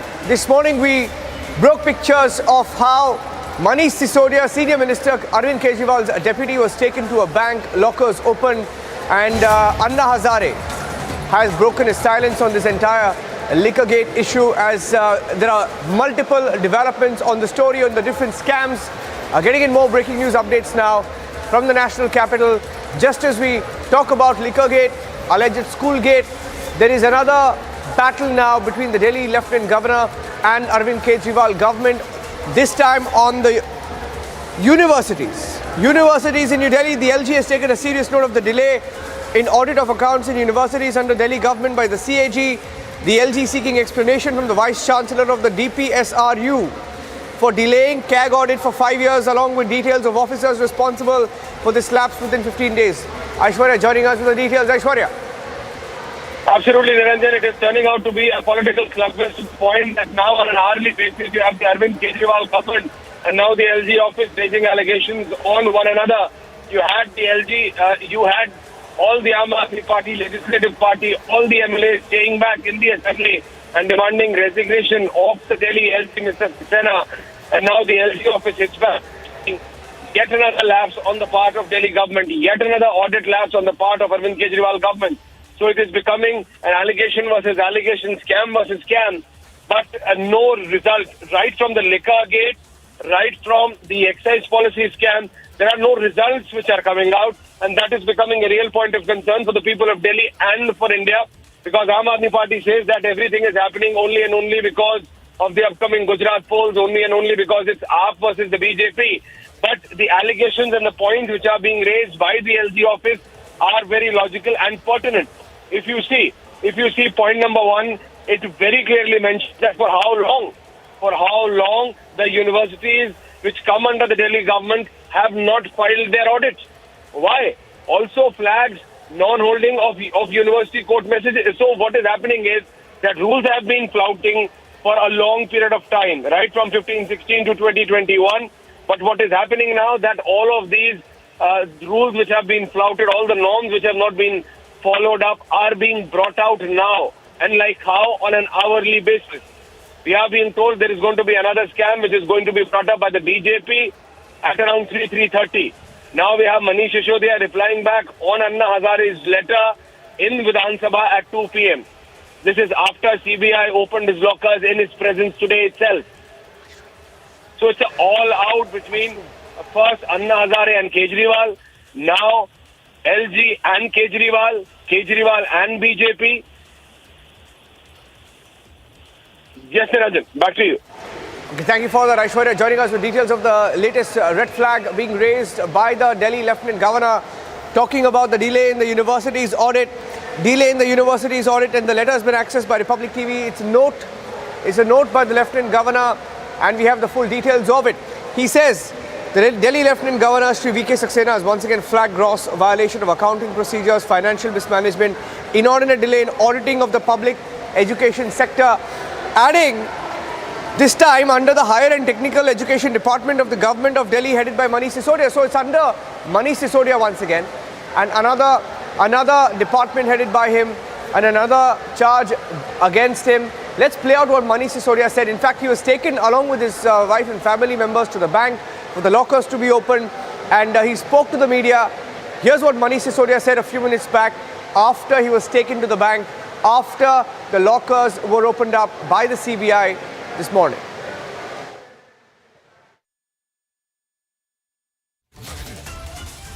Janmashtami के दिन मेरे घर पे CBI की red की गई थी। तो जन्माष्टमी के दिन जब सीबीआई की रेड की गई थी तो उस दिन मेरे घर से मेरी पत्नी के लॉकर की चाबी ले गए थे, जिसका लॉकर यहाँ है। तो आज सीबीआई उस लॉकर को खोलने आई थी, उसकी जांच करने आई थी। उन्होंने हमें भी बुलाया था। लॉकर में भी जैसे मेरे घर में कुछ नहीं मिला, वैसे ही लॉकर में भी कुछ नहीं निकला। मुश्किल से 70-80 हज़ार रुपए के कुछ बच्चों के, कुछ मेरी पत्नी के ज्वेलरी वगैरह कुछ इस तरह की चीजें हैं। मुझे बहुत खुशी है इस बात की कि प्रधानमंत्री जी ने मेरे घर पे रेड करा दी। प्रधानमंत्री जी ने मेरे घर की पूरी छानबीन करा के, तलाशी करा दी, वहां से भी कुछ नहीं निकला। आज प्रधानमंत्री जी ने सीबीआई भेज के मेरे लॉकर की जांच भी करा ली, उसमें से भी कुछ नहीं निकला। यही इस बात का सबूत है कि आज प्रधानमंत्री जी की सारी जांच में मैं और मेरा परिवार पाक साफ निकले हैं।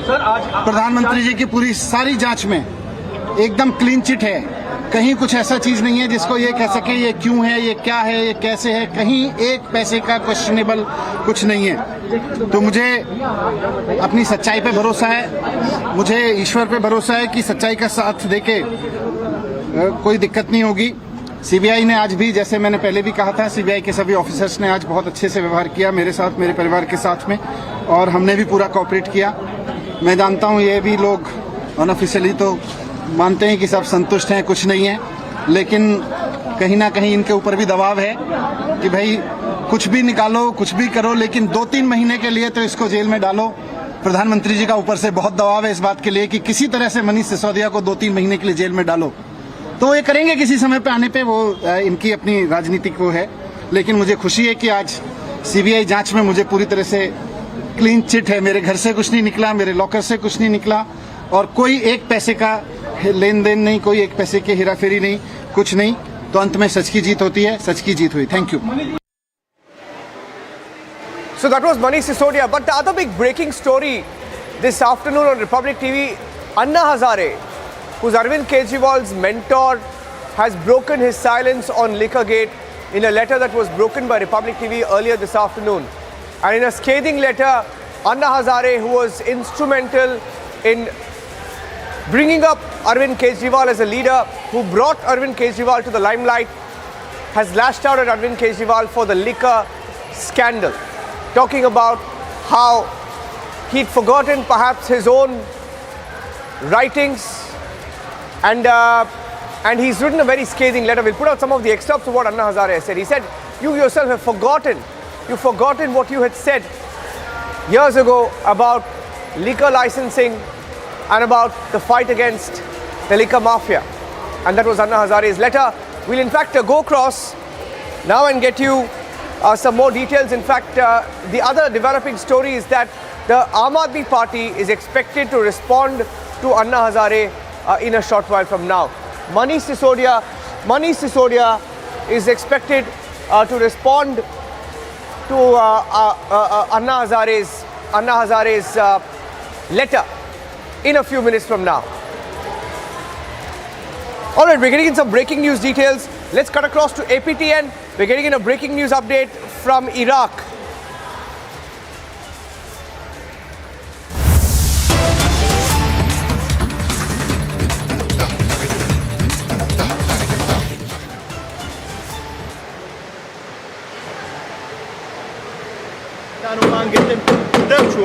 يعني زحمتها سايبون ويأمدوا أخوك وخوبشان دران دلين لبروي خويني تدارجوا. These are the latest pictures coming in from Baghdad as protests and violence and firing continues for over 24 hours now. And these are the live pictures coming in from Baghdad in Iraq. Let's tell you the details that we're picking up right now. Iran has now closed its border to Iraq. Flights stopped amid violent unrest. Iran has completely closed its land borders, and flights have been halted amid the violence in Baghdad following the influential Shiite cleric announcement that he would be resigning from politics in Iraq. And these are pictures coming in from Baghdad. Over 30 people, we are told. The death toll has now crossed 22, could be anywhere between 22 and 30 after the unrest erupted the previous day, according to medical officials. In fact, Iraq's military has said 4 rockets were launched into heavily fortified Green Zone, the seat of Iraq's government, where armed clashes raged overnight between a militia loyal to Iraqi cleric and Iraqi security forces. And the resignation of this cleric has catapulted Iraq into violence, chaos, with no clear path out of the violence right now. And over 30 people, we are told, over 30 people have been killed. And these are live pictures coming in of the shooting, the firing that continues in Iraq and in Baghdad. And this is to avenge the killing of the unarmed loyalist. The militia of a cleric has clashed with Iraqi forces using an array of weapons, including mortars, rocket-propelled grenades. There's complete chaos that's broken out. And Iraq's government has also been deadlocked since this cleric's party won the largest share of seats in October elections, but they could not secure a majority government, and the fight is for power. The fight is for power. 30 people have been killed, and those were live pictures that were coming in from Iraq. In fact, there's a live stream, Let's go full frame to APTN. People seen shooting in these pictures that are coming. Let's go full frame to APTN. Those are live pictures of shooting that continues. In Iraq between 2 factions. Major Gaurav Arya is joining us on the phone line. Major Arya, in Baghdad, it appears that it's a control, it's a fight for power. And this cleric's resignation has led to bloodshed and chaos over some reports putting it at 23, some reports saying at least 30 people have been killed in firing. What's going on? Major Arya, for our viewers, if you could just put this story in perspective. No, absolutely, Niranjan is absolutely right. You see, what happened was that the Americans removed Saddam Hussein. Iraq this latest resignation is now nothing but, as you very correctly put it, between 2 factions as to who will control Iraq. Now, what has happened is that Americans brought with them democracy. And as usual, chaos follows democracy. That is what happened. This area traditionally has been, even Libya, if you take a look at it, even Libya, they have been able to keep Al-Qaeda, they have been able to keep Islamic State only because they were strong men. They would keep, Islamic extremism in check because they were strong men, both Gaddafi and Saddam Hussein.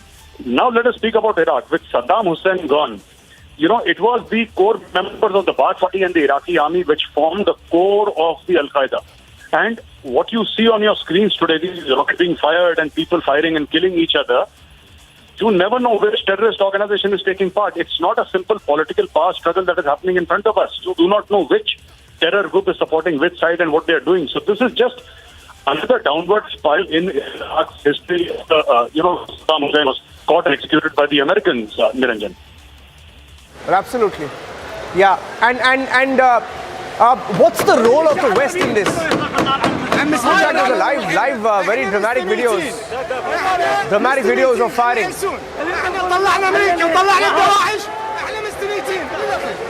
Dramatic videos of the firing there. Major Arya continues to stay with us. Major Arya, what's the role of the West in this? What's the role of the West? The West was essentially responsible for the mess that the Middle East finds itself in. You know, this whole quest for oil to fuel growth of the West. That's where the West went. 9/11 had nothing to do with that. 9/11 had nothing to do with Iraq, Niranjan. Saddam Hussein had nothing to do with 9/11. Yet the Americans invaded on the pretext of finding weapons of mass destruction. And today what you see on your screen is a result of that American invasion, is the result of Saddam's removal. And for the next few decades, Iraq will continue to be unstable because Americans have always, and the West has always misread. They think that democracy is a panacea of sorts. You know, you put democracy, everything will be sorted out. That's not true. At least it's not true for the Middle East. The Middle East, except for Israel, there is nobody which can be called a democracy. It's only Israel in that area and the vicinity of Israel. Apart from Israel, all of them are dictatorships or emirates or ruled by some tin-pot dictator or the other or some Islamic radical cleric. You see, the Americans wanted to superimpose a kind of government that was alien to the soil. It's like a tree. You don't plant it in the middle of the city, it will die. So this is what you're seeing unfolding in front of you on the screen. In fact, over 30 people have been shot dead. And in these pictures, you can see, in fact, if you just, we take the ambient noise up there, the firing continues. That's a live shot from Iraq. I'm going across full frame to the live shot from Iraq. And people opening fire. You can see people firing in the air. Holding guns, firing at each other. And that's the tragedy of the situation.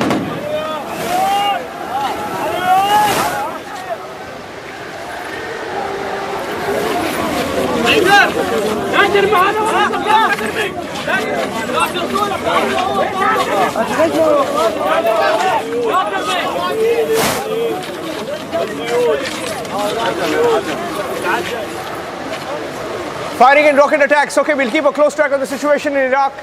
We'll take a short break now and give you some other reports and keeping a close situation, track on the situation in Baghdad as over 23 people are dead.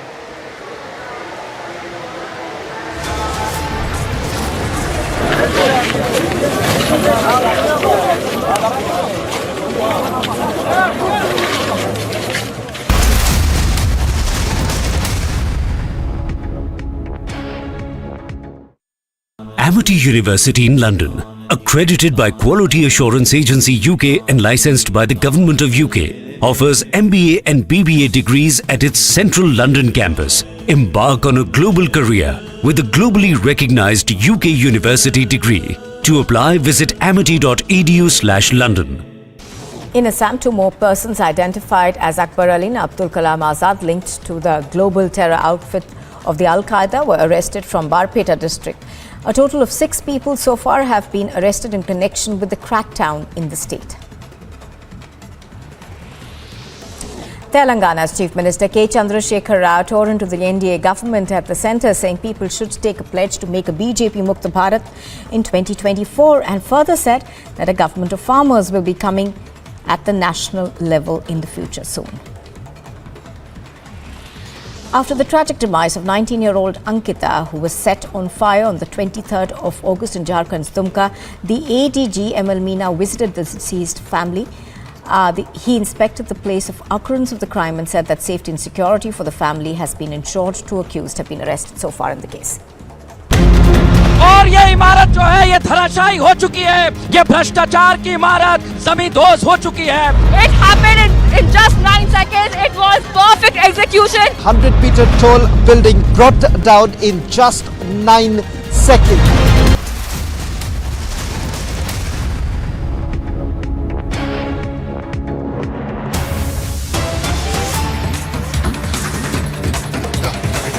Getting in breaking news now, the Jharkhand High Court has taken cognizance of the Dumka school girl murder case, the Ankita murder case, and has summoned the DGP and has sought a report on the matter. The court is also instructed to provide adequate security to the girl's family This is a breaking news update coming in the Justice for Ankita campaign. Justice for Ankita campaign, Republic extensively reported on the story yesterday, and the family also spoke, saying that they could have done a lot more, but they didn't. Saying that they could have, but they refused to act. They could have given a better treatment, but they did not. And he's been, the DGP has been now summoned by the court, and some MLAs now bending over backwards, trying to make up for what they could not do, saying that culprits should be shot in public, etc., crossing the line completely. Let's listen in. Ankita Singh की दुमका में जिस तरह से एक दरिंदे के द्वारा हत्या कर दी गई, उसके विरोध में निकले हुए आक्रोश मार्च में मैंने भाषण में कहा है कि ऐसे दरिंदों को जो हत्या कर देते हैं घर में घुसकर किसी निर्दोष की, और जब पुलिस पकड़ती है तो मुस्कुराते हैं, तो ऐसे हत्यारों की सजा यही होनी चाहिए कि उनको पकड़ा जाए, पकड़ के चौराहे पर लटका दिया जाए, गोली मार दी जाए। सरकार अपने कानून में संशोधन कर दे कि जब अदालत फैसला देती है कि फांसी के घर में सजा होगी, वैसे ऐसी दरिंदगी के लिए अदालत का फैसला हो कि चौक चौराहे पर खड़ा होके इन लोगों को गोली मार दी जाए। सरकार इस तरह का प्रावधान करे कानून में, कानून को बदले, क्योंकि ऐसे जो दरिंदे हैं इनकी मौत इस तरह से लोगों के सामने हो कि कोई दूसरा फिर से इस तरह की दरिंदगी करने की हिम्मत नहीं जुटाए। इसलिए कल मैंने जो भाषण में कहा था, मैं आज भी उस पर कायम हूं कि कानून में ऐसा प्रावधान कर दिया जाए कि इस तरह का व्यक्ति जो किसी एक लड़की को जो उसके द्वारा प्रताड़ित की जा रही है, घर में खिड़की से पेट्रोल छींटकर उसको जला देता है और पकड़े जाने के बाद शान से दांत निपोड़ते हुए, मुस्कुराते हुए पुलिस की कस्टडी में जाता है, ऐसे लोगों की क्या सजा होनी चाहिए? कानून में प्रावधान करना चाहिए कि ऐसे लोगों को चौक चौराहे पर खड़ा करके और उनको गोली मार दी जाए। फांसी घर में इनको सजा देना पर्याप्त नहीं है। So that was a Jharkhand MLA there saying that there should be instant justice. They couldn't give justice, they couldn't save Ankita's life, and he says they should now, that is the culprits, should be shot in public. So that's a quick update coming in from Jharkhand. There's also an SIT that has now been formed to look into the murder of Ankita, a schoolgirl who was killed. Petrol was thrown on her and she was set ablaze while she was asleep in the middle of the night. Her family was also targeted. Let's move on now and get you some other stories that we're tracking closely here on Republic TV.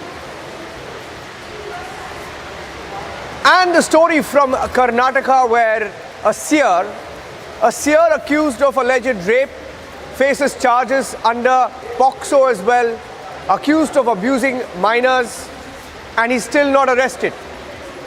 From top political leaders saying that he's innocent, giving him character certificates. BJP MLAs are also meeting him. One BJP MLA met him, my colleague Ashwin is at this mutt, the Muruga mutt in Chitradurga, Karnataka, where protests were also seen close by, asking for the arrest of the seer. Why hasn't he been arrested? Ashwin.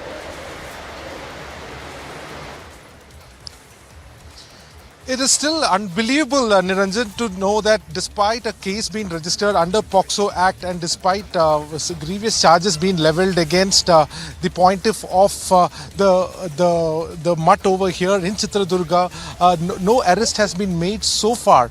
And what is also perplexing is the fact that we are seeing a kind of guest visitors in the mutt itself, right from politicians to seers from other community also, all coming down to give support to the seer who has been alleged to have committed these crimes. But what is important is the fact that though the police investigation is going on, it is definitely on a slow pace. But however, the survivor today, in a short while from now, the survivors, will be giving under section 164 a confidential statement to the Sessions Court today.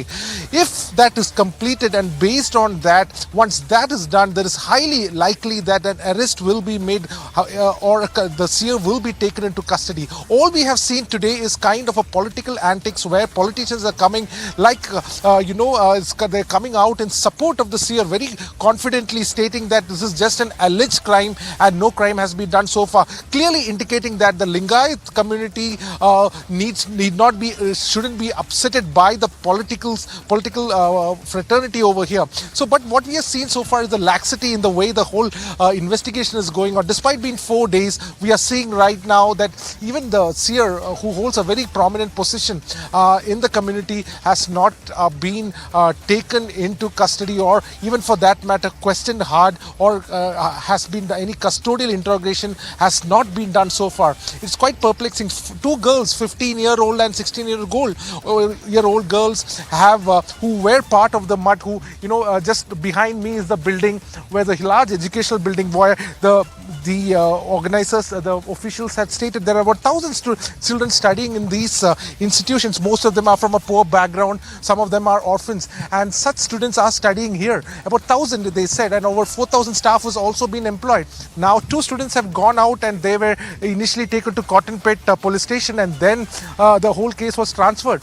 But essentially, Niranjan, the shocking part is that 4 days over, no arrest, but we are seeing a row of political representatives coming and giving a kind of support. However, they say this is no way any kind of pressurizing the law enforcement, as they are not calling the SP or the DYSP. That is what the Chitradurga MLA G.S. Tippareddy had also stated. He did come and visit. He said he is not allowed to meet the survivors in this case, and that is why he is not meeting them. But when we confronted him, what is the reason for coming over here at this point of time when there is an alleged crime that has taken place in this very mud, the reason he gave was quite not very strong. He also stated that the government stance is very clear, whether it is the Home Minister who has stated, Chief Minister, or even the senior most BJP leader Yediyurappa, all of them have stated that justice will be given in this case. But justice must come first when there is a strong questioning and when there is a detaining of the accused. But that has not happened, whether it is because of the huge political cloud which the Lingayat community holds, or whether it is due to any other political reasons. All that needs to be ascertained. But today, what is strong is that fact the judiciary is going to come into this picture. And when under Section 164, when the statement is given, the content of the statement, however, it will be kept in secrecy. Based on the content of the statement, it is likely that the action will be taken based on the judicial pressure that will be put on the law enforcement. Niranjan. Thank you for that.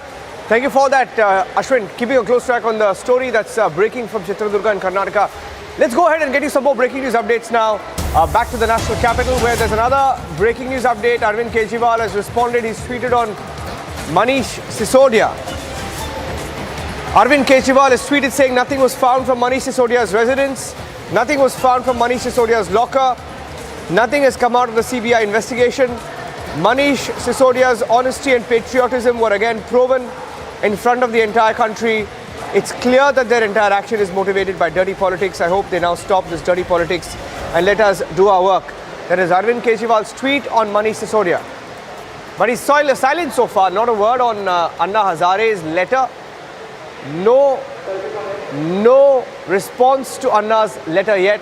But he tweets on CBI searches and on Manish Sisodia saying there's nothing found in either the residence nor in the bank lockers, and nothing also out of the investigation that was conducted by the CBI. So while we keep a close track on the situation, then we'll take a short break now and come back with more updates. Stay tuned to Republic, back with the headlines at 2 p.m.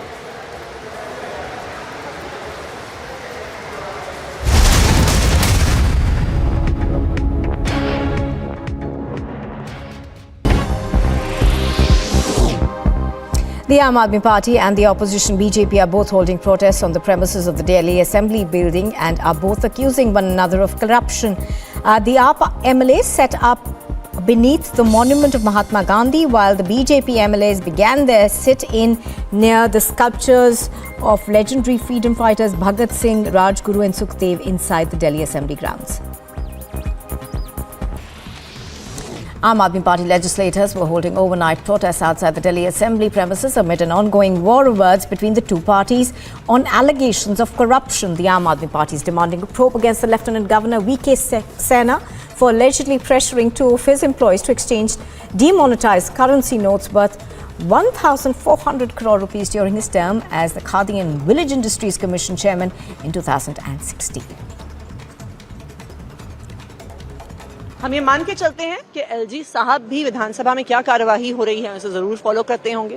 मैं मानती हूं कि जिस प्रकार से media में ये पूरी बातचीत चल रही है तो एलजी साहब ने भी जरूर देखी होगी, लेकिन मुझे दुख है इस बात का कि इतने गंभीर आरोप होने के बावजूद और इतने गंभीर तथ्य विधानसभा के पटल पर रखे जाने के बावजूद एलजी साहब ऐसे चुप्पी साध के बैठ गए हैं कि ऐसा लगता है दाल में कुछ काला है। सारे कांग्रेस वर्कर्स की ये भावना है कि राहुल गांधी जी इस वक्त लीड ले और वो कांग्रेस प्रेसिडेंट बने। I accept what I've written in my article, which is that elections will be a good thing for the Congress party. That's all.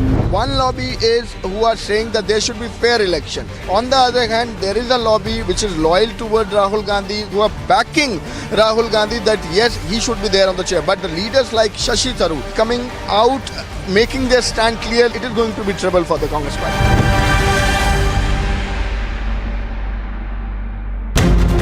This is the society which is going to face biggest impact.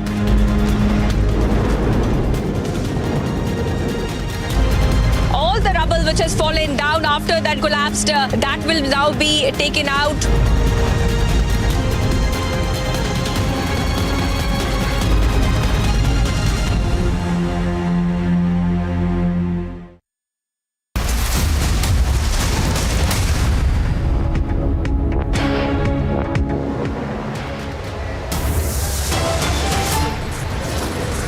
Mentor Anna takes on Kejriwal in a stinging letter, says Kejriwal has fallen to the power of intoxication.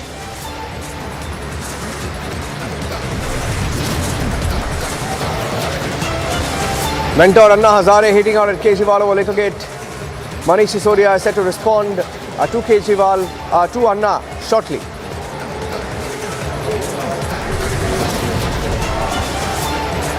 LG versus Kejriwal battle escalates. Another red flag on Kejriwal government. LG has questioned the 5-year delay in the CAG audit and universities.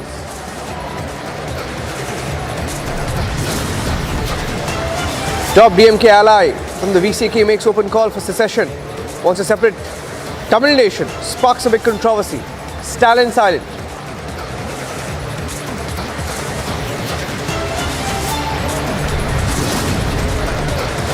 New levels of drama in the Vadra Congress. Rahul Gandhi forced to be president. Tharoor also challenging Rahul. Contacts state leaders, gather support against Rahul Gandhi.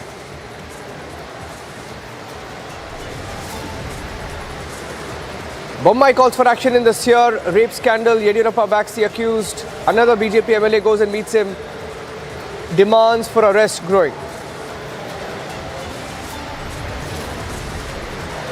Bombay assures free hand to the police, but MLA meets accused here. It's the biggest confrontation as the Republic media network questions this MLA.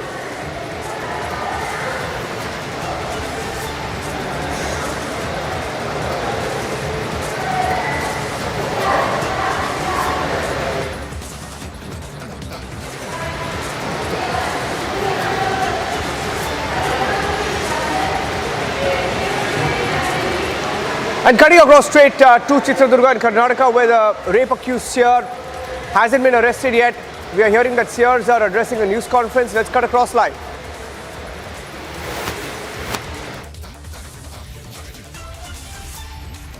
Check.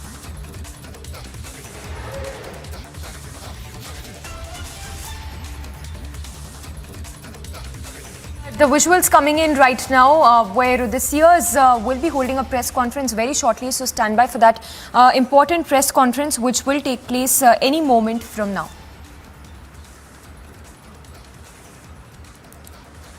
Well, we'll go across to Ashwin as well, who's reporting live from Chitradurga, but closely tracking all the updates coming in when we talk about the Seer who's been booked under POCSO Act. More details are awaited as to what really happens from here on, but that important press conference, which is all set to take place in just a short while from now.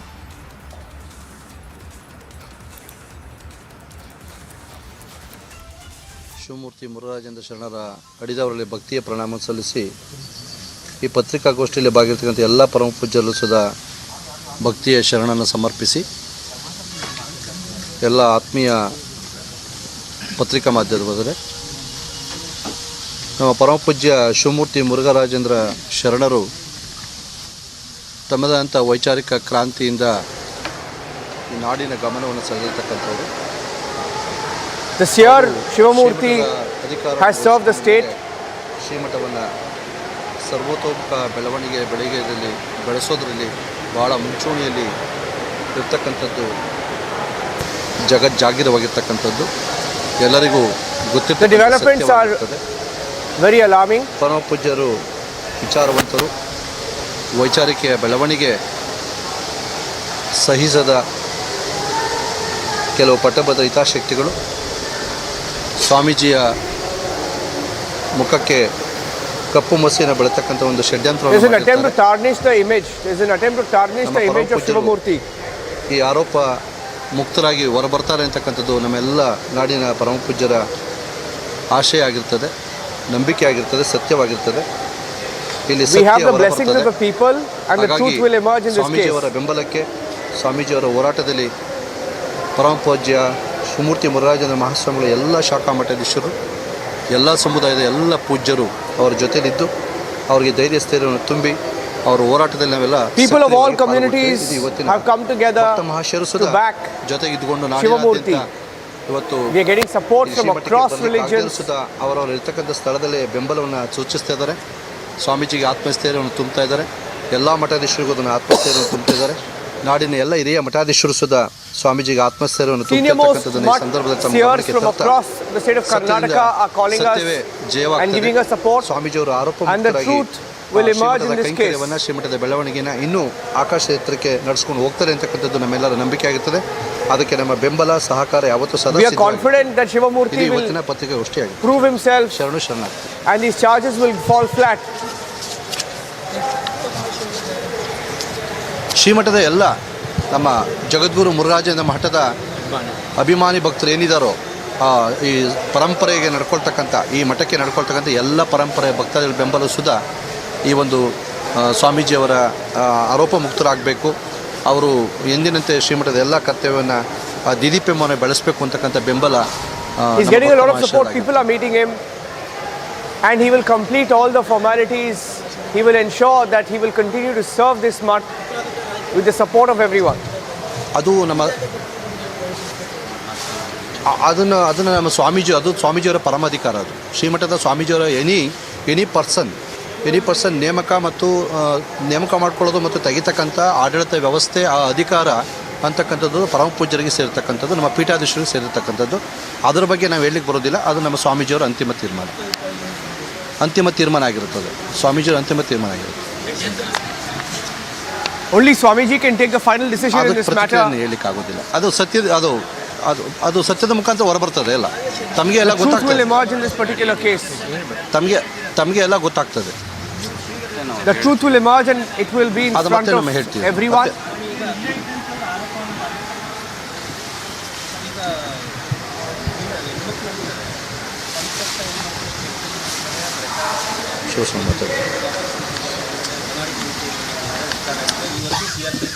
ಕೋರ್ಟ್ನಲ್ಲೂ ಕೂಡ ಆಗಲಿಕ್ಕಿದೆ ಅಂತಿದೆ.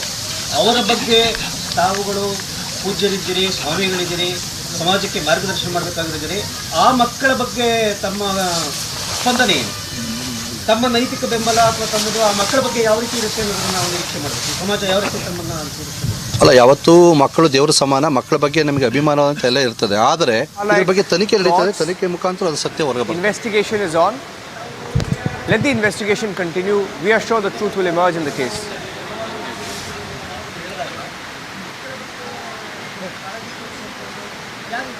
ಅಲ್ಲ,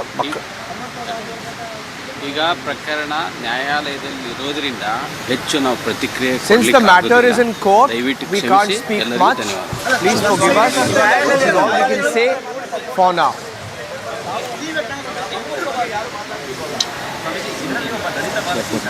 ದಲಿತ ಸಂಘಟನೆಗಳೆಲ್ಲ ಆಕ್ರೋಶವನ್ನಾಗಿದ್ದಾರೆ. ಈ ಬಗ್ಗೆ ನಿಮ್ಮಲ್ಲಿ ಇದರಲ್ಲಿ ದಲಿತ ಮಠ ತುಂಬ ಜನ ಇದ್ದಾರೆ.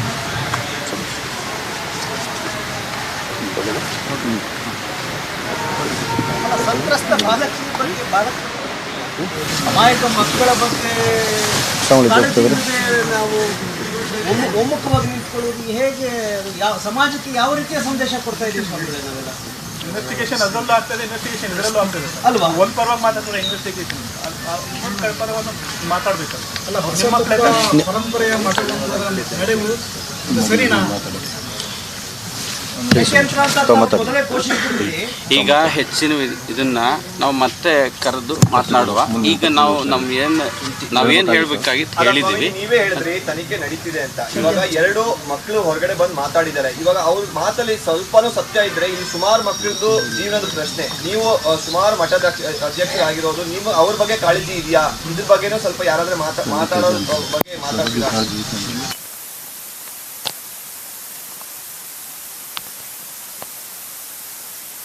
Across, those were the Sears of Chitradurga addressing the Manish Sisodia speaking in the Delhi Assembly. Let's cut across live. Manish Sisodia in the Delhi Assembly cutting across live.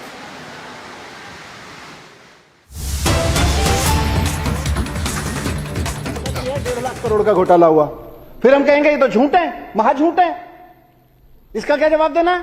तो बोलेंगे नहीं 1,500 करोड़ का नहीं हुआ, 1100 करोड़ का हुआ था। इन्हीं के नेता बोलते हैं। ये इनकी पार्टी के अध्यक्ष जो कल जेपी नड्डा जी बोल रहे थे कि प्रश्नों के जवाब नहीं दे रहे केजरीवाल जी। कौन से प्रश्न का जवाब दें? आपने बोला 8,000 करोड़ का घोटाला है, हमने कहा झूठ बोल रहे हो, महाझूठ बोल रहे हो। इन्होंने कहा 1.5 लाख करोड़ का घोटाला हो गया। मैंने कहा बजट ही नहीं है दिल्ली सरकार का 1.5 लाख करोड़ का, तो 75,000 करोड़ का बजट है, झूठ बोल रहे हो। फिर चुप हो गए। फिर बोले 1,100 करोड़ का घोटाला हो गया। मैंने कहा झूठ बोल रहे हो। सारे प्रश्नों के जवाब दिए इनके। फिर बोले नहीं 144 करोड़ का घोटाला हो गया। मैंने कहा यह भी झूठ है तुम्हारा, बकवास कर रहे हो। बोले हाँ बकवास कर रहे होंगे, चलो 30 करोड़ का है। बोले अपनी सारी बातों को खुद ही झूठ करते जा रहे हैं और हमसे कह रहे जवाब दो। सारे प्रश्नों के जवाब दिए हैं। फिर बोले नहीं 30 करोड़ का भी नहीं है जी। सीबीआई में इन्होंने, सीबीआई तो इनकी है, सीबीआई से लिखवाया एक्स कंपनी ने वाई कंपनी को बैंक में 1 करोड़ रुपए ट्रांसफर किए हैं, यह मनीष सिसोदिया का घोटाला है। हमने कहा झूठ है। किसी कंपनी ने किसी कंपनी को कोई पैसा दिया होगा तो वो मनीष सिसोदिया का हो गया, तो यह भी झूठ है इनका। सारे प्रश्न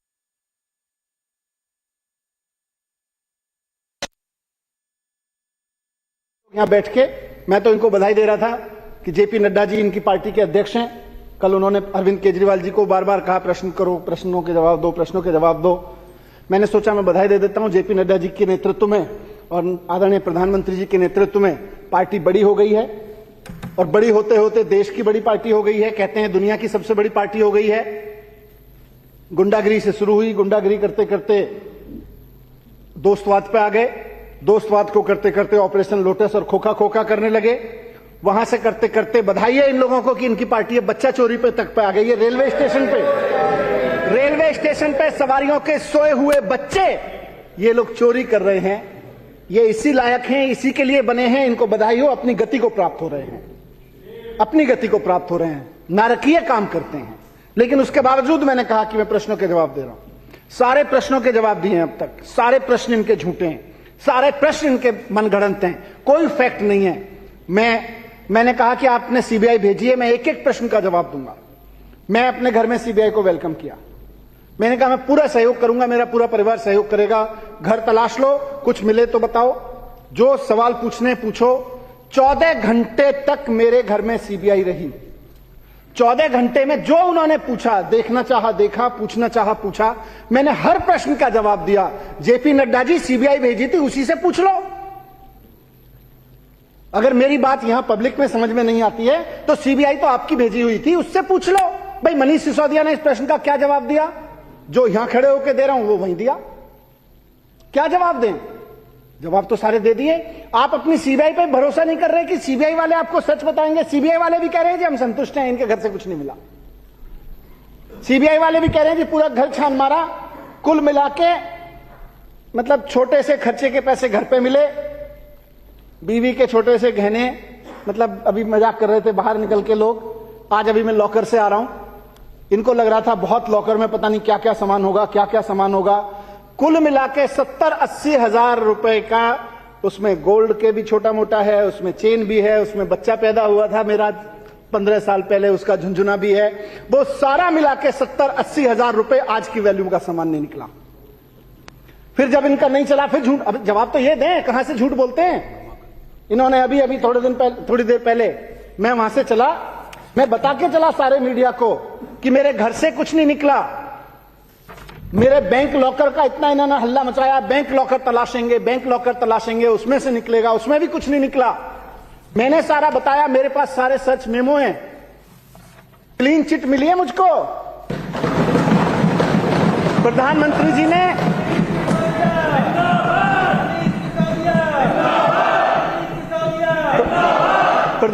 जी ने सीबीआई मेरे घर पे भेज दी, वहां कुछ नहीं मिला। प्रधानमंत्री जी की सीबीआई को मेरे बैंक लॉकर में तलाश लिया, वहां भी कुछ नहीं मिला कि मुझे कह सकें ये भ्रष्टाचार कर रखा है, देखो ये पैसा कहां से आया, देखो ये सोना कहां से आया, देखो ये प्रॉपर्टी कहां से आई। क्लीन चिट है मेरे लिए सीबीआई की, प्रधानमंत्री जी की क्लीन चिट है। सीबीआई वाले भी मान रहे कि संतुष्ट ने, बोले कुछ नहीं मिल रहा जी, और बेचारे कहते हैं दबे पांव की जी देखो प्रधानमंत्री जी का दबाव बहुत है, गिरफ्तार तो करना पड़ेगा। वैसे तो क्लीन चिट ही है, आपके यहां से जो कुछ दिख रहा है उसमें तो क्लीन चिट ही है, पर 2-3 महीने के लिए तो बहुत दबाव है कि आपको जेल में डालना। मैं कहता हूं कह दो यार, अपनी नौकरी बचाने के लिए वो डाल दो जेल में, इस देश के भले के लिए 2-4 महीने जेल में भी रह लेंगे, कोई आफत नहीं है मुझको। मैं एक प्रश्न का जवाब दे रहा हूं, इनके भी प्रश्नों का जवाब दिए, प्रेस कॉन्फ्रेंस में खड़े होकर जवाब दिए, सीबीआई के सामने खड़े होकर जवाब दिए, बैंक में लॉकर पे खड़े होकर जवाब दिए। अब कह रहे प्रश्न के जवाब नहीं दे रहे। हवा बना रखी है कि प्रश्नों के जवाब नहीं दे रहे, आज जब मैं चला वहां से बैंक से सीधे यहां आया हूं, बैंक लॉकर अपना रेड करा के, अपना लॉकर पूरा इंस्पेक्शन करा के, रास्ते में अब ये झूठ के पर नहीं होते, फैलाना शुरू कर दिया मीडिया को। मनीष सिसोदिया के यहां से प्रॉपर्टी के दस्तावेज मिले, मनीष सिसोदिया के यहां से मैंने पूछा भाई कौन सी प्रॉपर्टी के दस्तावेज मिले, मुझे जो सर्च मेमो दिया है मेरे किसी बैंक लॉकर में नहीं निकले, मेरे किसी सर्च मेमो में नहीं लिखे, ये कौन सी प्रॉपर्टी के दस्तावेज है जो हवा में क्रिएट हो रहे हैं। मैं मीडिया के साथियों को भी सदन के माध्यम से कहना चाह रहा हूं, तथ्यों पर रहिए, ईमानदारी पर रहिए। मैं ये नहीं कह रहा मेरा साथ दीजिए, मैं ये नहीं कह रहा यहां बैठे लोगों का साथ दीजिए, सच का साथ दीजिए, आपको मजबूरी में हमारा साथ देना पड़ेगा। सच का साथ दीजिए और सच्चाई की ताकत पर भरोसा है कि आप केवल सच के साथ खड़े रहेंगे। मीडिया वाले ये जो झूठ फैलाते हैं, मीडिया वाले से अभी सोर्सेज से प्लांट कराया, तुरंत 1-2 टीवी चैनल पर चलने लगा कि जी प्रॉपर्टी के कागजात निकले। मैंने कहा यार कौन से प्रॉपर्टी के कागजात निकल के, भाई मेरे सामने तो निकले नहीं लॉकर से, और मेरे सामने तो कहीं सर्च मेमो भी नहीं लिखे, सर्च मेमो मेरी गाड़ी में रखा है अभी, उसमें भी कहीं नहीं लिखे हुए कि जी प्रॉपर्टी के कागजात। ये बीजेपी वाले मीडिया को कौन से कागजात दे रहे हैं, कौन सी सीबीआई और घूम रही है, इसके भी जवाब पूछेंगे इनसे। तो अध्यक्ष महोदय, इन्होंने सारी जांच करा ली, पहले लिकर शराब चिल्लाते रहे, जब शराब में कुछ नहीं निकला तो अब थोड़े दिन पहले से 3-4 दिन पहले से स्कूल चिल्लाने लग रहे हैं। स्कूल में क्या कह रहे हैं, बोले केजरीवाल जी ने पहली मीटिंग में कहा था 4000 कमरे बनाएंगे, 8000 कमरे क्यों बनवा दिए, भ्रष्टाचार कर दिया। अरे हमने तो 8000 नहीं 20,000 कमरे बनवाए हैं और हमें फक्र है कि हमने बनवाए हैं। और लानत है तुम लोगों पे जो सोचते हो स्कूल बनवाना और कमरे बनवाना भ्रष्टाचार है। 8000 कमरे बनवा दिए, बोले जी 8000 क्यों बनवाए, 4000 बनवाने चाहिए थे, ये तो भ्रष्टाचार है। फिर बोले जी टॉयलेट ज्यादा क्यों बनवा दिए, बोले पहली फ्लोर पे टॉयलेट था, दूसरी पे क्यों था, तीसरी और चौथी मंजिल चलो बना भी ली तो उस पर टॉयलेट क्यों बनवा दिए। ये कह रहे हैं भ्रष्टाचार है, ज्यादा टॉयलेट बनवाना भ्रष्टाचार है, ज्यादा कमरे कहने भ्रष्टाचार है। सारी चीजों के जवाब है, फिर जब वो भी नहीं चला तो कल इन्हीं की सीबीआई है, इन्हीं के एलजी है, इन्हीं के सब एलजी साहब की तरफ से एक फरमान जारी किया, बच्चे कम हो गए ये भ्रष्टाचार है। बोले स्कूल में बच्चे कम हो गए, बजट बढ़ रहा है। अरे बजट बढ़ा रहे हैं, हम फख्र के साथ कहते हैं। और ये विधानसभा शायद देश की पहली आजादी के इतिहास में 75 साल में पहली विधानसभा है जो पिछले 7 साल से अपने बजट का 25% बजट एजुकेशन पर देती है। इस विधानसभा के और विपक्ष वाले भी कहते हैं कि जी बहुत गर्व है कि हम एजुकेशन पे इतना बजट पास करके देते हैं। कहते हैं बजट ज्यादा कर दिया, भ्रष्टाचार हो गया। फिर बोले नहीं बजट तो चलो ठीक है ज्यादा कर दिया, बच्चे कम हो गए। मैंने कहा यार जरा डेटा दिखाना मुझको। भारत सरकार की वेबसाइट पे डेटा पड़ा हुआ है जिसमें लिखा हुआ है कि 2014 में 14-15 में यहां 14.5 लाख बच्चे होते थे दिल्ली के स्कूलों में। आज 18 लाख बच्चे हो गए। सारा डिटेल भारत सरकार की वेबसाइट पे है। हवा में से कुछ लाते हैं, फिर कहते हैं प्रश्नों के जवाब दीजिए। अब झूठ के पैर हैं क्या? आपके झूठ का भी जवाब दिया हमने कि झूठ बोल रहे हो, झूठ बोल रहे हो। मैं कहना चाहता हूं कि आपने खूब रेड मचाई मेरे घर में, खूब तमाशा किया। आपकी सीबीआई के भी सारे प्रश्नों के जवाब दिए। आप सीबीआई से पूछ लो, आपको मेरे प्रश्नों के जवाब मेरे उससे मिले हों। मैंने बता दिया कुछ नहीं मिला, कहीं कुछ नहीं है और सब बकवास है, सब झूठ है। फिर भी रोज खड़े होकर कहते हैं जवाब दो, जवाब दो, जवाब दो, जवाब दो। हमने तो आपके एक एक सवाल का जवाब दिया, अब आप हमें जवाब दो। ये सदन कल से पूछ रहा है बार बार, इस सदन में बार बार उठ रहा है, देश में पूरा सवाल उठ रहा है। मैं प्रश्न पूछता हूं और जेपी नड्डा जी और भारतीय जनता पार्टी के नेताओं जवाब दो कि प्रधानमंत्री जी ने दूध और दही पे भी जीएसटी लगा के इतना पैसा सरकार में कमवाया, आम जनता से इतना पैसा लिया प्रधानमंत्री जी ने। दूध और दही जैसी चीजों पे भी, बिस्किट पे जीएसटी लगा के, आम आदमी के चाय बिस्किट पे भी जीएसटी लगा के जितना पैसा कमाया, उसको अपने दोस्तों के कर्ज माफी करने में क्यों लगाया, इसका जवाब दो। ये देश इस हालत में क्यों पहुंच गया कि दूध, दही और चाय और बिस्किट पे भी जीएसटी लगेगा और उस जीएसटी से इकट्ठा पैसा प्रधानमंत्री जी के दोस्तों के कर्जे माफी में इस्तेमाल होगा। ये क्यों हुआ, इसकी सीबीआई जांच कराओ, इसका जवाब दो कि लोगों के दूध, दही, चाय, बिस्किट पे टैक्स लगा लगा के इकट्ठा किया गया जीएसटी का पैसा प्रधानमंत्री जी ने अपने दोस्तों के कर्ज माफी पे क्यों खर्च किया, इसका जवाब दो। आज इसका जवाब दो। हमने तो आपके सवालों के जवाब बहुत दिए हैं। ऑपरेशन लोटस आप लोगों ने किया। ऑपरेशन लोटस में पूरे देश में एमएलएस खरीदे। हमारे यहां भी खरीदने की कोशिश नहीं की, लेकिन बिके नहीं, लेकिन रेट पता चल गए। इसी रेट के हिसाब से भी अगर देखें तो 6300 करोड़ रुपए इन्होंने एमएलएस खरीदने पे खर्च किए हैं। ये 6300 रुपए कहां से आया जेपी नड्डा जी और प्रधानमंत्री जी, इस बात का जवाब दो। सीबीआई की जांच करो, ईडी की जांच करो कि एमएलए खरीदने के लिए और खरीदे गए एमएलएस को बड़े बड़े 5 स्टार होटलों में रुकवाने का पैसा कहां से आया, इस बात का जवाब दो। ये 63,000 करोड़ रुपए कहां से आया, 6300 करोड़ रुपए कहां से आया। ये पेट्रोल और डीजल के दाम बढ़ा बढ़ा के जो जनता की लूट चल रही है और उससे एमएलए की खरीद हो रही है ना, अब जनता इस पे जवाब मांग रही है। इसका जवाब दो कि पेट्रोल और डीजल के दाम बढ़ा बढ़ा के जनता को लूट रहे हैं। एक आदमी स्कूटर भी चला रहा है, छोटी सी स्कूटी भी चला रहा है, तो वहां भी पेट्रोल और डीजल महंगे हो जाते हैं और फिर एमएलए खरीद रहे हैं। इसका जवाब दो, ये कहां से आया। और आखिरी चीज जो सदन पूछ रहा है पिछले 2 दिन से कि दिल्ली के उपराज्यपाल महोदय माननीय श्री विनय सक्सेना जी 1400 करोड़ रुपए के नोट बदलवाए आपने जब आप खादी ग्राम उद्योग के चेयरमैन थे। वो 1400 करोड़ रुपए की सीबीआई जांच कब होगी? वो मनी लॉन्ड्रिंग था, उसका जवाब दो कि उसकी जांच कब होगी। उसकी जांच में सीबीआई में उनकी रेड, उनके यहां रेड कब होगी। इस बात का सबूत तो ये है कि कभी किसने बोला, शायद यहां किसी साथी ने बोला कि कैशियर ने कबूल किया है कि मुझे तो सक्सेना साहब कहते थे, विनय कुमार सक्सेना जी कहते थे जो कि चेयरमैन थे उस वक्त, कि भाई ये बदल दो, इसलिए बदले जा रहे थे। जांच में कबूल किया है, लेकिन उनके खिलाफ ना सीबीआई इंक्वायरी हो रही है, उनके खिलाफ सीबीआई, ये मनी लॉन्ड्रिंग था, खुलेआम मनी लॉन्ड्रिंग था नोटबंदी के दौरान इस तरह का काम। 1400 करोड़ रुपए की मनी लॉन्ड्रिंग में दिल्ली के उपराज्यपाल का नाम उछल रहा है। इनके खिलाफ सीबीआई की जांच कब होगी, इनके यहां ईडी की रेड कब होगी, इस बात का जवाब दो।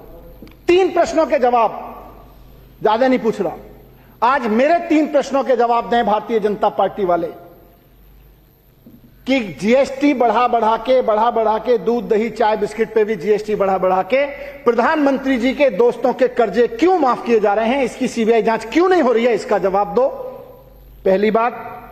दूसरी बात, ऑपरेशन लोटस का एमएलएस को खरीदने का 5 स्टार खर्चों का पैसा कहां से आ रहा है, ये सारा जवाब दो। ये सब बेईमानी का पैसा है, पेट्रोल और डीजल के दाम बढ़ा के लाया जा रहा है। और तीसरा, उपराज्यपाल महोदय पे जो आज जो सवाल उठे हैं कि 1400 करोड़ रुपए की मनी लॉन्ड्रिंग में शामिल हैं वो, उनके खिलाफ सीबीआई जांच क्यों नहीं हो रही है, इस बात का जवाब दो। इन 3 प्रश्नों का जवाब दो, हम मान जाएंगे कि आपके पास जवाब है, नहीं तो पॉलिटिकल स्टैंड तो सब करते हैं। बहुत बहुत धन्यवाद अध्यक्ष महोदय। बैठिए बैठिए।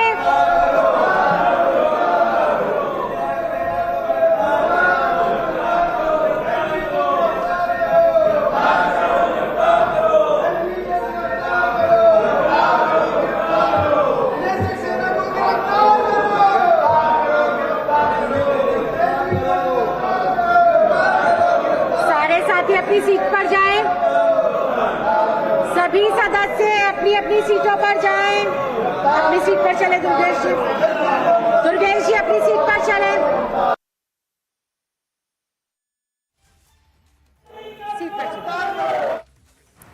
So, Manish, Sisodia there responding in the Delhi Assembly to the allegations that have been made by the BJP as well as the CBI raids that have been, in fact, the raids that have been carried out, beg your pardon, the raids that have been carried out by the central agencies at the residence of Manish Sisodia. So, several allegations that have been levelled on the Deputy Chief Minister of Delhi. Whereas the Delhi Deputy Chief Minister saying that he has done no wrong and that there's nothing that has been recovered from his residence, as well as those lockers that were searched by the central agencies. So we'll go across to Anuj as well to get us more details. Clearly, Manish Sisodia is there saying that he has done no wrong and that all the allegations that have been made.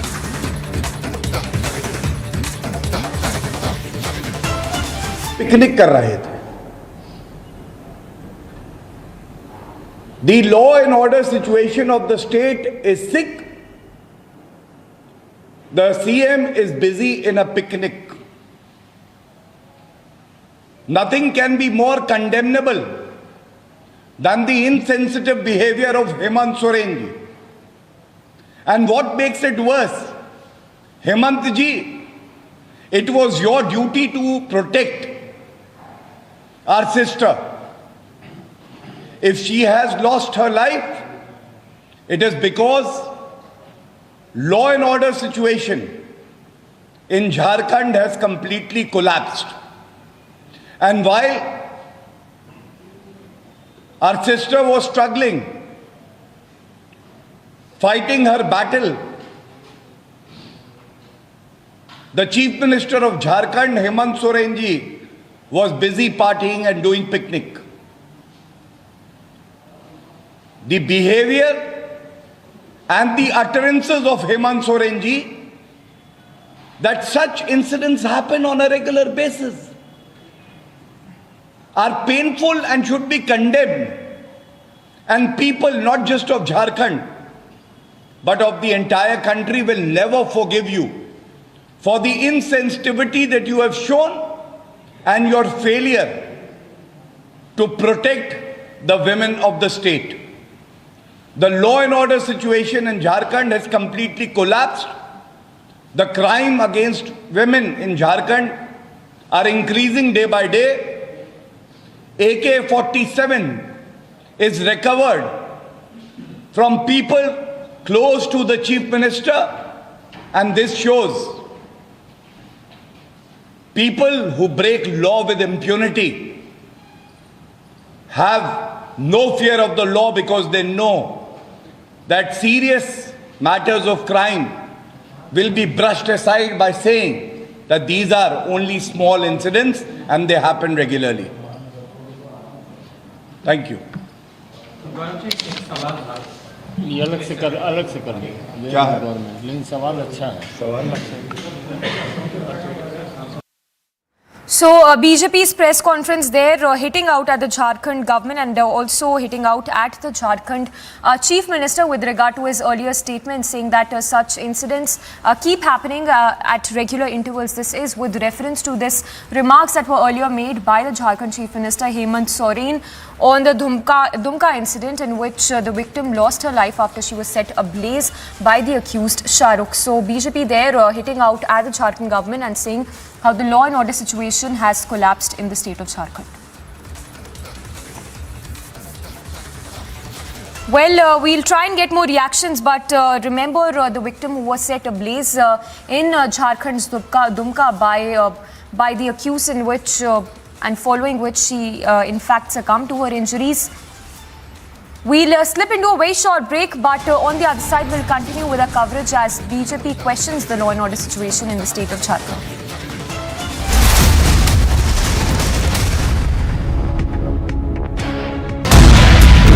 के पास से दराज है, उसने दिया है उन दोनों को। किसको? तो हेमंत के साथ कितने में लिया था? कम से कम 6-7 हज़ार में लिया होगा। एग्जैक्ट रेट तो नहीं मालूम, वो तो नहीं बताएगा हमको। This man, who's been caught on camera, has made the startling revelation that it is Datta Prasad and Rama who both have confirmed to him when he was in the police custody. Drug was procured from another mafia operating in Goa.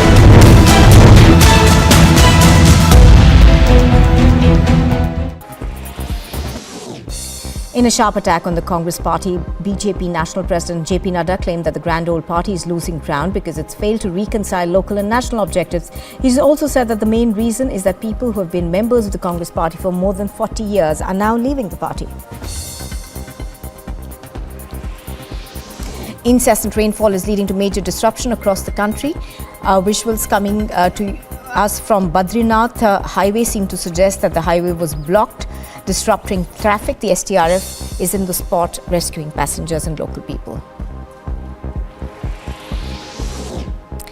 A woman named Veena Devi from Surat has filed a complaint stating that his son died by suicide, and she discovered a note which said that his partner and her brother forced him to தமிழ்நாடுடைய முழுமையான விடுதலை இந்திய ஒன்றியத்திலிருந்து தமிழ்நாடு என்பது ஒரு தனித்துவமான நாடு என்பதை அடைவது என்பதுதான் செங்கோடி அவர்களுக்கு நாம் செலுத்தக்கூடிய உறுதிமொழி கடமை என்று சொல்லி செங்கோடிக்கு வீரவணக்கம் செலுத்தி விடைபெறுகிறேன். நன்றி, வணக்கம்.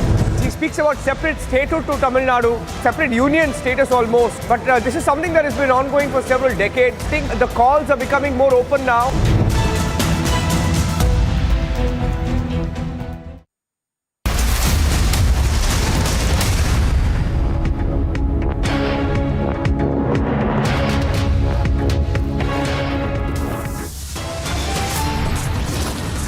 Top headlines at 2:30. Mentor Anna Hazare takes on Kejriwal in a stinging letter, says Kejriwal has fallen to power of intoxication. Silent on Anna's letter, Kejriwal deputy cries, "Vendetta now."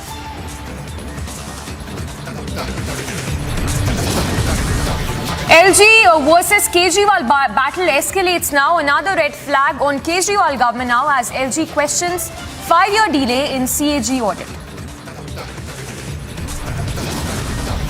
Top DMK ally makes open call for secessionism, sparks massive row. Will Stalin act now? New levels of drama in Vadra Congress as Rahul forced to be the president. Tharoor now challenges Rahul. Contacts state leaders, gathers support against Rahul Gandhi.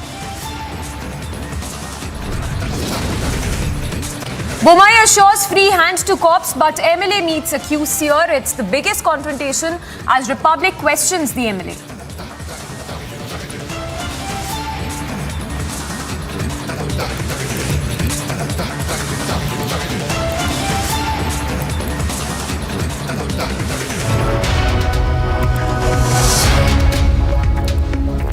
Thanks for staying tuned. We are live and breaking. I'm Samiksha Srivastava. First up, starting with breaking news coming in from Jharkhand.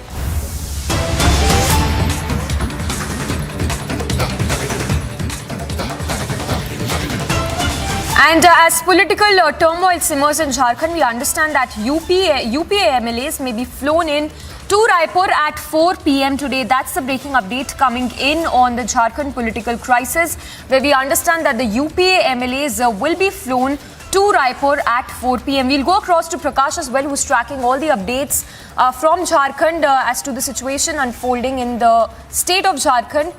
And trouble, it seems, mounting for the Jharkhand Chief Minister Hemant Soren, as what we understand is that he's trying to keep his flock together. Latest what we understand is that the UPA MLAs will be flown to Raipur at 4 p.m. today. We also have Prakash joining us. Prakash, if you could give us more details that you're picking up with regard to these MLAs who we understand will be flown to Raipur. yes, we get to know that MLAs are being to Raipur because there is a moment of uncertainty here in Jharkhand, and UPA MLAs are in a political fix because the governor has not been able to take a decision yet on the letter that has been sent by the Election Commission of India, which is regarding the termination of the membership of Hemant Soren, the Jharkhand Chief Minister, on charges of office of profit. So it's political drama unfolding here. It's a cat and mice going on. The BJP is also keeping a close watch. And henceforth, EPA has decided to fly its MLA to Raipur at 4:25 p.m. by an Indigo aircraft. That's what we get to know as of now. The MLAs held a meeting with the Chief Minister, and now the BJP is alleging that the Jharkhand government is indulging in political tourism when there was a shocking and brutal murder of Ankita in Dumka. So the BJP is keeping a close eye on the development in Jharkhand because there are 30 MLAs and 11 short of forming a government in Jharkhand, and the UPA has 50 MLAs, 30 of the JMM, 18 of the Congress, and 2 others, which includes NCP and 1 independent. So they have the numbers, but the political uncertainty is there because the governor and the speaker or the election commission has not delivered their verdict as of now regarding what will happen. So the decision has been made in the UPA meeting to fly its MLAs to Raipur in order to protect the MLAs from being forced by the BJP. All right, Prakash, thank you so much. So it's a political thriller being seen in the state of Jharkhand. Closely watching out for all the developments that will come in later as the UPA MLAs, like Prakash was telling us, will be flown to Raipur by 4 p.m. today. And on to a quick report. Slapping security guards at the Nirvana County in Gurugram's Sector 50. The man slapped the guards after he was rescued from an elevator that had been stalled in the society. CCTV footage of the incident has gone viral on social media, with many calling out the indecent behavior by the man against the security guards.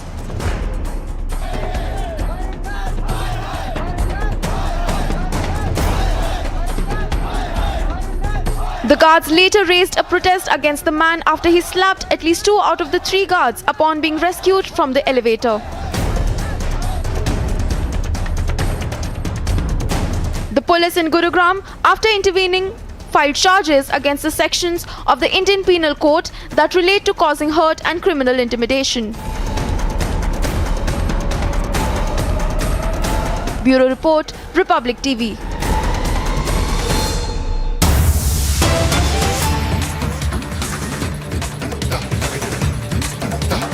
Well, on to more breaking news coming in. We understand that the Congress interim chief Sonia Gandhi as well as the Gandhi scion Rahul Gandhi have filed an affidavit in the Delhi High Court in a case of provocative statement.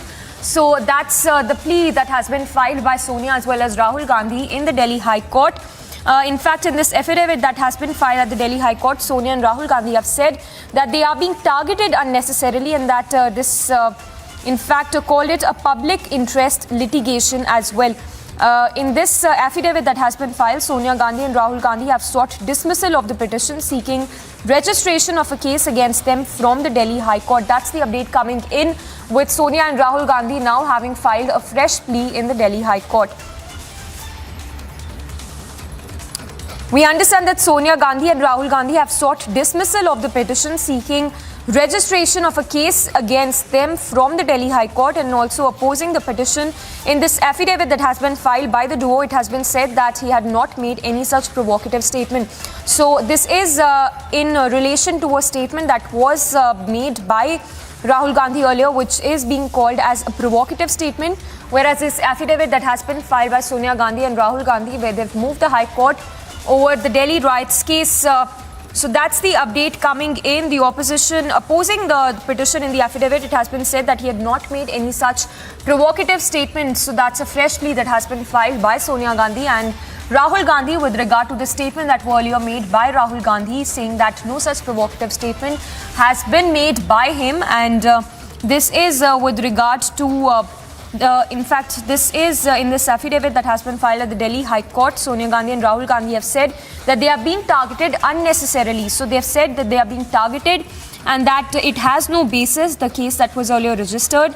In fact, in this affidavit that has been filed in the Delhi High Court, Sonia Gandhi and Rahul Gandhi called it a public interest litigation. So a fresh plea that has been filed in the Delhi High Court by Sonia Gandhi and Rahul Gandhi with regard to the statements that were made by Rahul Gandhi, which was termed as a provocative remark. Well, we'll try and go across and get some reactions as well, but that's the news break coming in this hour. Sonia Gandhi and Rahul Gandhi having moved to the Delhi High Court. And a quick roundup of all that's making news from across the country. Let's take a look at this quick wrap of news. Delhi Deputy Chief Minister Manish Sisodia reached Punjab National Bank branch in Ghaziabad for the CBI search of his locker in connection with its probe into alleged irregularities in capital's now withdrawn excise policy. BJP MP Manoj Tiwari cited the incident in which a government school teacher in outer Delhi's Nangloi was injured after a ceiling fan in a classroom fell on her head. He alleged that the semi-permanent structures were used in many government schools and that is the reason why fans are falling off the ceilings. Delhi की school में पढ़ने वाली एक बच्ची के ऊपर चलता हुआ पंखा गिर गया। नांगलोई की वो बच्ची इस समय अस्पताल में जीवन और मौत से जूझ रही है। अभी भी उसकी स्थिति चिंताजनक है। While the accused Seer Murghamat chief pontiff has in fact said that he will come out clean and that it is all a conspiracy against him, protests erupted in front of Bala Bhavan. The protesters demanded the arrest of the Seer.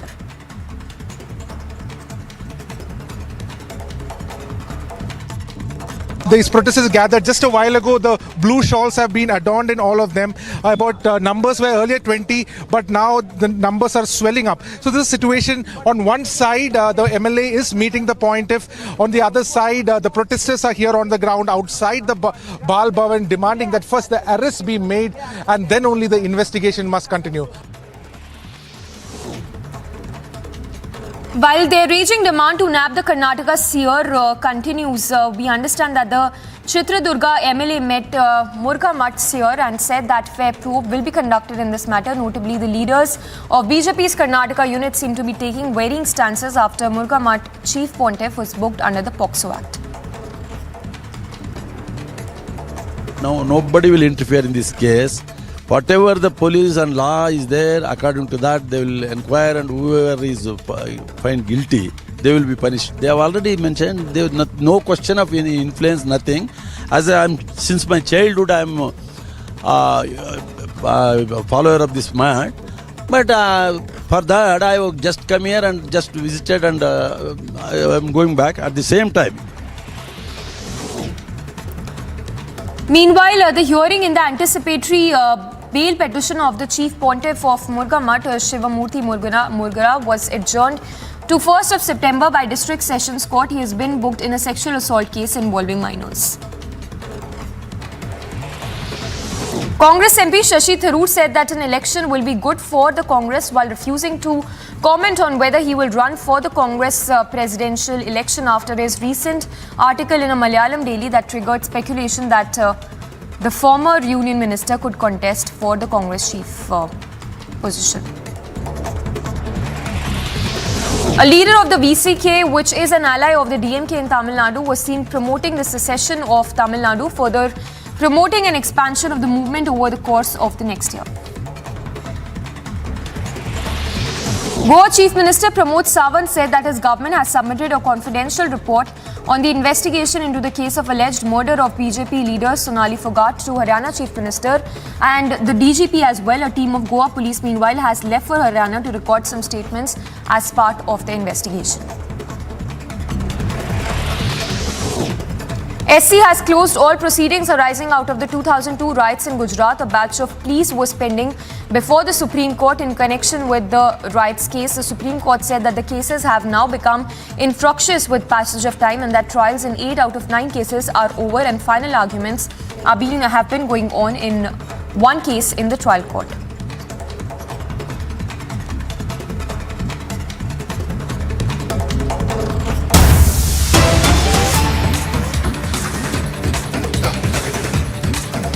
And onto the big news break coming in, we understand that the Supreme Court has begun hearing the Ganesh Chaturthi permission case. So the matter that has reached the top court now, this is the Ganesh Chaturthi permission case, which is being heard by the apex court. In fact, the Supreme Court is hearing a plea that challenges the Karnataka High Court in relation to the Eidgah, in relation to Ganesh celebrations at the Eidgah Maidan. Remember, the Karnataka High Court had allowed Ganesh celebrations at the Eidgah Maidan, which has now been challenged in the top court as the Supreme Court has now begun hearing the matter over the permission to hold Ganesh Chaturthi celebrations at the Eidgah Maidan.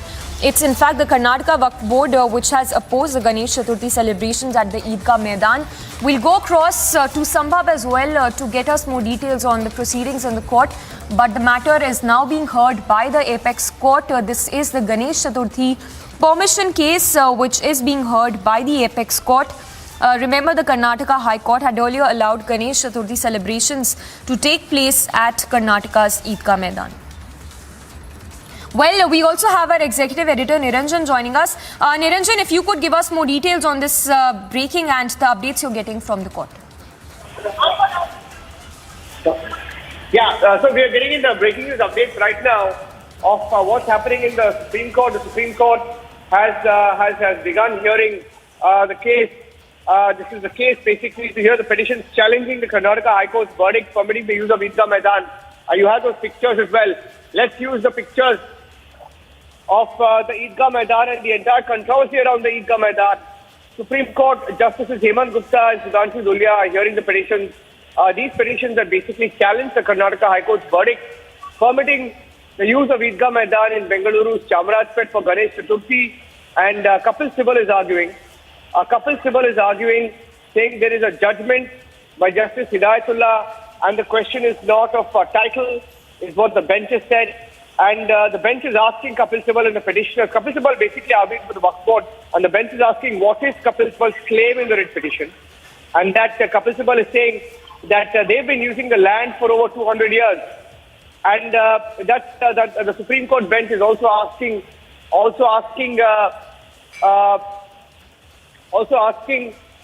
the petitioners, in this case Kapil Sibal, what is the press? And Kapil Sibal has responded saying not for title is with me. Single bench says Sears, and next day division bench says no. The bench says, are you giving the Eidgah Maidan for Republic Day? Questions are being asked by the bench. If they're giving the Eidgah Maidan, if Eidgah Maidan Republic Day is allowed. And then Sibal says that is okay, already it is used as a playground for children but cannot be used for religious purposes. So Sibal arguing for the petitioner says that you can't use the Eidgah Maidan for religious purposes. Says that it is only for purposes of playing. And these are details that are coming in. In fact, Sambhav is also joining us. So basically, Kapil Sibal is arguing right now in the court. Kapil Sibal arguing in the court and saying that that the Eidgah Maidan can be used for Republic Day or can be used by children to play, but cannot be used.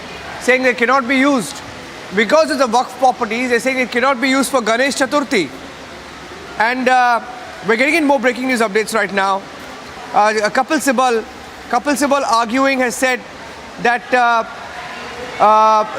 it is used as a playground for children but cannot be used for religious purposes. So we're getting in live updates as we speak. So we'll go across to Sambhav as well and we'll get some more updates on this. But the argument of Sibal is that this ground has been used for over 200 years by Muslims and should not be used by the Hindu side for Ganesh Chaturthi. That's the basic argument right now.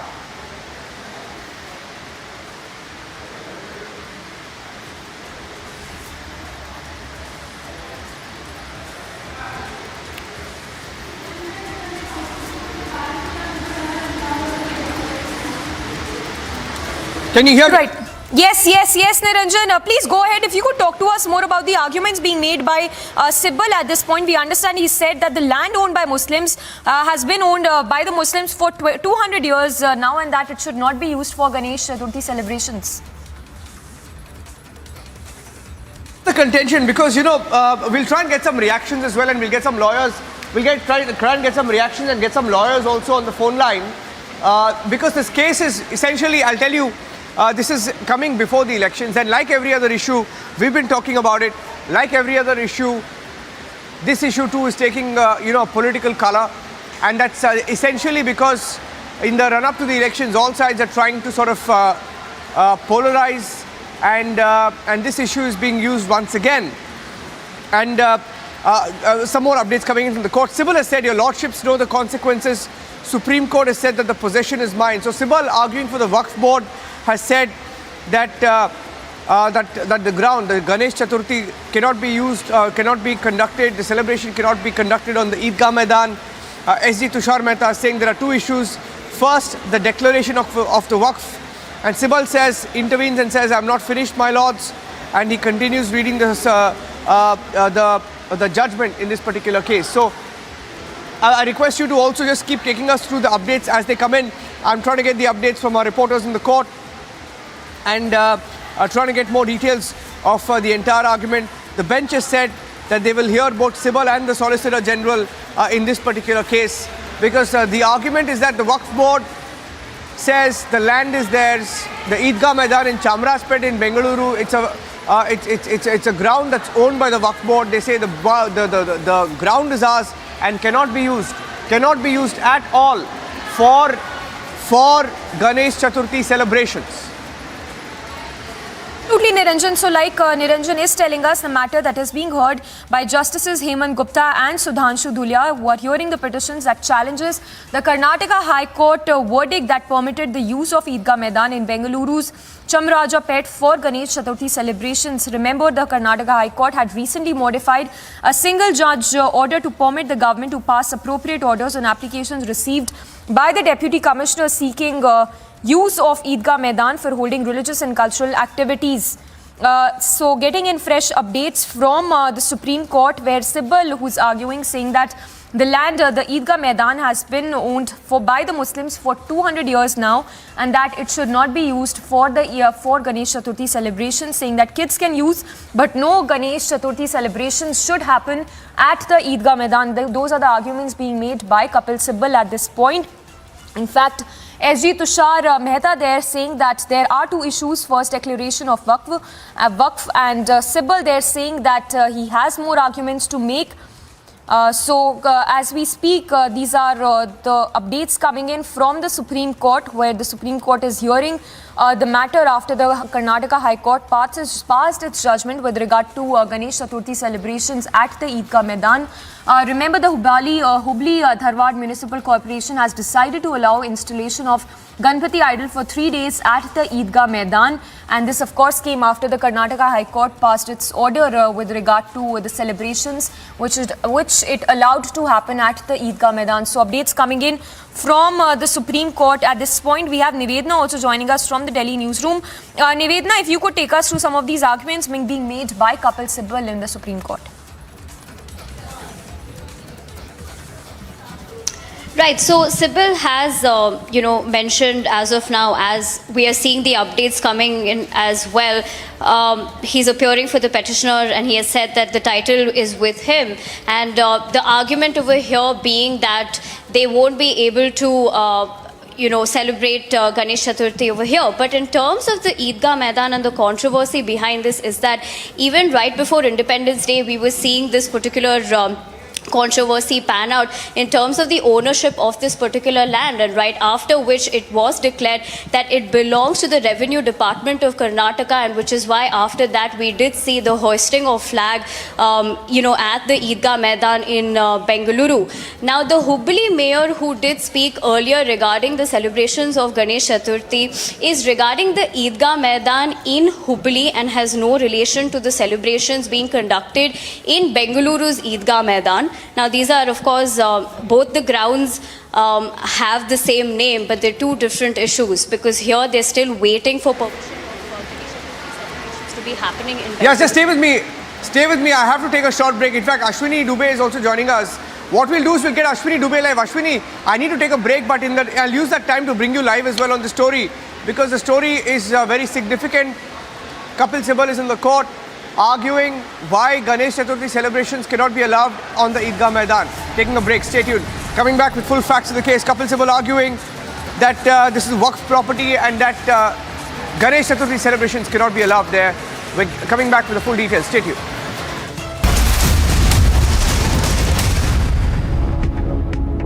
Amity University in London, accredited by Quality Assurance Agency UK and licensed by the Government of UK, offers MBA and BBA degrees at its central London campus. Embark on a global career with a globally recognized UK university degree. To apply, visit amity.edu/London.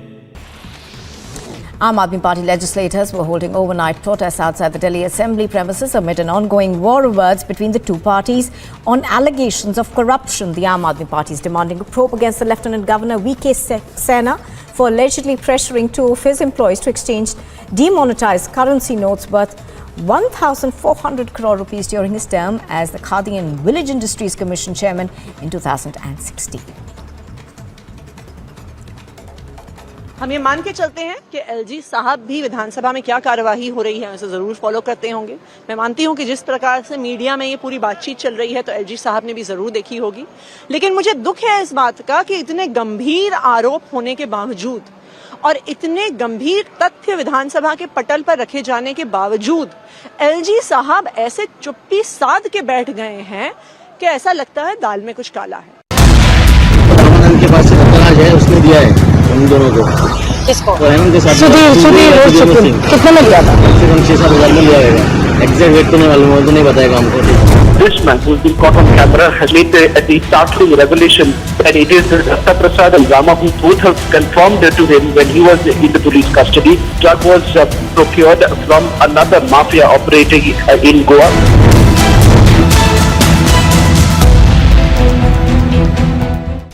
In Assam, 2 more persons identified as Akbar Ali and Abdul Kalam Azad linked to the global terror outfit of the Al-Qaeda were arrested from Barpeta district. A total of 6 people so far have been arrested in connection with the crackdown in the state. Telangana's Chief Minister K. Chandrasekhar Rao tore into the NDA government at the centre, saying people should take a pledge to make a BJP Mukta Bharat in 2024, and further said that a government of farmers will be coming at the national level in the future soon.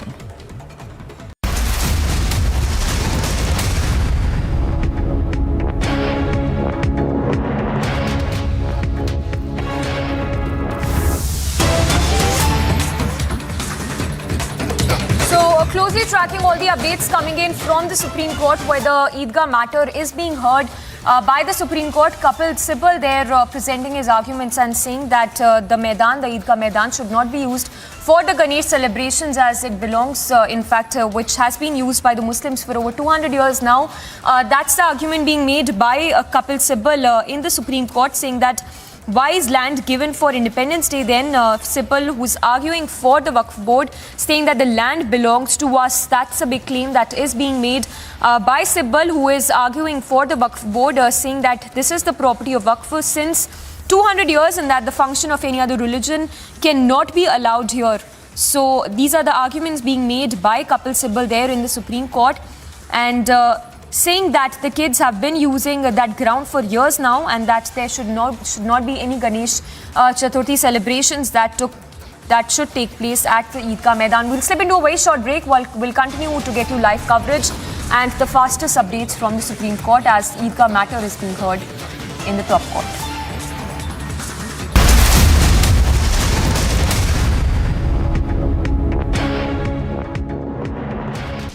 In Assam, 2 more persons identified as Akbar Ali and Abdul Kalam Azad linked to the global terror outfit of the Al-Qaeda were arrested from Barpeta district. A total of 6 people so far have been arrested in connection with the crackdown in the state. Telangana's Chief Minister K. Chandrasekhar Rao tore into the NDA government at the centre, saying people should take a pledge to make a BJP Mukta Bharat in 2024, and further said that a government of farmers will be coming at the national level in the future soon. After the tragic demise of 19-year-old Ankita, who was set on fire on the 23rd of August in Jharkhand's Dumka, the ADG ML Meena visited the deceased family. He inspected the place of occurrence of the crime and said that safety and security for the family has been ensured. 2 accused have been arrested so far in the case. और ये इमारत जो है ये धराशायी हो चुकी है, ये भ्रष्टाचार की इमारत जमींदोज हो चुकी है. It happened in just 9 seconds. It was perfect execution. 100-meter tall building brought down in just 9 seconds.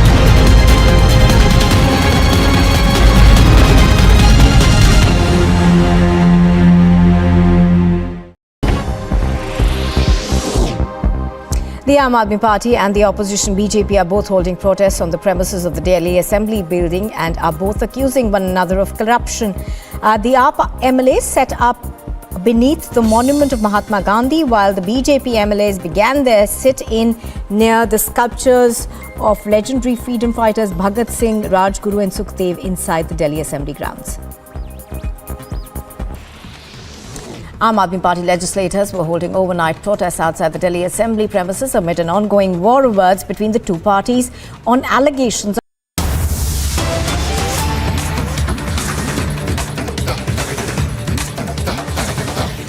And getting in the fastest updates from the Supreme Court, where we understand that Kapil Sibal is presenting his arguments, who's arguing for the Waqf board, saying that the land belongs to us, and that why is a land given for independence? In fact, Supreme Court then saying that why is a land given for Independence Day celebrations then if the Waqf board has a problem with the Ganesh celebrations being held at the Eidgah Maidan. With Kapil Sibal then responding that this is the property of Waqf since 200 years and that the function of any other religion cannot be allowed here, that kids have been using this ground for many years. We have Niranjan also joining us from the Mumbai newsroom. Niranjan, if you could bring us some more details on the arguments being presented inside the court. Well, right now, Kapil Sibal says, he said that this ground, this Eidgah Maidan in Chamarajpet in Bengaluru has been owned by the Waqf board. Essentially, he's arguing for the Waqf board, saying the land belongs to Muslims and that Hindus can't celebrate a festival. That's the crux of his argument. He says the land has belonged to Muslims for over 200 years and Hindu or any other religious ceremonies or functions cannot be held on this ground. Supreme Court at one point asked him, then how is it that Republic Day, Independence Day functions can be held? And he said, there are permissions for that. That can be held. And he said even Muslims can pray there only on 2 days in a year. And he's being questioned on that. And also, as of this minute, Kapil Sibal has just said government doesn't challenge it, corporation doesn't challenge it, I own it. And he's arguing for the Waqf board, saying I own it for 200 years and that the election is next year. He's linking it to election. So the Waqf board is linking it to elections. Rahul Ishwar, obviously this issue is going to take a political turn and it already is. Sibal is linking the Eidgah controversy to elections. Can I get your response to that? I hope they don't link it. Am I audible? Yes, we can hear you, but he's already linked it. He's already linked it in the Supreme Court. Yeah, I know. I hope such kind of political posturing, communalizing an issue for politics should not be allowed. That's a space, which is there for many decades. Yes, there has been a controversy regarding the 2.1 acres. At the same point of time, if every community can celebrate festivals in such spaces, it will only add to the harmony. And please remember, Ganesh also is a passing festival. Nobody is going to consecrate an idol. Nobody is going to create a temple. Nobody is going to create permanent structures to it. So please remember, any spiritual and a spiritual celebration with diversity should be enhanced, encouraged in everyone's ground. And Niranjanji, when we doing down in Kerala and Shabarimala, we celebrate church, temple and mosque together. Especially en route to Shabarimala, we celebrate in the mosque and they come to the temple. That's how harmony is built. This kind of a very tense kind of a posturing and situation should not be there. Every community should be celebrating festival. I hope Supreme Court take a balanced view of this. And my only humble request to our Muslim community brothers is, please think about point of consensus, point of harmony, point of coming together. And Ganesh also has a great history of Indian freedom struggle. Balagangadhar Tilak, the great freedom fighter, used Ganesh also as a channel against the British imperialism. And we fought together. Especially the Hindu sannyasis and fakirs came together. That's the context of Anandamath and Vande Mataram. So if there can be spaces of unity, consensus, mutual celebration, respect to each other, don't you think that is much better for a nation like India? And won't it send a much better message across in a world which is divided by so many things? So I hope this becomes a point of unity and not something because of confrontation. This is not a space for jingoism or chauvinism, because Ganesh also is a very sacred festival for us, celebrating Vignesh or Vinayak, Vignesh, removing obstacles. So hope that sensitivity prevails and some kind of mutual, their apprehensions should be respected. But at the same point of time, if there can be celebrations, I seriously don't think it will be an issue, because it's a ground where celebrations, Independence Day, Republic Day are all done. So if a community comes forward and helps out, it would be good for the harmony of both communities. Yeah, but there is clearly the story is taking a communal turn, because the petitioners in this particular case are making it about religion, and every side in Karnataka trying to make it about religion as well. And as we speak, Kapil Sibal has just said, Kapil Sibal has just intervened, and Kapil Sibal has said government says which properties they challenge and this is not included. Government was a party. And then Kapil Sibal is questioning the Solicitor General Tushar Mehta for intervening as well. Deshratha Nigam also joining us on the broadcast. Kapil Sibal also says government doesn't challenge, corporation doesn't challenge, I'm using it, elections are next year, and he says suddenly this happens. Kapil Sibal is linking it to the elections in Karnataka, saying you can't suddenly wake up one fine day and say you want to use this ground because Ganesh Chaturthi is coming up. He's saying the land is mine, land belongs to Muslims for over 200 years. And he says, what legs does the corporation now come on? Division bench says, question of title is open, revenue officers can't decide this. Deshratha Nigam, obviously this is a communal listing, communal spin. There's a communal spin raised in the Supreme Court as well. How are you looking at it? Niranjan, in fact, if you look at the Ram Mandir case, where Kapil Sibal made the same plea that the case should be postponed, if you recall, that was the communal and political angle given there also. And similar, reasons are being given today itself. Now, these legally speaking, one of the, I think at Hubli, it is the ground is owned by the municipal corporation, other one is by the revenue department. Now, these are sub judice matters. And remember, we have a huge amount of large number of Ram Leela Maidans all over the country where it is not only fixed for Ram Leela, but every community celebrates its functions out there. Therefore, every ground should be open for all the communities. We are living in a secular country. We are not governed by Sharia law. And Waqf is one of the most dangerous acts where it is so arbitrary that they can take over anything. And any land which has been given during Mughal era, I don't think that can sustain in the modern era of our constitution, where everything is governed by it. And Waqf board is under challenge, act is under challenge in Supreme Court. I hope the Supreme Court hears it and finally gets over this arbitrary nature of this particular act, that they even have the power to declare any overnight and declare any land as Waqf Act, and you can't even challenge it properly. So all those factors are coming into play. We live in secular country, and each and every ground should be available for every community to celebrate its festivals, whether it is national festivals or community festivals. These grounds are available. To say that it will be a communal angle, then I have grave objections to it, and Kapil Sibal must realize before he's a lawyer, he's an Indian himself. In fact, both Kapil Sibal and right now Dushyant Dave, I think, is also intervening. So I'm getting in some more updates from inside the Supreme Court. In the Supreme Court right now, Rahul Ishwar is also on the broadcast. Advocate Dushyant Dave is speaking on the injunction order, and he has just said this is an issue which needs consideration a lot in admission stage. Article 25 expressly deals with it, adding that they've been restrained from entering the land and that it's been upheld by the Supreme Court. He's also referred to the Supreme Court judgment, and everyone knows the rights of the minorities. Dave says prayers are offered, and then at this point the court says prayers are offered only on 2 days. So the court also mentions how the prayer is offered on just 2 days, and Dave says, but it's my property. Dushyant Dave, for the petitioner, says it's my property. Courts can't force me to give the property. If I allow, then it's well and good. But this has been held in the Supreme Court judgment. The bench says it is examining the rights. Okay, this is very significant. Very significant. The Supreme Court bench says it's examining the rights. It's examining the rights of minorities to have their private property. To have their property, and it's not very clear, so I'll wait for that. The bench says it's examining the rights of minorities to have their own property rights, etc. Dushyant Dave says the High Court should not have taken the view that it took. So basically, Dave is questioning the court.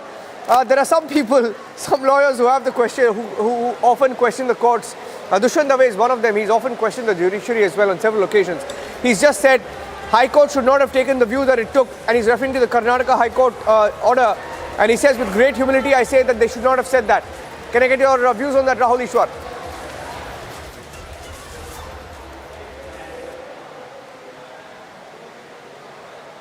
Okay, I have an issue. Nobody's disputing the seniority of Dushyant Dave, but as we all know, he has his own sense of twisted logic in some cases. And see, the core here is, what is the core issue here? No, I don't think there is a serious issue regarding Article 25 or 26. There is a celebration in a society regarding Ganesh also. It is celebrated all over India. People from various communities take part. In Maharashtra, our Muslim brothers and sisters also take part in the celebration as a matter of confidence building. So such a celebration is going to happen. So, if that celebration is going to be there, what is the big issue is one question we have to ponder. Nobody is going to, I don't think anybody is going to build a permanent structure. There is a power struggle here. If the Supreme Court or the court so feels, they can take an undertaking that unless the dispute is solved, no other structure will be taken here or no other process will be taken here, and this cannot be considered anything else. The most important thing is, let us build these things as a matter of consensus and unity rather than of confrontation. We are living in a world where people can inject and inspire hatred at the drop of the hat. So all these occasions, I hope, why don't you talk to other community members, find a solution, find a consensus. These are the ways that we should go ahead, and not in a path of confrontation. Having police, having army, CRPF for celebration will send out a very wrong message. So the most important thing regarding the Ganesh committee and our Muslim brothers is that we have to find a point of consensus, talk to each other, bring out a consensus, and not necessarily go for confrontation. That approach, please remember, whatever the position finally wins is, the approach to these issues are important. It should not create scars in the minds of the people. It should not tear apart the social fabric. Yeah, and he has just argued, I'm getting in more details of the argument being made by Dushyant Dave here. Dushyant Dave has said in the courtroom, he has said, the AG says there's a dispute with regard to title of property, but you cannot file a suit for possession. I have it in my possession for 200 years. Would a Muslim community ever be... So he's making it about religion. He says here, Deshwata Nigam, would the Muslim community ever be permitted to celebrate in a Hindu religious ground? See, he's come down to it. Finally, it's come down to it. It's about religion, isn't it? Yes, in fact, Niranjan, if you look at Muharram Julus passed from every Hindu locality. But these people have a problem when the procession, Hindu procession, goes through the locality. What is the source of this hate or kind of, that they have taken, the kind of stand they take? So this is what to be understood. It can't be taken when they are involving religion, then we can also involve our religion in it. But we don't, because it is a secular country. The arguments, see, lawyers are arguing on the basis of instructions from their clients. These are not the independent, assertions by the lawyers. And therefore, one has to understand these instructions are coming from the work code of the people who have opposed the Supreme Court. And once they are bringing in the communal angle, so then it has to be met very strictly through constitutional provisions and legal provisions. These grounds are Indian grounds. Please remember that. They are governed by Indian Constitution, and Waqf Act is some act which is under challenge in Supreme Court, has to be clearly reviewed, and one has to take a very clear position. Till then, all the grounds are open for all the communities. And I'm just getting in, Kapil Sibal is just intervening, saying what is happening in this country. Police is filing suo motu, etc. This is in response to the bench asking Dushyant Dave to stick to the arguments. Dushyant Dave was asked to stick to the arguments when he asked a question in fact, Rahul Ishwar, he asked a question if Muslims would ever be allowed to use a Hindu ground. So he made it about Hindus and Muslims, and at that point the bench asked him to come back and stick to the subject, and the bench has asked him to stick to the argument. Dave says, my humble submission is that your lordship should protect us. Sibal is suddenly intervened and he's saying what is happening in this country. Sibal is questioning the state of the country, the state of law and order in the country. He's saying police is filing suo motu, at which stage the Supreme Court intervenes. Rahul Ishwar, coming back to you, if you want to take that. Yeah, Rahul Ishwar. Just one submission. Please remember, we have a nation where, like Deshatam Viganji said, where every community celebrates in shared spaces. And it is not that one community won't be permitted to other. There are many temples, including our own temple where we go, where we have a mini mosque inside the temple. So please don't make it an argument for victimism. See, this idea of victimism is dangerous. The idea of we are victims of perpetual majoritarianism, we are victims of India, is a very bad idea that should not be given sanctity in the highest court of India. There may be disputes, there may be difference of opinion. Nobody is saying no. Even inside a family, there are difference of opinion. At the same point of time, saying that we are, implying that we are victims of some kind of a state persecution is highly unfortunate. We live in a very celebrated diversity kind of a land. So please remember that kind of arguments will only tear apart social fabric. I hope much more sensitivity will be regarding the arguments from both sides, and especially no argument of victimism should be aired, because we are living in one of the most vibrant democracies where every community celebrates and every community has great rights. We are one of the most pluralistic nations in the whole world. So I hope this topic will come to a healthy consensus. These kind of confrontations are not good, and please remember, Ganesh also is a great spiritual occasion where we go for peace, sanctity, holiness, and such a kind of confrontation from any side and a heightened communal atmosphere is not good for our nation. So I hope both sides will keep that in mind, and especially our Muslim brothers, please go for a much more reconciliation would be my humble suggestion. Yeah, I think we have S. Prakash also joining us. Just stay with me, Rahul. I'll just quickly get in a word from the BJP as well. S. Prakash, the Waqf board is making it about religion, saying that would Muslims be ever allowed to use a Hindu ground? So, it all comes down to that. Somewhere, No, the government has categorically stated Muslim can use that ground for prayers twice a year. That is during the Bakrid and the Ramzan. There is no bar on that. And there's no bar on holding religious and other cultural activity on the ground which belongs to the state government. Anyone can do it. But this condition of holding 2 days of prayer stands firm. No change in it.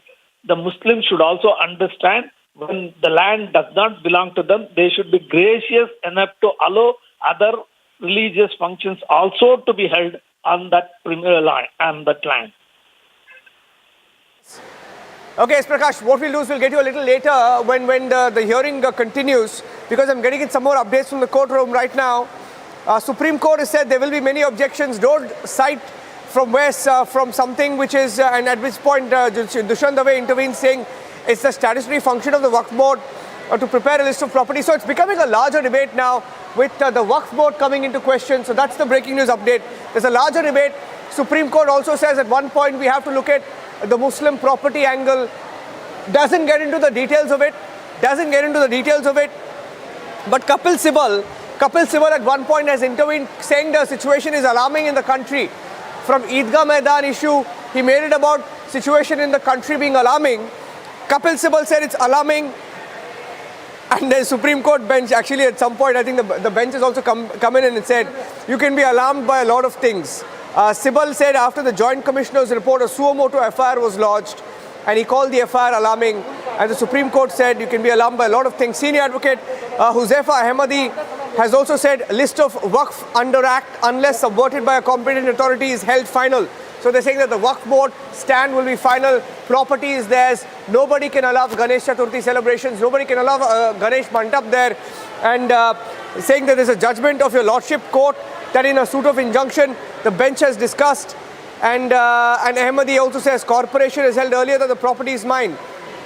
Okay, so let me go across to Swapnil Kothari as well. Swapnil also joining us on this hearing. So far, three very senior advocates are intervening on behalf of the groups that want to hold Ganesh Chaturthi celebrations. Celebrations are here, celebrations around the corner.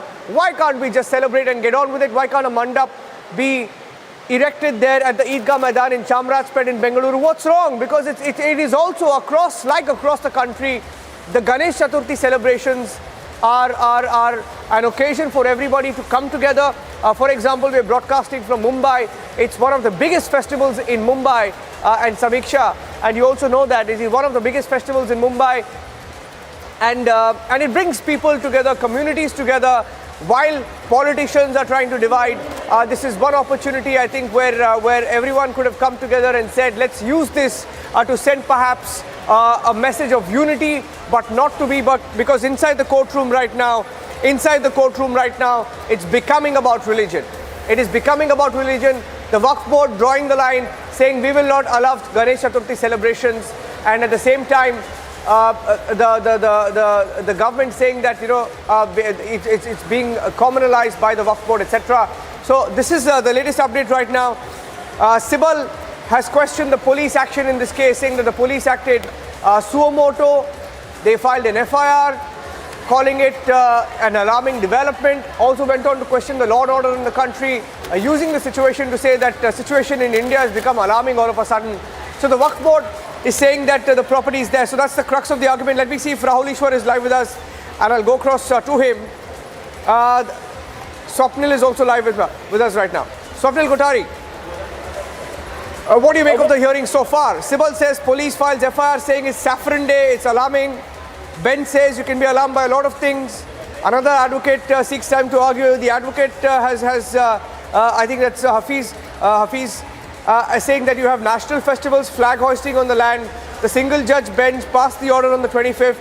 They could have applied for modification before the single judge bench, but went to the double bench. But they said there's a dispute with the title, and it's becoming a very controversial issue. Swapnil, like many issues when it comes to religion, the split is vertical. Yes, absolutely, Niranjan. You couldn't be more right. The split is absolutely vertical, and it literally, drives straight into the heart of the matter, especially when there are religious, issues involved. And when there is a single bench which has given a judgment against you, and then when it has given in the favor of the Ganesh Chaturthi celebrations, and then now it's up before the Supreme Court will have to be sort of taking a very, very cautious stand. Because one of the things which is there is that the Waqf property people can argue that this has been going on for us Muslims since about 200 years, as I can see Mr. Sibal's arguments. Suddenly, this has been used only for Republic Day and Independence Day celebrations and Muslim activities. And now Ganesh Chaturthi activities are taking place on this. So, depending upon what the state administration also has to say in terms of whether this can cause any riots in the future, because should Supreme Court allow Ganesh Chaturthi celebrations on something which was hitherto only used by the Muslims, then I think you are asking for a Pandora's box to be opened. So, Supreme Court has tried to tread very cautiously, look at all the possible issues. First of all, the title to the land. Secondly, the constitution of the Waqf board. Third, the objectives of the Waqf board. And then look at the arguments of the lawyers, because both the lawyers on both the sides are going to argue very vociferously. One is going to argue the right of the Muslims to practice and propagate on a Waqf land. The second one, the opposite side, is going to say Article 25 of the Constitution, right to practice religion, profess religion, it has to be open to all religions. It cannot be just one particular religion. Otherwise, we are destroying the secular fabric of the country. So both these arguments will have to be kept into balance, kept into abeyance, and rather kept into observation. And then the Supreme Court will have to come to the issue at hand and then decide accordingly. I think the Supreme Court should look at arguments very, very objectively, and then sort of take a call after taking even a day or two. It's not necessary to do it today itself. Because both the arguments are going to take place extremely vociferously. So Niranjan, it's a very slippery slope here. But Ganesh Chaturthi is here, Swapnil. Ganesh Chaturthi is already here. Look at the irony of it. I mean, I wish we could have avoided all of this. Ganesh Chaturthi is here already, and the Supreme Court says, the advocate here argues that religious tolerance is required, and so the land must be thrown open, but that's not the spirit of Article 25 and Article 26. Maybe you'll be able to tell us a little more about Article 25 and Article 26. Supreme Court bench coming in saying, admittedly, your difficulty is you're using the ground only for 2 days. When you're using it only for 2 days, why don't you give it out for religious functions is what the argument is. Swapnil. Well, then that's where exactly what I'm saying, Niranjan, that one side which wants to use this for Ganesh Chaturthi festivals is bound to advocate Article 25, which is fundamental right to religion. Now, whether that fundamental right to religion under Article 25 trumps over what has been hitherto held earlier for several years, which has been going on that particular property. I'm talking about that particular property. I'm very much open to the idea of having Ganesh Chaturthi celebrations. But then the Supreme Court would have to look into the fact as to what has been going on. What is the constitution of the Waqf Board? What are the objectives of the Waqf Board? Whether any permission needed to be sought. There are other issues that come into play, not just one particular Article 25. And then the court has to marry these issues and then eventually decide whether this 2 days of celebration is going to eventually open up some sort of a Pandora's box as far as riots are concerned or anything of that sort, especially because you know what happens in Karnataka, Niranjan, the hijab issue and all of those things have been there earlier. So I'm looking at this in the wake of all this history that has taken place. I'm not just looking at this, through the prism of this particular point that you are saying. I completely agree with you that 2 days of celebrations are not going to bring down anything. But the point is that this is where then the Supreme Court will have to examine all the arguments. Now, I for one, don't just go by land being owned by Muslims for 200 years. There have to be other things also that have to be taken into consideration, the modernity of India. But then, likewise, the Hindu people will also have to allow tomorrow their lands to be used for Muslim religious festivities. So that is what I'm trying to say. So this is where the Supreme Court will have to really, really pinpoint its focus on. Otherwise, it's going to be another issue which will open up, several issues. You are seeing the Supreme Court is being occupied with religious points, Niranjan, with religious arguments, with religious issues. This is not the primary job of the Supreme Court. So that it wastes too much of judicial time, as you're saying. Today, the contempt proceedings against the, Murli Manohar Joshi and all of those were set aside because the Supreme Court did not want to go into that. They said it's too much of an old issue. Rightfully so. 3 years later, what are you going to do with contempt proceedings? So likewise, these issues also occupy too much of judicial time. Niranjan, I'm looking at it from a broader perspective rather than just this sort of narrow thing. So this is where the court will have to examine all the arguments. I'm not privy to, all the arguments as such. So I don't know what the actual issue at hand is. It is a title dispute. Is it a dispute only for religious activities? What is it? So that is what I need to look at. This is all bogus arguments. Sibal linking Aidgar Road to elections. This is all nonsensical stuff. It doesn't mean anything. You have to go by title issues. You have to go by Article 25. And that's where you end it. Okay. Yeah, I'm just going through some of the other observations as well. Because the story is getting bigger. We're expecting some sort of an update from the court. The advocate has argued saying that's not the issue. I can have religious congregations on all days in a year. That's my choice. This is the Waqf Board. And the petitioner saying it's their choice how many days in a year. So essentially, the court is asking them, why do you if it's going to be used just 2 days in a year, what's the problem in using that ground for other functions? Perhaps that seems to be the question that the court is asking, the bench is asking. And the Waqf Board basically uses where Muslims can go to the Eidgah Maidan and pray 2 days in a year. And the court was asking the petitioners that question. And the advocate saying that's not the issue. I can have religious congregations on all days in a year. That's my choice. SG says ownership of the land was never in question. The Solicitor General has just intervened in the case. So I'm just going across to that as well. Solicitor General Tushar Mehta has just intervened, getting in details of what the Solicitor General has said. He said ownership of the land was never the question. He says ownership of the land was never the question, and he says this is an open land with no boundaries. Some things are not pointed out, are not pointed to your lordships. Samiksha is also joining us. Okay, we'll take a short break at this point. Samiksha, handing it over to you. Absolutely. So those are the arguments being made at this point. Dushyant Dave saying that the government is now saying that there is a dispute regarding the ownership of the property, but you cannot claim this ownership after 200 years. Can such permission be given to the Muslim community on the land being used for any other Hindu religion traditions? We'll step into a very short break, but coverage to continue on the other side as arguments being presented in the top court over Ganesh Chaturthi celebrations at the Eidgah Maidan.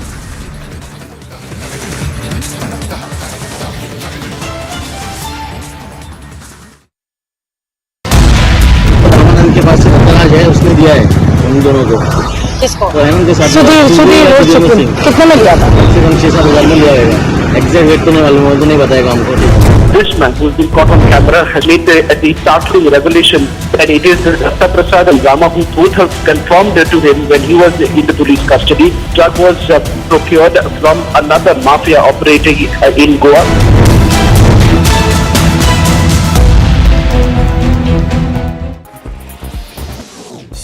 In a sharp attack on the Congress party, BJP National President JP Nadu claimed that the grand old party is losing ground because it's failed to reconcile local and national objectives. He's also said that the main reason is that people who have been members of the Congress party for more than 40 years are now leaving the party.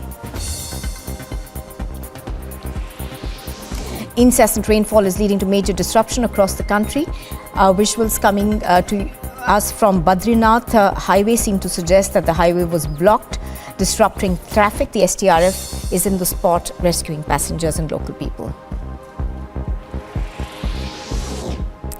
A woman named Veena Devi from Surat has filed a complaint stating that his son died by suicide, and she discovered a note which said that his partner and her brother forced him to consume beef, due to which he committed suicide. A case has been registered and a probe is now underway.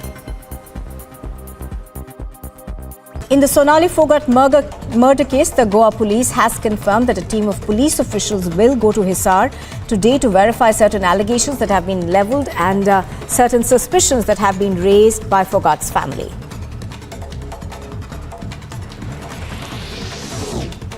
Haryana's Home Minister Anil Vij has said that Sonali Phogat's family has given a letter to the Chief Minister demanding a CBI inquiry into the matter, in which the family has levelled serious allegations that big faces can be involved in this particular murder. Sonali Phogat.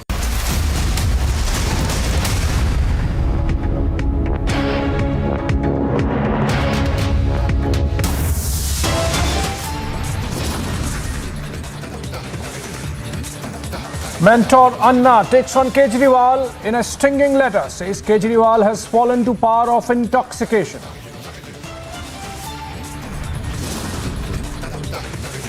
Mentor hits out at Kejriwal over Liquorgate. Deputy set to respond to Anna in a while.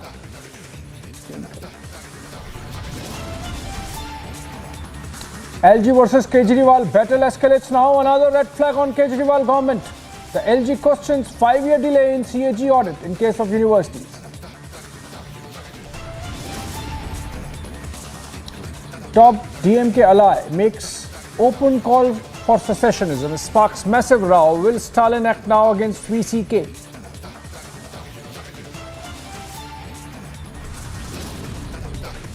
New levels of drama in Vadra Congress. Rahul forced to be the president. Tharoor now challenges Rahul. Contacts state leaders, gathers support against Rahul.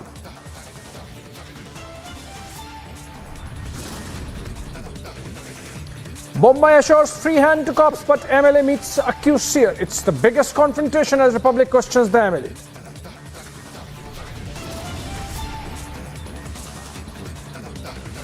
Eidgah Maidan face off in the top court now. Hearing underway on plea against Ganesh Chaturthi event at the Maidan.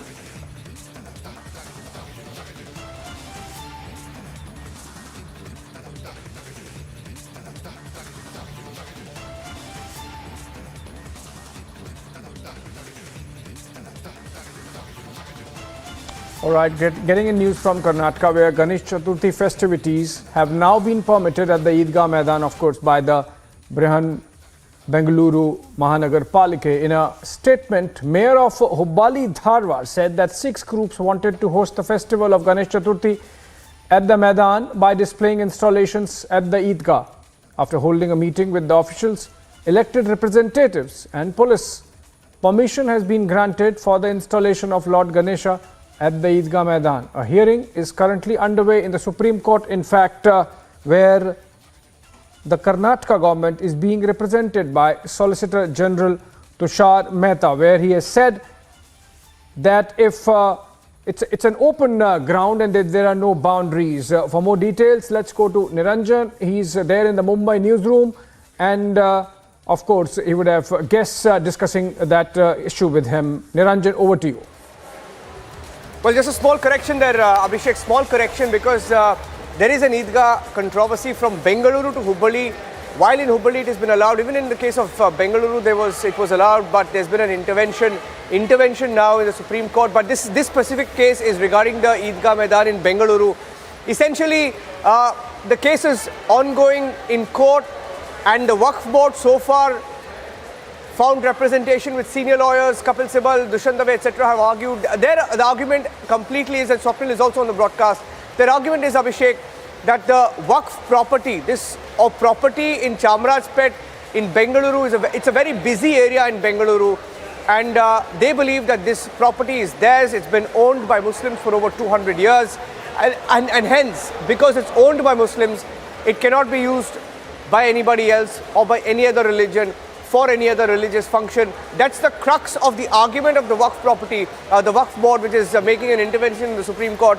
The Waqf board has said it is their property, and the government and the police and the corporation, they believe, is jumping the gun on an issue that has been settled in the Supreme Court as well. But as we speak, some very interesting arguments on in the Supreme Court. I'm going to read out some of the developments from the court, and we'll go across and get some responses. In the courtroom right now, the advocate has said that, as far as the Muslim side is concerned, just to give you a background, even the Muslim side allows for prayers only 2 times in a year. Only 2 times in a year, and the court asked, when it's only 2 times in a year, and then you are allowed to hold the Republic Day and the Independence Day function there, then what's the problem in having the Ganesh Chaturthi functions? Why not erect a mantap, a Ganesh mantap, and have a statue of Lord Ganesh there? And they have an issue with that. So essentially, it's a very divisive issue. Some of the arguments made were that would Hindus, for example, one lawyer argued, saying that would Hindus allow Muslims to use their land? And I think that's a very Swapnil will be able to tell us more about that kind of an argument that has been made in the Supreme Court. But that seems to be the crux of this argument of whether they can allow that, whether they would have been allowed the same privilege. But the bench has asked Solicitor General a few questions. The Solicitor General Tushar Mehta, arguing for the Karnataka High Court, has said ownership of the land was never the question. This is an open land with no boundaries. Some things are not pointed to your lordships. He says it's an open ground, and I've seen that ground, Abhishek. When in Bengaluru, it's basically an open ground with no boundaries. Children play there all the time. It's basically, imagine it's a ground which is open, and anybody can use that ground. But when it comes to Ganesh Chaturthi, they have a problem. The Waqf board has a problem. And Solicitor General says it's only on use. What's the problem in using? SG reads from the submissions, and the bench has asked the Solicitor General, is it under ownership of Eidgah or corporation? Solicitor General says both fail. Court merely says corporation, unable to show that it is the owner. The bench asks, did you go to the civil court? The corporation went. Why did they, the petitioners, go? The Solicitor General says, I'm not the corporation, I'm the state.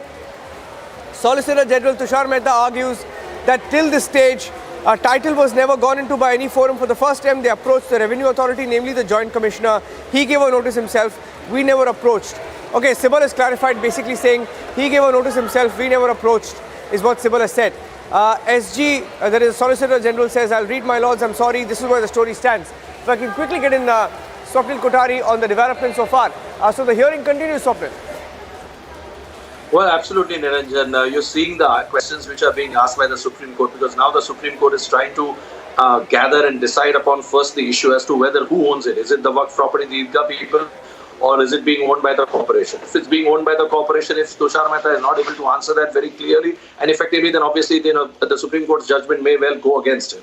If he is able to say that yes, it is owned by the corporation, then it becomes an open land without boundaries. More so effectively, rather than something, because as you know, as you yourself said, and the people are saying there, the Kapil Sibal himself is saying that this is only 2 times the Muslim prayers are being offered in the whole year. Otherwise, it's a land for cricket for all children, and of course, Independence Day and Republic Day, which are absolutely secular in nature without any religious affinity attached to that. So that that being said, it becomes difficult for the court then to say that, okay, let's allow Ganesh Chaturthi. Likewise, it becomes difficult for even Mr. Sibal on behalf of Waqf people to say that, oh, just because it's, so what if it's there only for twice in a whole year, the Muslim festivities. That doesn't mean that we have to allow all sorts of festivities. Otherwise, tomorrow all other religions will come out and say that let's put up something here and let's celebrate our own festivities. And likewise, reverse arguments will be made whether Hindus or Parsis or Sikhs or some other religion will be allowed, would allow Muslims to or say for that matter any other religion to pursue their festivities. So Niranjan, I'm repeating this is a powder keg. This is not something which can be resolved in a very simple fashion. This will open up a Pandora's box if you were to allow Ganesh Chaturthi celebrations. So Supreme Court will have to decide in its wisdom, looking at everything, unless and until the argument is legal. It is based on legal and not just practice. What is being practiced on that court? It is legal. Only in that sense and in that essence, looking after the constitution of the Waqf, it becomes an easier terrain, like the Ayodhya verdict. That was more of a very, very easy verdict, although the judgment ran into 1,000 pages, but it was very easy since it was a very, very old disputed matter. That is the reason why it went to 1,000 pages, but there was not much of an issue that, yes, there were Hindu temples before, and then the Babri Masjid was erected. The title was there. All of those things came into the favor of the Supreme Court to pass an order the way it did. But here, it will have to look at all these issues and then come to an order. Otherwise, this will open up a Pandora's box because it is coming from the top court of the land. And then the last thing that the Supreme Court would want to do is go ahead and review and then put up a constitution bench the way it has in several other issues like this. And, you've noticed also that as far as the hijab verdict is concerned and all of those things, the Supreme Court has started wrapping up the people and saying that why are you deferring these issues? So the point is that you don't want that it tastes too much of judicial time, especially when the new Chief Justice has come in since yesterday and started talking about that the backlog of the cases is the biggest issue today facing before the court. So looking at all of these things and primarily looking at it from the prism of this also, the Supreme Court will have to take a call. I am very much open for the idea of Ganesh Chaturthi celebrations to be there, but then likewise I also have to be magnanimous enough to allow other religions to practice or to do things, to do activities in my land as well, if I'm a Hindu or a Sikh or a Jain or whatever it may be. So this is my view of the court. It's not going to be decided very easily. It shouldn't be decided. This has to be taken call of. You sit over this for about 2 days and then pass a judgment if the arguments are over today, which I doubt they would be over because, this seems to going on and on, the way Sibal and Tushar Mehta are going to argue. They're not going to leave it that easily. Swapnil, in fact, I think I find myself in agreement with your line of argument and the position you are taking. In fact, extending that argument a bit, shouldn't the government stay away from this, like the Solicitor General and the AG representing what seems like the position of Karnataka government? Of course, they have the liberty to do that, and since it's Karnataka government, they can. But given the sensitivity involved, not just sensitivities involved, technicalities also perhaps do not stand in support of the government. You think the centre could have desisted from having its law officers stand for the Karnataka government on this? Well, I would agree. So if the state government doesn't have a proper council to represent them, which I doubt very much, Abhishek, I agree with you. Tushar Mehta represents the union most of the time. I don't know why he's there. But nevertheless, I believe if he's the only advocate who was available on that particular day, rather this day, this time, then if they've gone for the best one that they think that there is, then so be it. I think, that's the way they're looking at it. But I completely agree with you that the state should keep out of religious issues. That's what, the Establishment Clause of the United States Constitution also says, that there cannot be any immersion or, combination between state and religion. The moment you do that, you're opening up a you're in fact destroying the secular fabric of the country. So unless the Karnataka government feels that, the issue of the corporation owning it and all of those things, and whether this is an open land without boundaries, the state will have to put in its word. Then that is where, if the strategy is there and if that is the main issue on which the Supreme Court seems to be asking also. So then, you have to, allow yourself to be either wrapped by the Supreme Court, be defeated by the Supreme Court, be subject to several other arguments which you are going to be asked to. So, Abhishek, I completely agree with you that he should have stayed out of it. But then I believe, sometimes some lawyers are not available. So I believe if a lot of things go on the basis of experience that you've had, you've dealt with issues earlier of this nature, you know exactly what is the mind of the Supreme Court on this, and you're reading this. So those questions come into play, and then, the state doesn't have a choice. Yeah, absolutely. In fact, the government, it seems, has complicated things by suggesting that the government itself can organize the Ganesh Chaturthi celebration for a day or two. Clearly, this is something which could have been resisted. We have to move on. Thank you so much, Swapni Kothari, for joining us. And on that note, let's slip into a 1-minute report and then come back. External Affairs Minister Dr. S. Jaishankar, at a recent address in New Delhi, spoke on the relationship between India and China. The External Affairs Minister focused on the situation between the two countries at the border, stating how the current standoff would determine the future course of action between the two countries. Of the future of Asia depends on how relations between India and China develop in the foreseeable future. For ties to return to a positive trajectory and remain sustainable, they must be based on the three mutuals. The External Affairs Minister also gave his statement at the launch of the Asia Society Policy Institute in the national capital. Meanwhile, the line of actual control recently made the news following a video of Chinese construction equipment and forces of the country's army were seen right at the border near Arunachal Pradesh. Bureau Report, Republic TV.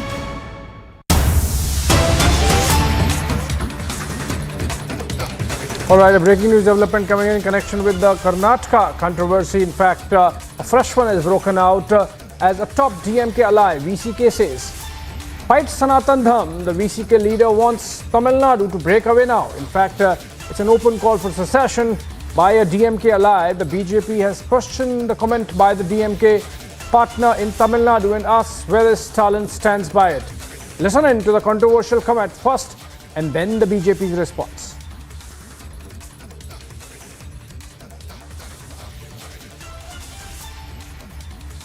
ஓராண்டு August 17 அடுத்த ஆண்டு August 17 வரை நாங்கள் இதை விரைவுபடுத்துவதற்காக கிராமமாக சனாதன சக்திகளுக்கு எதிராக களமாடுகின்றோம். அதற்கான இளைஞர்களை நோக்கி நாங்கள் தந்தை பெரியார் புரட்சியாளர் அம்பேத்கருடைய கருத்தியலோடு நாங்கள் அணியமாகிக் கொண்டிருக்கின்றோம். இந்த சனாதன சக்திகளுக்கு எதிராக களமாடுவதில் எங்களுடைய உயிரே போனாலும் அதை பற்றி கவலைப்பட மாட்டோம். சனாதன சக்திகளை வீழ்த்துவது தமிழ்நாட்டை முழுமையான தமிழ்நாடாக நாங்கள் மாற்றுவது என்கின்ற அடிப்படையில் தான் விடுதலை சிறுத்தைகள் களமாடுகின்றோம். அந்த அடிப்படையில் செங்கொடியின் இந்த நினைவு நாளில் விடுதலை, தமிழ்நாடுடைய முழுமையான விடுதலை, தமிழர்களுடைய உரிமை, இந்திய ஒன்றியத்திலிருந்து தமிழ்நாடு என்பது ஒரு தனித்துவமான நாடு என்பதை அடைவது என்பதுதான் செங்கொடி அவர்களுக்கு நாம் செலுத்தக்கூடிய உறுதிமொழி, கடமை என்று சொல்லி செங்கொடிக்கு வீர வணக்கம் செலுத்தி விடைபெறுகிறேன். நன்றி, வணக்கம். A political party that is in alliance with the DMK, which has got elected MLAs and MPs, one of its leaders in the stage, talks about creating a separate state, getting away from India. This language which was used in the early 1960s is still being used in Tamil Nadu. So we have seen in the last 2 years, especially with the DMK and its alliance partners, this is not nothing new. Recently in a stage when the Chief Minister of Tamil Nadu was sitting in Namakkal, a sitting DMK MP from Ooty was speaking the same language, same tone and tenor. It is not unusual for our Tamil Makkal to see a TV debate and the spokesperson of DMK using the same language there also. And again, it is not unusual to see their alliance partners speaking in the same language. They can give a number of explanations, but the wording is very clear. And the Tamil Nadu government books sedition cases against a number of people who don't toe the government line, who are critical of the state government in their actions, who bring out the corrupt activities of the state government, but they don't book this kind of sedition cases against people who do seditious activity. I also like to bring on attention, it is not new. there was a pastor, I think by name Jagat Kasper somebody, who made a mention a few months back, the minorities of this state should demand a separate state of their own. And here the top DMK politicians hobnob with the same said pastor. Nothing new. There's nothing new. They have gone on record stating the minorities of the state should demand a separate state. They should go as far as southern India to build a federation. The same statement. Not even a single FIR filed. Now the alliance, one of the leader talks on the stage, separate Tamil Nadu. Now they can talk about separate Tamil Nadu for us means unique Tamil Nadu. But you talked about separation. Not only you, we are talking of the whole context, the whole environment. If somebody alone is speaking, nobody else is speaking, you can say maybe a slip of tongue. Whenever sitting DMK MP uses the same tone and tenor. When a leading ideologue who gives lot of moral support to the DMK uses the same language, when an alliance party uses the same language, then probably it is time for Election Commission, time for Supreme Court, time for other governmental agencies to really understand is the political parties in Tamil Nadu running their parties in consonance with the law of the land, in consonance with the Constitution of India. That is a very important and pertinent question to ask right now.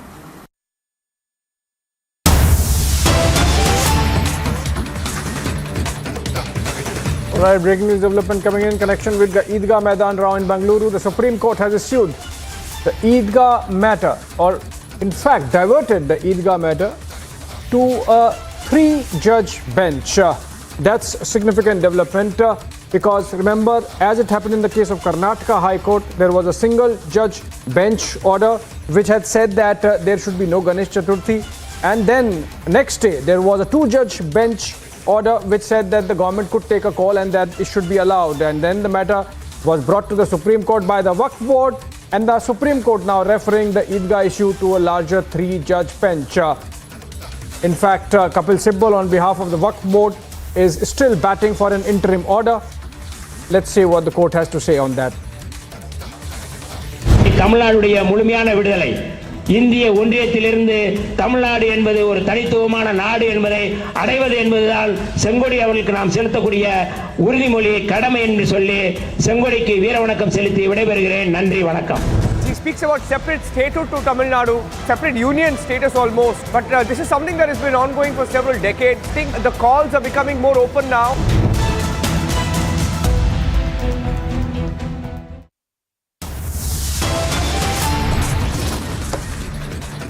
LG versus Kejriwal battle escalates now. Another red flag on Kejriwal government. LG questions 5-year delay in CAG audit of Delhi universities. New levels of drama in Vadra Congress. Rahul forced to be the president. Tharoor now challenges Rahul. Contacts state leaders. Gathers support against Rahul.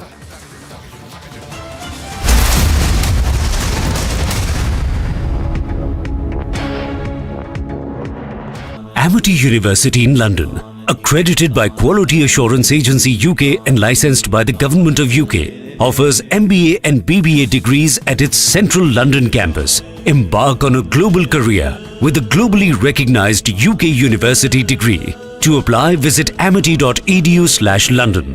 In the Sonali Phogat murder case, the Goa police has confirmed that a team of police officials will go to Hisar today to verify certain allegations that have been levelled and certain suspicions that have been raised by Phogat's family.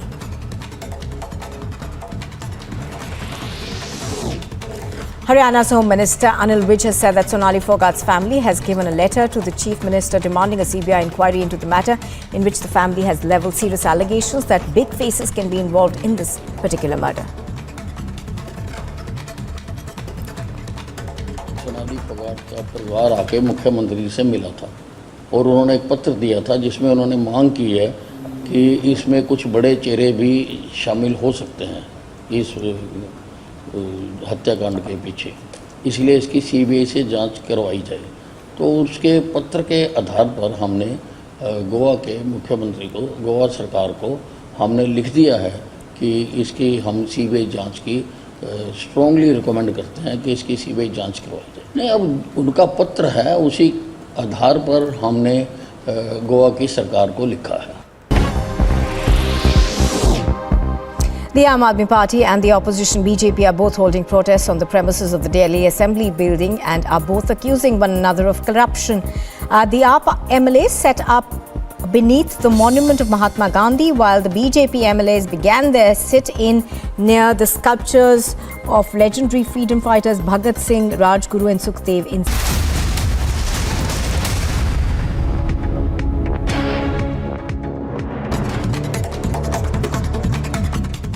Delhi Deputy Chief Minister Manish Sisodia reached the Punjab National Bank branch in Ghaziabad for the CBI search of his locker in connection with its probe into alleged irregularities in the capital's now withdrawn excise policy. Sisodia was accompanied by his wife, and the CBI sleuths were also there. After the Central Bureau of Investigation searched the bank lockers of Delhi Deputy Chief Minister Manish Sisodia in connection with its investigation into the alleged irregularities in the Delhi excise policy, Sisodia gave himself a clean chit stating that nothing was found in the CBI probe. The face-off over the Delhi liquor scam exploded as social activist Anna Hazare has hit out at Aam Aadmi Party Supremo and his former protege Arvind Kejriwal. In a letter addressed to Kejriwal, he reminded the Delhi CM of his stance pertaining to liquor shops during his India Against Corruption days.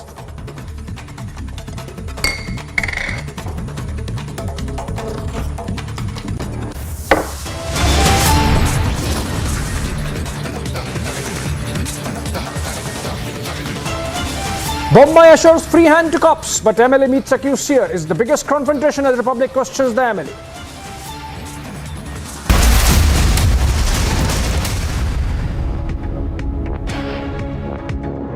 Amity University in London, accredited by Quality Assurance Agency UK and licensed by the Government of UK, offers MBA and BBA degrees at its central London campus. Embark on a global career with a globally recognized UK university degree. To apply, visit amity.edu/London. Aam Aadmi Party legislators were holding overnight protests outside the Delhi Assembly premises amid an ongoing war of words between the two parties on allegations of corruption. The Aam Aadmi Party is demanding a probe against the Lieutenant Governor V.K. Sena for allegedly pressuring two of his employees to exchange demonetized currency notes worth 1,400 crore rupees during his term as the Khadi and Village Industries Commission chairman in 2016. हम ये मान के चलते हैं कि LG साहब भी विधानसभा में क्या कार्यवाही हो रही है उसे जरूर फॉलो करते होंगे। मैं मानती हूं कि जिस प्रकार से मीडिया में ये पूरी बातचीत चल रही है तो एलजी साहब ने भी जरूर देखी होगी, लेकिन मुझे दुख है इस बात का कि इतने गंभीर आरोप होने के बावजूद और इतने गंभीर तथ्य विधानसभा के पटल पर रखे जाने के बावजूद एलजी साहब ऐसे चुप्पी साध के बैठ गए हैं कि ऐसा लगता है दाल में कुछ काला है। के पास है उसने दिया है उन दोनों को। किसको?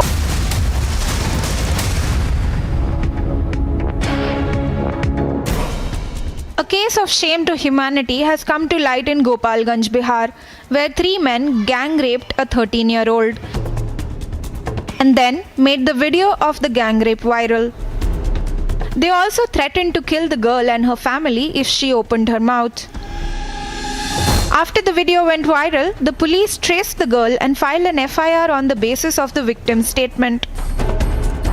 Taking swift action, 2 men have been arrested for the gang rape of the minor girl. Gopalganj SP Anand Kumar informed that the incident happened on August 24 when the 13-year-old girl was gang raped in the Bhor PS area. Police ने त्वरित कार्रवाई करते हुए उसमें शामिल 2 लोगों को गिरफ्तार कर लिया है और उसमें जो मोबाइल का इस्तेमाल हुआ था उसको भी हमने जब्त कर लिया है। The officer further said that the remaining accused will soon be arrested and the mobile used to record the video has also been seized. Bureau Report, Republic TV.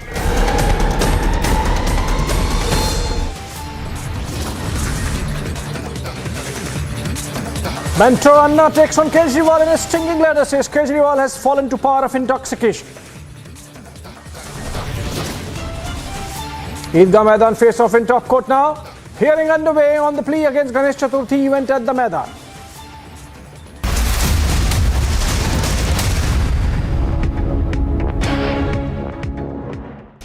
In Assam, 2 more persons identified as Akbar Ali and Abdul Kalam Azad linked to the global terror outfit of the Al-Qaeda were arrested from Barpeta district. A total of 6 people so far have been arrested in connection with the crackdown in the state. Telangana's Chief Minister K. Chandrasekhar Rao tore into the NDA government at the centre, saying people should take a pledge to make a BJP Mukta Bharat in 2024, and further said that a government of farmers will be coming at the national level in the future soon. After the tragic demise of 19-year-old Ankita, who was set on fire on the 23rd of August in Jharkhand's Dumka, the ADG ML Meena visited the deceased family. He inspected the place of occurrence of the crime and said that safety and security for the family has been ensured. 2 accused have been arrested so far in the case. और ये इमारत जो है ये धराशायी हो चुकी है, ये भ्रष्टाचार की इमारत जमींदोज हो चुकी है. It happened in just 9 seconds. It was perfect execution. 100-meter tall building brought down in just 9 seconds.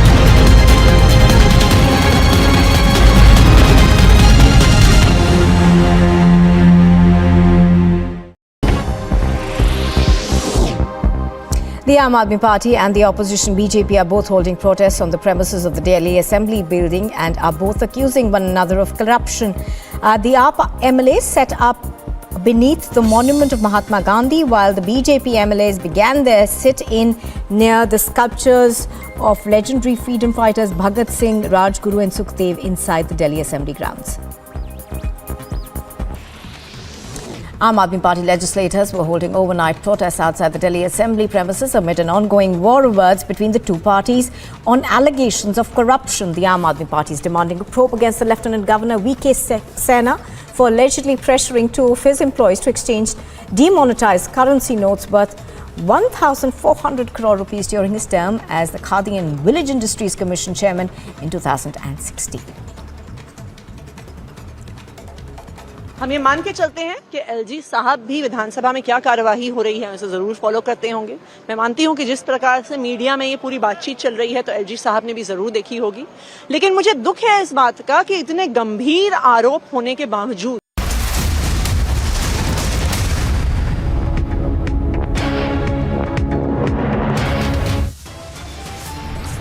Kejriwal versus his mentor Anna Hazare now. Anna says Kejriwal is intoxicated with power.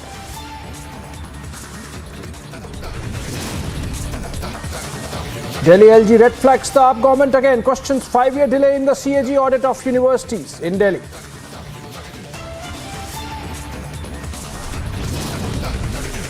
Open call for secession by DMK Alive VCK. Calls for a separate Tamil Nadu will Stalin Act.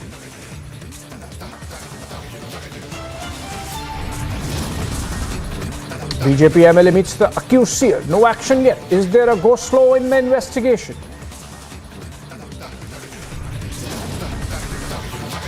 Eidgah Maidan face-off in the top court now. Hearing underway on the play against Ganesh Chaturthi event at the Maidan.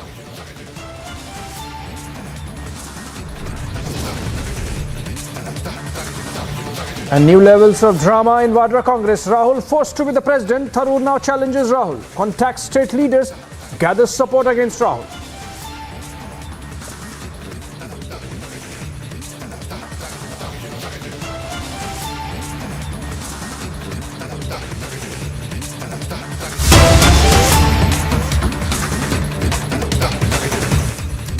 Alright, in an action aimed at preserving his government, Jharkhand Chief Minister Hemant Soren along with all other UPA MLAs are reaching the Ranchi airport. They are headed to Raipur and of course in pictures you see the bus in which the Jharkhand Chief Minister is carting away his MLAs of his party, of the alliance, which includes the Congress and the RJD, mainly the Congress party. And these MLAs are to be taken in Raipur, the capital of Chhattisgarh, obviously because it's a Congress-ruled state, and it's a travesty. Look at the irony. Hemant Soren is the Chief Minister of Jharkhand, but he's not very confident that he can keep his flock together under his own watch, and that's why he's taking them to Raipur. From here in the bus, they would be heading to the airport, and from the airport in Ranchi, they would be flying out in a charter flight to Raipur. देखिए, पूरे देश में जिस प्रकार से सियासत को तिजारत का बाजार बना करके रखा गया है, तो हम भी राजनीति में हैं, हम अपना स्ट्रेटेजिक मूव ले ही सकते हैं। क्यों? आपके प्रतिनिधियों पे भरोसा नहीं है क्या? ये आपको देखने का नजरिया, हमारे अपने प्रतिनिधि हमारे साथ हैं, ये हमारे भरोसे का ही नतीजा है। अचानक जरूरत क्या आने पर गई? जरूरत आप उनसे पूछिए ना जो इस प्रकार की परिस्थितियों को उत्पन्न कर रहे हैं। आप हमसे ही सवाल क्यों करते हैं? आप अपने नेताओं को ले जा रहे हैं, कहाँ लेके जा रहे हैं? कहीं लेके जा रहे हैं, उसको बाद में खुलासा किया जाएगा। ये बताइए, बस का शीशा, बस का हाँ, बस का शीशा, अरे भैया, बस का शीशा चलो लाइव जो है परेड किया जाता है, विधायकों को बुलाया जाता है जो है उनको, ताकि नंबर कितने हैं वो लगातार लोगों के। All right, these are fresh pictures of the Jharkhand MLAs led by Chief Minister Hemant Soren himself. In fact, heading out in a bus and a carcade to Ranchi airport, from where they would be taken away to Raipur, most likely from Ranchi to Raipur. And the commentary is that the Chief Minister is not confident of course, keeping the flock together. Let's go to Prakash Singh on that note. Prakash Singh joins us over the phone. Prakash, Hemant Soren not confident of keeping his flock together under his own watch in Ranchi, and that's why taking to Raipur, taking all his MLAs, the JMM, Congress, RJD MLAs to Raipur. Why so that he is not confident of his own government, own police, keeping the MLAs in the safety of Ranchi?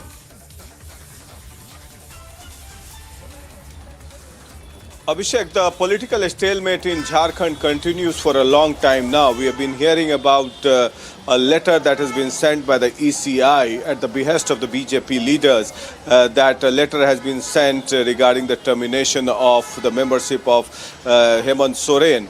And that has been going on since Friday, and ever since the governor has arrived, it's been close to 4 to 5 days now, and that letter, it seems, has not been opened. So maybe Hemant Soren is alleging that the BJP is trying to poach their MLAs, the UP MLAs, the Congress and the Jharkhand Mukti Morcha MLAs. And the vulnerable is the Congress MLA. Their numbers are around 18. And Hemant Soren and JMM allege that the BJP is trying to poach its MLA, and the BJP has the support of 30 odd MLAs, 26 from the BJP, 2 from AJSU, and 2 others are also supporting BJP. And in the House of 81 member assembly, you require 41 members to form the government. The BJP requires another 11.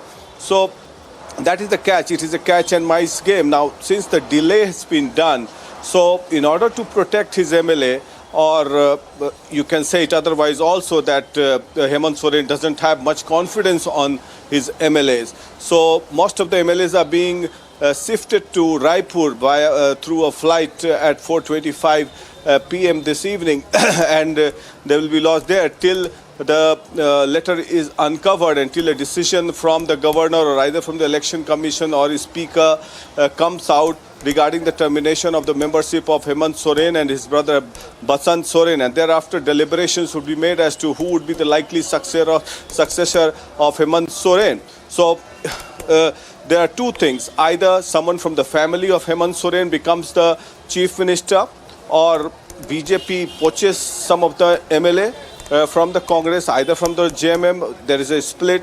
So maybe that back channel negotiation from both the sides would be going on, specifically from the BJP side.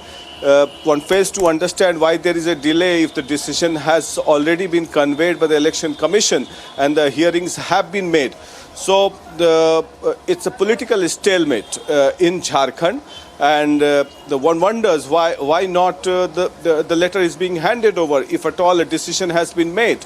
So that's what the argument of Hemant Soren and his party as well. And as part of the precautionary measure, all the MLAs are being flown into Raipur to avoid being poached. And as you rightly pointed out, it seems that Hemant Soren doesn't have enough confidence on his MLAs. Prakash, the mystery still remains. Yeah, I mean, why can't he keep his flock together in Ranchi itself? Why can't Mr. Soren keep the flock together and the MLAs safe in Ranchi itself?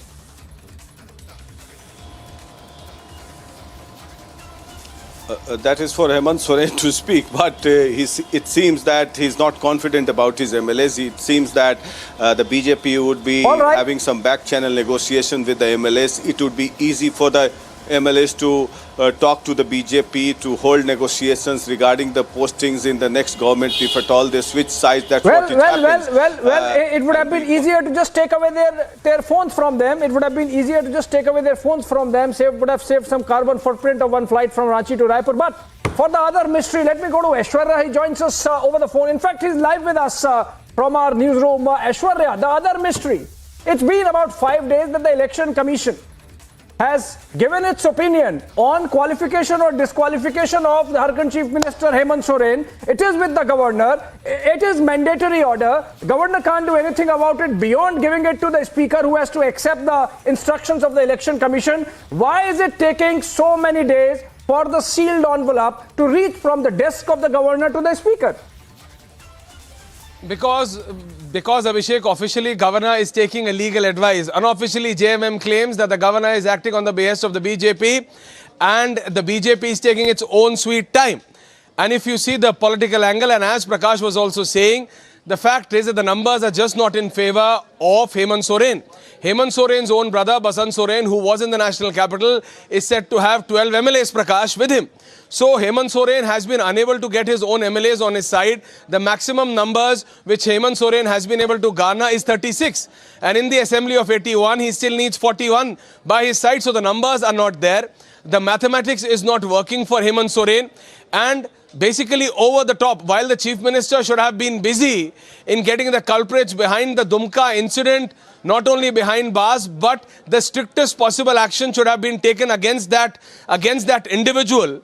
Hemant Soren is busy saving his own government because the numbers at the end of the day are not in his favor.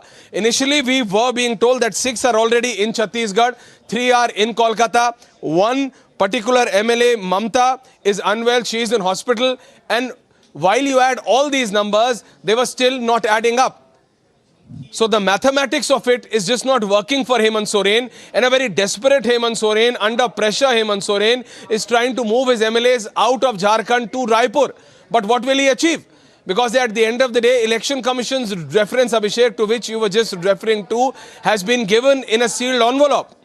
As much as Hemant Soren would want, that reference had not been given, it has. And it says that it needs to be disqualified, that the Office of Profit issue sustains and he needs to be disqualified. And the similar case is on his brother Basant Soren as well, who was trying to meet not one but several senior BJP leaders in the national capital. How successful he was, or if we can say so, how unsuccessful he was. Because when he went back, according to our sources, he has been unable to communicate back to his MLAs that what's the message he has got from the BJP High Command. Yes, back to you, Abhishek. Well, let me go to Prakash on that note. Prakash, you were also mentioning the possibility that the BJP might be in touch with some MLAs of the Jharkhand Mukti Morcha or the Congress Party, the UP alliance in Jharkhand, which is in power, and Aishwarya also saying that the BJP perhaps is taking its own time. You think Basant Soren is could play the joker of the pack, so to say, as it said, and he could be having something up his sleeves?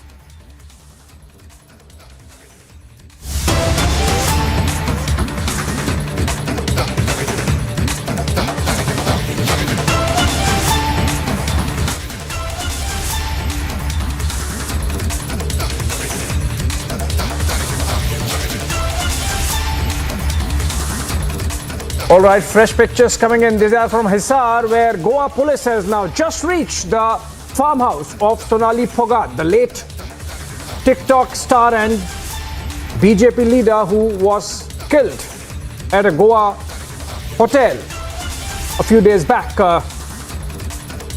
On the face of it, looks like an overdose of drugs, but then there is an element of conspiracy which the police is investigating. In fact, it's likely that the matter might go to the CBI, with the Haryana government having already recommended that to its Goa counterpart on the request of Sonali Phogat's family. But this is also an equally important scene of crime, or a place that needs to be investigated. Remember, in the immediate aftermath of the death of Sonali Phogat, there are certain things that had gone missing. मला ते feel झालं आणि पहिल्यांदा मी अरविंदच्या विरोधात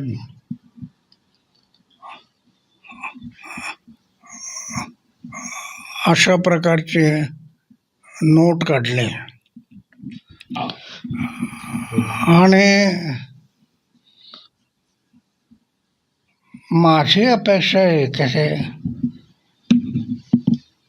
की मी बोलत होतो तुम्ही मला गुरु म्हणत होते मग ते कुठं गेलं तुमचं असं ते विचार ज्या विचारामध्ये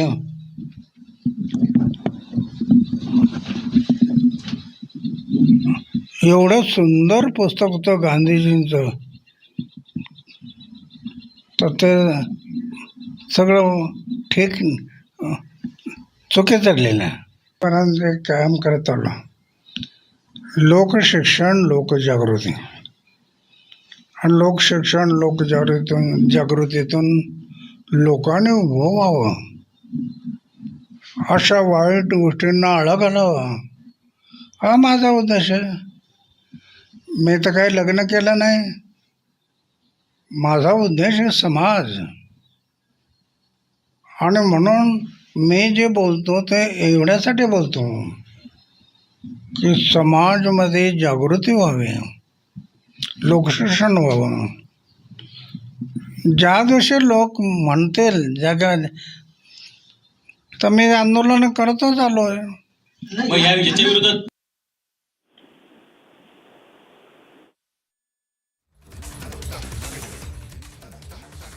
पर सुन रहे थे अन्ना हजारे ने CM Kejriwal. Well, that was Anna Hazare making a comment on the letter he has written to Delhi Chief Minister Arvind Kejriwal reprimanding his former protege for a liquor policy which increases liquor consumption and generally creates a situation where everyone in society, particularly women and youngsters, are made to face liquor vends in their close neighborhoods and vicinity, obviously aimed at increasing revenues for the government. But this is not the same Arvind Kejriwal, according to Anna Hazare, who was with him. Let's go to Aishwarya on that note. Aishwarya, Anna Hazare coming out and reiterating what he has mentioned in the letter. This should be an embarrassment for the Aam Aadmi Party leadership, Aishwarya, is it? Embarrassment like how? It's a Guru-Chela moment. Guru trying to once again tell back to the Chela. The teacher is trying to tell his own student, this is not what I taught you. This is not what we stood for. This is not what we did the Andolan for. He said that when we did it, when we did the Andolan, it was very clear that if one single alcohol shop needs to be started, the 90% women of that area need to come out and vote a yes. That yes, we allow a daru ka shop, an alcohol shop, a sharab shop in the vicinity. 90% of the women should come out and agree. Is this the case in Delhi? So the teacher, the guru, Anna Hazare is coming out for the first time, and like how? He's questioning even in that letter, and now while speaking to the media, he's very clearly saying this is not the stand. This is not what I taught. This is not what I stand for. And the Aam Aadmi Party has been quiet, because what is the answer that the Aam Aadmi Party leadership can give to either to Anna Hazare, whether it is the Arvind Kejriwal or Manish Sisodia Abhishek? Because Anna Hazare is raising a very basic question. Have 90% women of that vicinity given an in principle yes for that shop which you've opened? And how many shops? In hundreds, more than 400. We've seen protests by women, which Aam Aadmi Party claim are of the BJP. But in principle, yes, Abhishek, back to you. Aishwarya, though of course the Aam Aadmi Party has maintained silence on the letter of Anna Hazare, and they thought they might get away with it. But now with Anna Hazare coming out, making a statement to the television media as well, I think at some stage the Aam Aadmi Party might have to respond. Are you hearing something on that note from Aam Aadmi Party, whether somebody would come out and make an address? Remember, when it comes to the BJP Aam Aadmi Party fight, there have been press conferences and counter press conferences by a dozen every day. Absolutely. Well, it is an hourly counter between the BJP and the AAP. Between the BJP and the AAP, it's an hourly counter, and the counter which was till press conferences went to the protest. There was an all-nighter last night at the Delhi Vidhan Sabha, at the Delhi Assembly. The 8 Aam Aadmi Party MLAs and the 60 plus, the 8 BJP MLAs and then the 60 plus Aam Aadmi Party MLAs, both were doing parallel protests. But when it comes down to counter Anna Hazare, it's not that easy. It's not that easy for Arvind Kejriwal, because at the end of the day, it's about perception in politics. And how will a chela take on his own guru? How will a student take on his own teacher? And that's the relation between Anna Hazare and Arvind Kejriwal. Arvind Kejriwal has always said so. And now when the teacher is standing up and saying that this is not what I taught you, this is not what I stand for, this is not the principle for which I began my Andolan, then what has happened? And he mentions even in that letter, Abhishek, that I am writing to you for the first time. Is coming yes, in. Abhishek. In fact, a breaking news development is coming in that the CJI has finally created a 3-judge bench in connection with the Karnataka Eidgah Maidan Rao, and in fact, the bench is all set to hear the case today itself at 4:35 p.m. A 3-judge bench which has been set up by the CJI would be listening to arguments at 4:35 p.m. today itself. Remember, tomorrow is Ganesh Chaturthi, and that was the reason why the matter came to the Supreme Court, because the Waqf Board brought it there. Kapil Sibal arguing on behalf of Waqf Board, as also Dushyant Dave.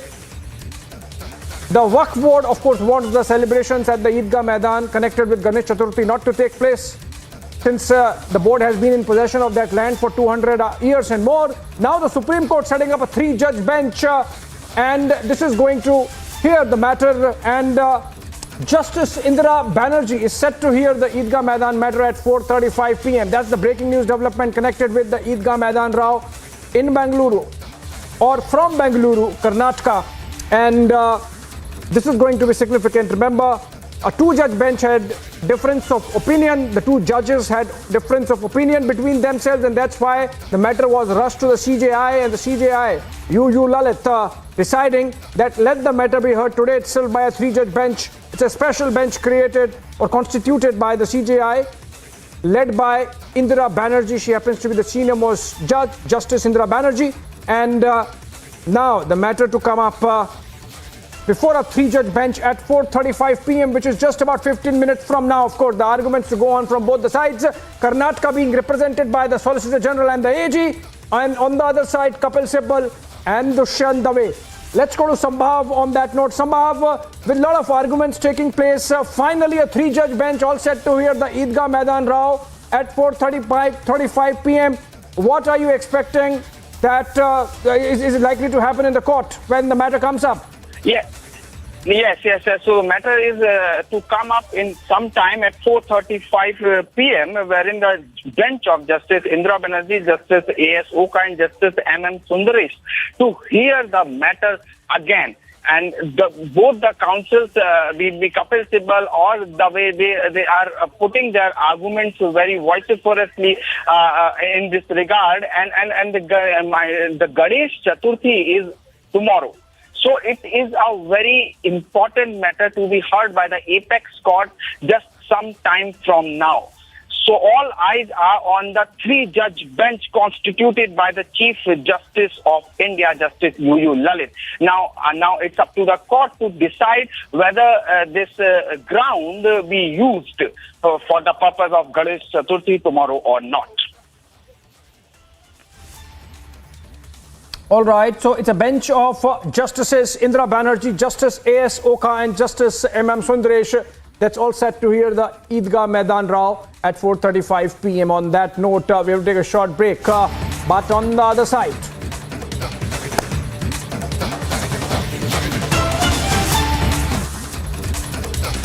All right, fresh visuals, in fact, coming in of protests against the Aam Aadmi Party government's liquor policy and other probes that are going on. And this is the BJP protesting. In picture, Ramesh Biduri, one of the members of parliament. हम सब लोग मैं पूरे एक बार आपके संघर्ष के लिए मुझे लगता है एसएचओ साहब एसीपी साहब से ही अब आने वाले प्रदर्शन में हमें झगड़ना पड़ेगा। आप भी शामिल हो इस राजनीति में, इसका मतलब कहीं ना कहीं।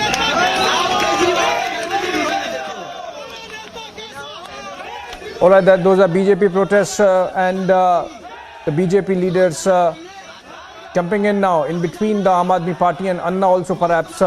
Earlier we had mentor of Arvind Kejriwal, Anna Hazare, coming out and questioning the liquor policy and reprimanding his protege, one-time protege, and now the BJP protesting. This is outside of the Delhi Assembly, and these protests have been going on for a while. Remember, the Aam Aadmi Party legislators were there protesting inside the assembly building, assembly compound, in fact inside the assembly hall all night.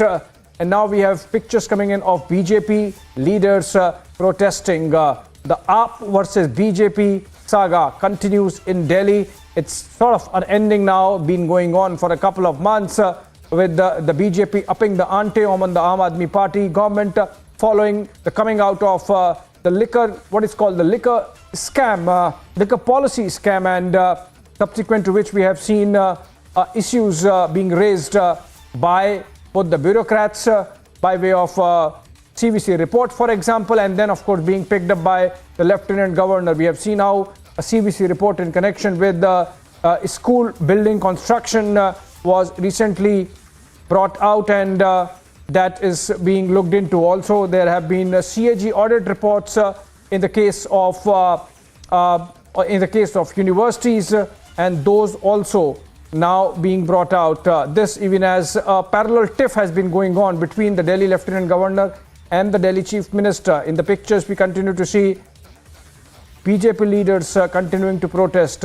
What began with questioning of the new liquor policy, which was subsequently rescinded by the Delhi cabinet, has Kejriwal ji कोई भी हो, मैं एक बात कहना चाहता हूं कि इस तरह की बात करने से आपकी चोरी छुप नहीं जा रही है। जो गंभीर आरोप हैं, कृपया उसका जवाब दीजिए।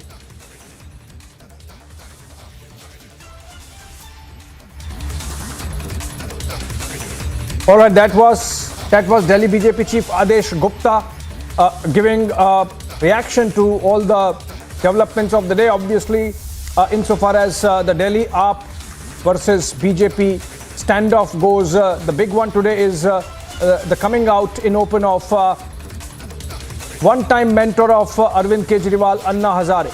On that note, a short break. On the other side, open call for secession by DMK Alive VCK calls for a separate Tamil Nadu. Will Stalin act?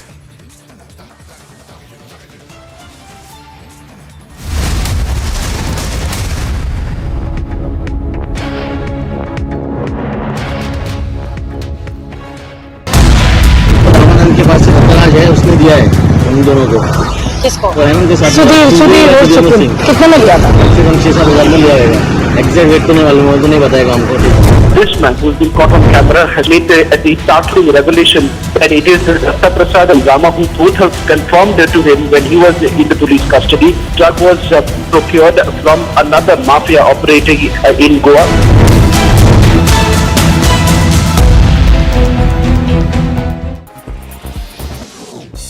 In a sharp attack on the Congress party, BJP National President JP Nadu claimed that the Grand Old Party is losing ground because it's failed to reconcile local and national objectives. He's also said that the main reason is that people who have been members of the Congress party for more than 40 years are now leaving the party. Incessant rainfall is leading to major disruption across the country. Visuals coming to us from Badrinath highway seem to suggest that the highway was blocked, disrupting traffic. The STRF is in the spot rescuing passengers and local people. A woman named Veena Devi from Surat has filed a complaint stating that his son died by suicide, and she discovered a note which said that his partner and her brother forced him to consume beef, due to which he committed suicide. A case has been registered and a probe is now underway. In the Sonali Phogat murder case, the Goa police has confirmed that a team of police officials will go to Hisar today to verify certain allegations that have been levelled and certain suspicions.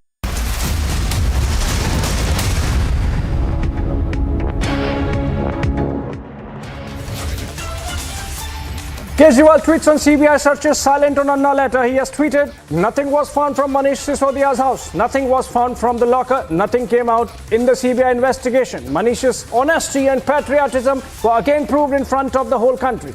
It is clear that their entire action is motivated by dirty politics. I hope now this dirty politics stops and let us do our work. Of course, nothing on Anna Hazare as well.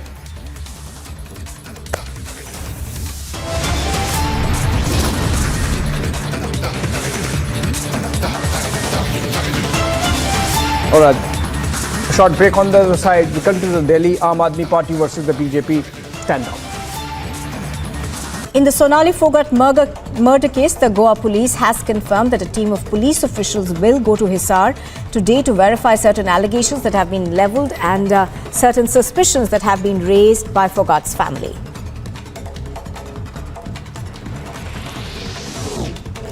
Haryana's Home Minister Anil Vij has said that Sonali Phogat's family has given a letter to the Chief Minister demanding a CBI inquiry into the matter, in which the family has levelled serious allegations that big faces can be involved in this particular murder. Sonali Phogat का परिवार आके मुख्यमंत्री से मिला था और उन्होंने एक पत्र दिया था जिसमें उन्होंने मांग की है कि इसमें कुछ बड़े चेहरे भी शामिल हो सकते हैं इस हत्याकांड के पीछे, इसलिए इसकी सीबीआई से जांच करवाई जाए। तो उसके पत्र के आधार पर हमने गोवा के मुख्यमंत्री को, गोवा सरकार को हमने लिख दिया है कि इसकी हम सीबीआई जांच की स्ट्रांगली रिकमेंड करते हैं कि इसकी सीबीआई जांच करवाई जाए। नहीं, अब उनका पत्र है, उसी आधार पर हमने गोवा की सरकार को लिखा है। The Aam Aadmi Party and the opposition BJP are both holding protests on the premises of the Delhi Assembly building and are both accusing one another of corruption. The AAP MLAs set up beneath the monument of Mahatma Gandhi, while the BJP MLAs began their sit-in near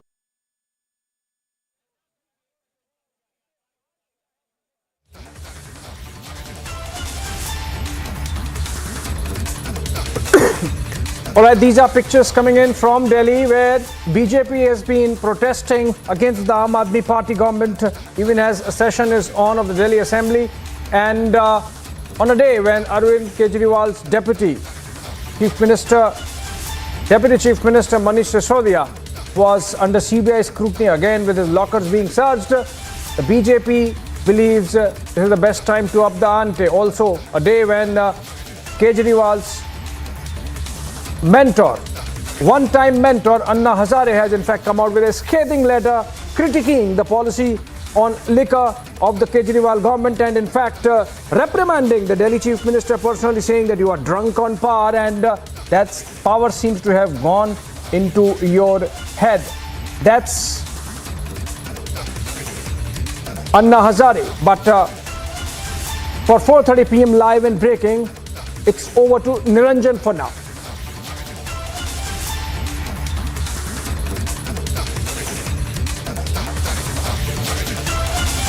Just coming in right now from the national capital as there are protests across Delhi, and it's a political fight that's unending. The drama is unending, the protests are unending, the news conferences are unending, and these were pictures of the BJP protesting against Arvind Kejriwal. They went up to his doorstep. The police tried to stop them, weren't successful. They broke the barricades and jumped over.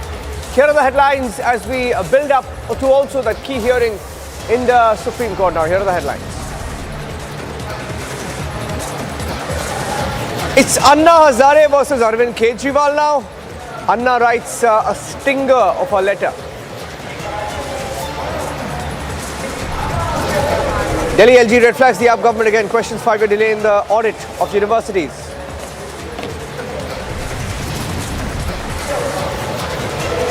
Open call for secession by DMK ally VCK calls for a separate Tamil Nadu. Tamil nation will Stalin act.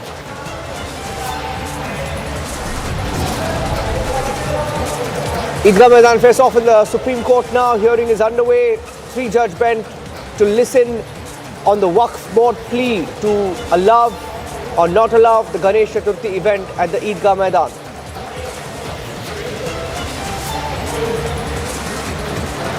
And the other story from Karnataka, the BJP MLA meeting the accused here, no action taken yet. Is there a go slow in the investigation?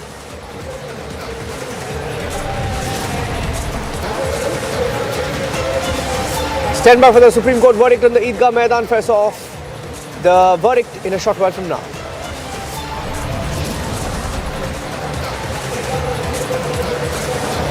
New levels of drama at the border Congress. Rahul Gandhi forced to be the president. Tharoor also challenges Rahul Gandhi now. Contact state leaders, gather support.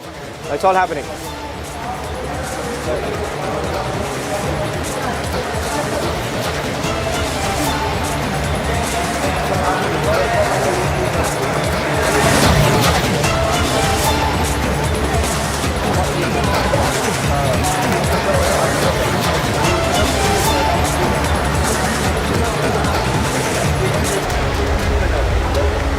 Thank you for joining us here on Republic TV. The hearing is underway in the Supreme Court right now on whether or not the Ganesh Chaturthi celebrations can take place at the Eidgah Maidan in Chamarajpet in Bengaluru.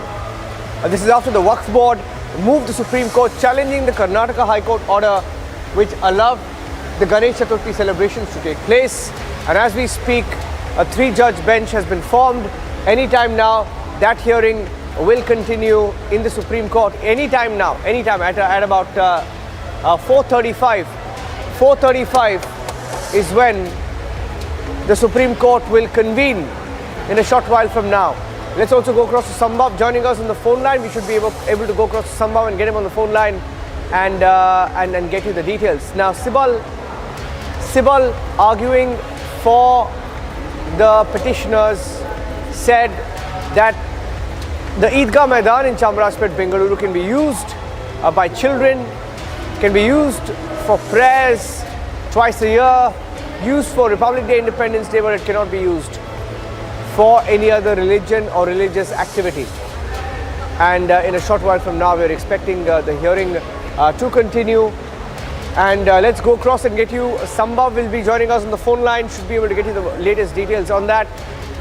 And so far, the Supreme Court bench has been divided. Supreme Court bench has been divided, and the Supreme Court bench has said that the 3-judge bench will now hear the case, will now hear the matter.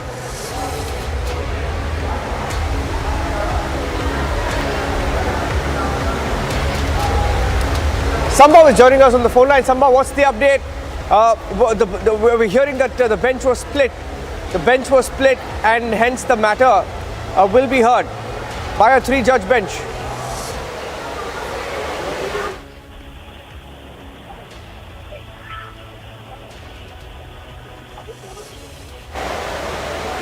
Sambhav, can you hear me? Sambhav, why don't you tell us what happened inside the courtroom? Sure. Exactly. So, it was the matter, and the bench of Justice Hemant Gupta's Ranshu Dhulia was hearing the matter. But they failed to reach at a consensus on the issue, post which the Chief Justice of India, UU Lalit, formed a 3-judge bench, which is to hear the matter today itself, as tomorrow is Ganesh Chaturthi. And the bench comprising of Justice Indra Banerjee, A.S. Oka and M.M. Sundaresh. Now it's a 3-judge bench, which is to hear matter anytime. I mean, it's 4:34 as we speak, and the bench is to sit at 4:35. Bench can sit at any time and to hear the petition challenging Karnataka High Court's order, wherein the High Court allowed holding the Ganesh Chaturthi celebration at Eidgah Maidan in Bengaluru. So that's the matter, and a 3-judge bench, all eyes are on the Supreme Court now. What take the Supreme Court will take in few minutes from now, whether Ganesh Chaturthi celebrations at the Eidgah Maidan would happen tomorrow or not, it is up to the apex court to decide. And the 3-judge bench of comprising Justice Indra Banerjee, A.S. Oka and M.M. Sundaresh to decide the matter now. Take us to the arguments made. Yeah, we know what is happening. Why don't you give us the arguments? What are the arguments made in court? Yes, speaking of the arguments, both the senior Advocate Dushyant Dave and the senior advocate Kapil Sibal. Both made their arguments in the court from the side of Waqf Board, wherein they have very vociferously made their points in front of the Supreme Court. And on the other hand, Solicitor General made the arguments for the government, wherein the Solicitor General clearly said the corporation filed a petition in the High Court, and High Court made it clear that we will not hear the matter of the ownership, whether the land belongs to the corporation or the Waqf. This is not, the High Court will not hear. That is what the Tushar Mehta said in the court. And this is to be determined by the civil court. But the question is, pertinent question is, because of which the plea was filed in the apex court, was the question is whether the Karnataka government saying that tomorrow there would be Ganesh Chaturthi celebration in the Edgah Maidan or not. This is a pertinent question on which the Supreme Court will have to decide the matter. Yeah, but the hearing, some of the points made included Sibal saying and Dave saying that it's about religious, sentiments as well, saying that the other side, for example, saying that Muslims would not be allowed to use a Hindu ground, etc. So it's taking that kind of a turn as well. Yes. Well, here senior advocate Kapil Sibal made a very strong remark. Like he said, since 200 years, this is a property of the Waqf Board, and the function of any other religion cannot be allowed. This is what is very clearly made by Kapil Sibal in the court, that it is about the other religions intervening in the matter. So, and the Sibal also said, Sibal read an old Supreme Court verdict wherein Supreme Court held certain kind of things that if the land is of one community, other community is not allowed. Such kind of orders, verdicts of the apex court were quoted by Kapil Sibal in his arguments. Okay, Kapil Sankla is also joining us. Kapil Sankla is also joining us on the broadcast right now. Samba, you please keep a track on the developments and come live, please. We'll wait for you to come live as well. Let me go across and get bring in Kapil Sankla, advocate of the Supreme Court, and KV Dhananjay, also an advocate, joining us on the broadcast. To you first, Kapil. I think him. I can hear you. Yes, please. Yes, Kapil Sankla. Kapil Sankla, what do you make of the argument so far, Kapil? Well, the arguments are very interesting because Mr. Sibal is arguing that they were in possession of the land for last 200 years odd. However, the fact is that the state government and the revenue court has declared this property to be of the government, and therefore that is the question that has to be dealt by the Honorable Supreme Court as well as by Mr. Sibal, who hasn't answered this question yet. The second thing that the court has asked them is that you're only using the property for 2 days in a year, and therefore the property can therefore be used for public good. This is exactly what the High Court has also held. To which the argument has been made that we can use it for the entire year, we are just not using it, it is our wish. However, the moot question right now.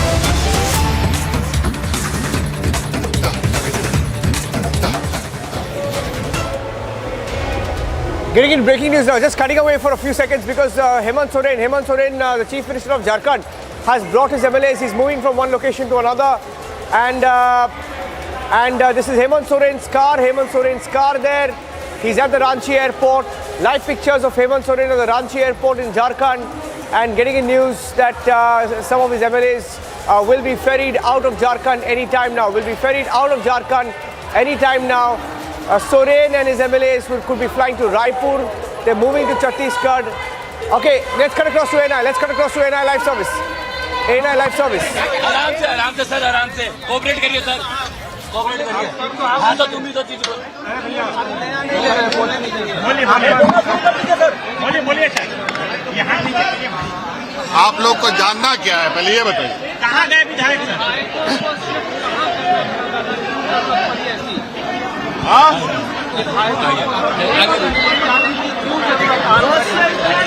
एक bike किसी का गिर गया नीचे, 24 number नीचे गिरा हुआ है। ले लेंगे सर, आप बोलिए सर। तो आशंका दादा, कुछ तो आशंका आहत आपको डिसीजन ऐसा लेना पड़ा, ऐसे कोई बात नहीं है। ये कोई आश्चर्यचकित और नया परिपाटी नहीं है, और ना ही कुछ कानूनी होने जा रहा है। हर परिस्थिति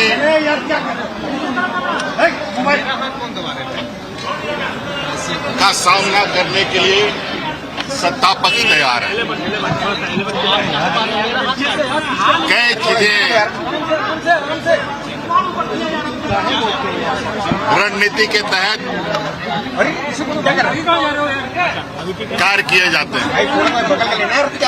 उसी रणनीति का आज आप छोटा सा झलक पहले भी देखा आपने और आज भी देखा, और आगे भी आप कई चीजों को देखेंगे कि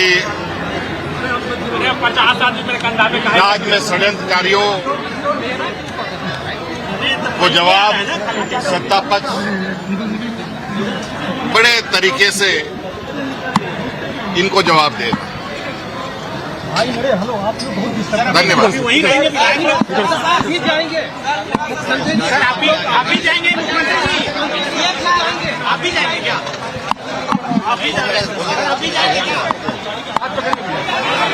मैं बताऊंगा।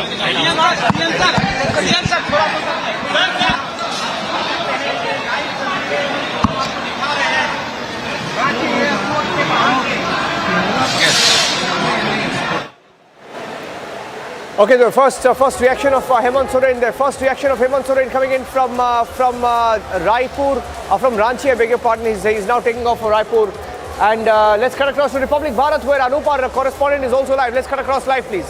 Republic Bharat. रणनीति का हिस्सा है। हमने कोशिश की, एक छोटी सी झलक दिखाई है और आगे भी ऐसी झलक आपको मिलेगी। जो कोशिश की जा रही है केंद्र सरकार की तरफ से या फिर जो भी किया जा रहा है उनके खिलाफ, उनको मुंहतोड़ जवाब देने की कोशिश की जाएगी। लेकिन सलोनी, मैं आपको बता दूं, आंकड़े के मामले में अगर आंकड़ों की बात करें तो ये पूरा गेम आंकड़ों का। 41 जो मैजिक फिगर है, पहले आंकड़ा हेमंत सोरेन के पास 50 के आसपास था, लेकिन ये आंकड़े कम हो रहे हैं। अब जरा सोचिए, जिस प्रदेश का मुख्यमंत्री जेएमएम का हो, महागठबंधन का हो, पूरी सरकार उसकी, प्रशासन उसकी, उसे अपने विधायकों को दूसरे प्रदेश में ले जाने की जरूरत क्यों पड़ रही है? ये डर है, लेकिन डर को छिपाने के लिए मुख्यमंत्री शायद ये बयान दे रहे हैं कि एक रणनीति है, उसका हिस्सा है, लेकिन क्या रणनीति, इसका खुलासा नहीं कर पा रहे हैं। सलोनी।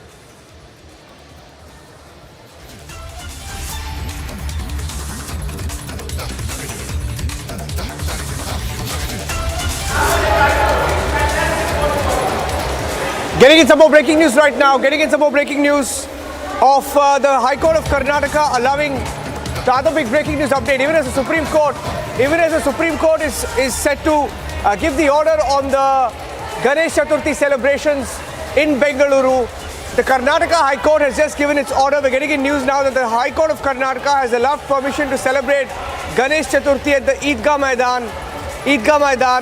The Hubli Commissioner of the Hubli Civic Body. So there are two. The story in Karnataka is moving in two different districts right now. One in Bengaluru, and Kapil Sankla and Dhananjay continue to stay with us. The breaking news update now coming in that the High Court has allowed permission to celebrate Ganesh Chaturthi in Hubli. So similar petitions in two different districts. But it appears Kapil Sankla, very interestingly, the Karnataka High Court has allowed a similar celebration in another district. Yes. What is happening is very interesting. But this was also long coming, because we all know that there has been a lot of ruckus about whether a property is actually owned by the Waqf board or not. And this was never dealt into by the courts or not by the government also. And there was a huge controversy in Delhi as well about lands that had no owners per se were grabbed by certain people who thereafter claimed that these properties are Waqf board properties. Because the law pertaining to them is very different, and the law basically is Mutwalli property.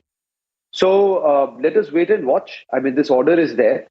The matter is already in the Honorable Supreme Court, and probably the Honorable Supreme Court can and has the power to seize this matter as well and take it, because there would otherwise be multiple orders and there would be different decisions by the Supreme Court. So the same bench probably would pass an order in this itself.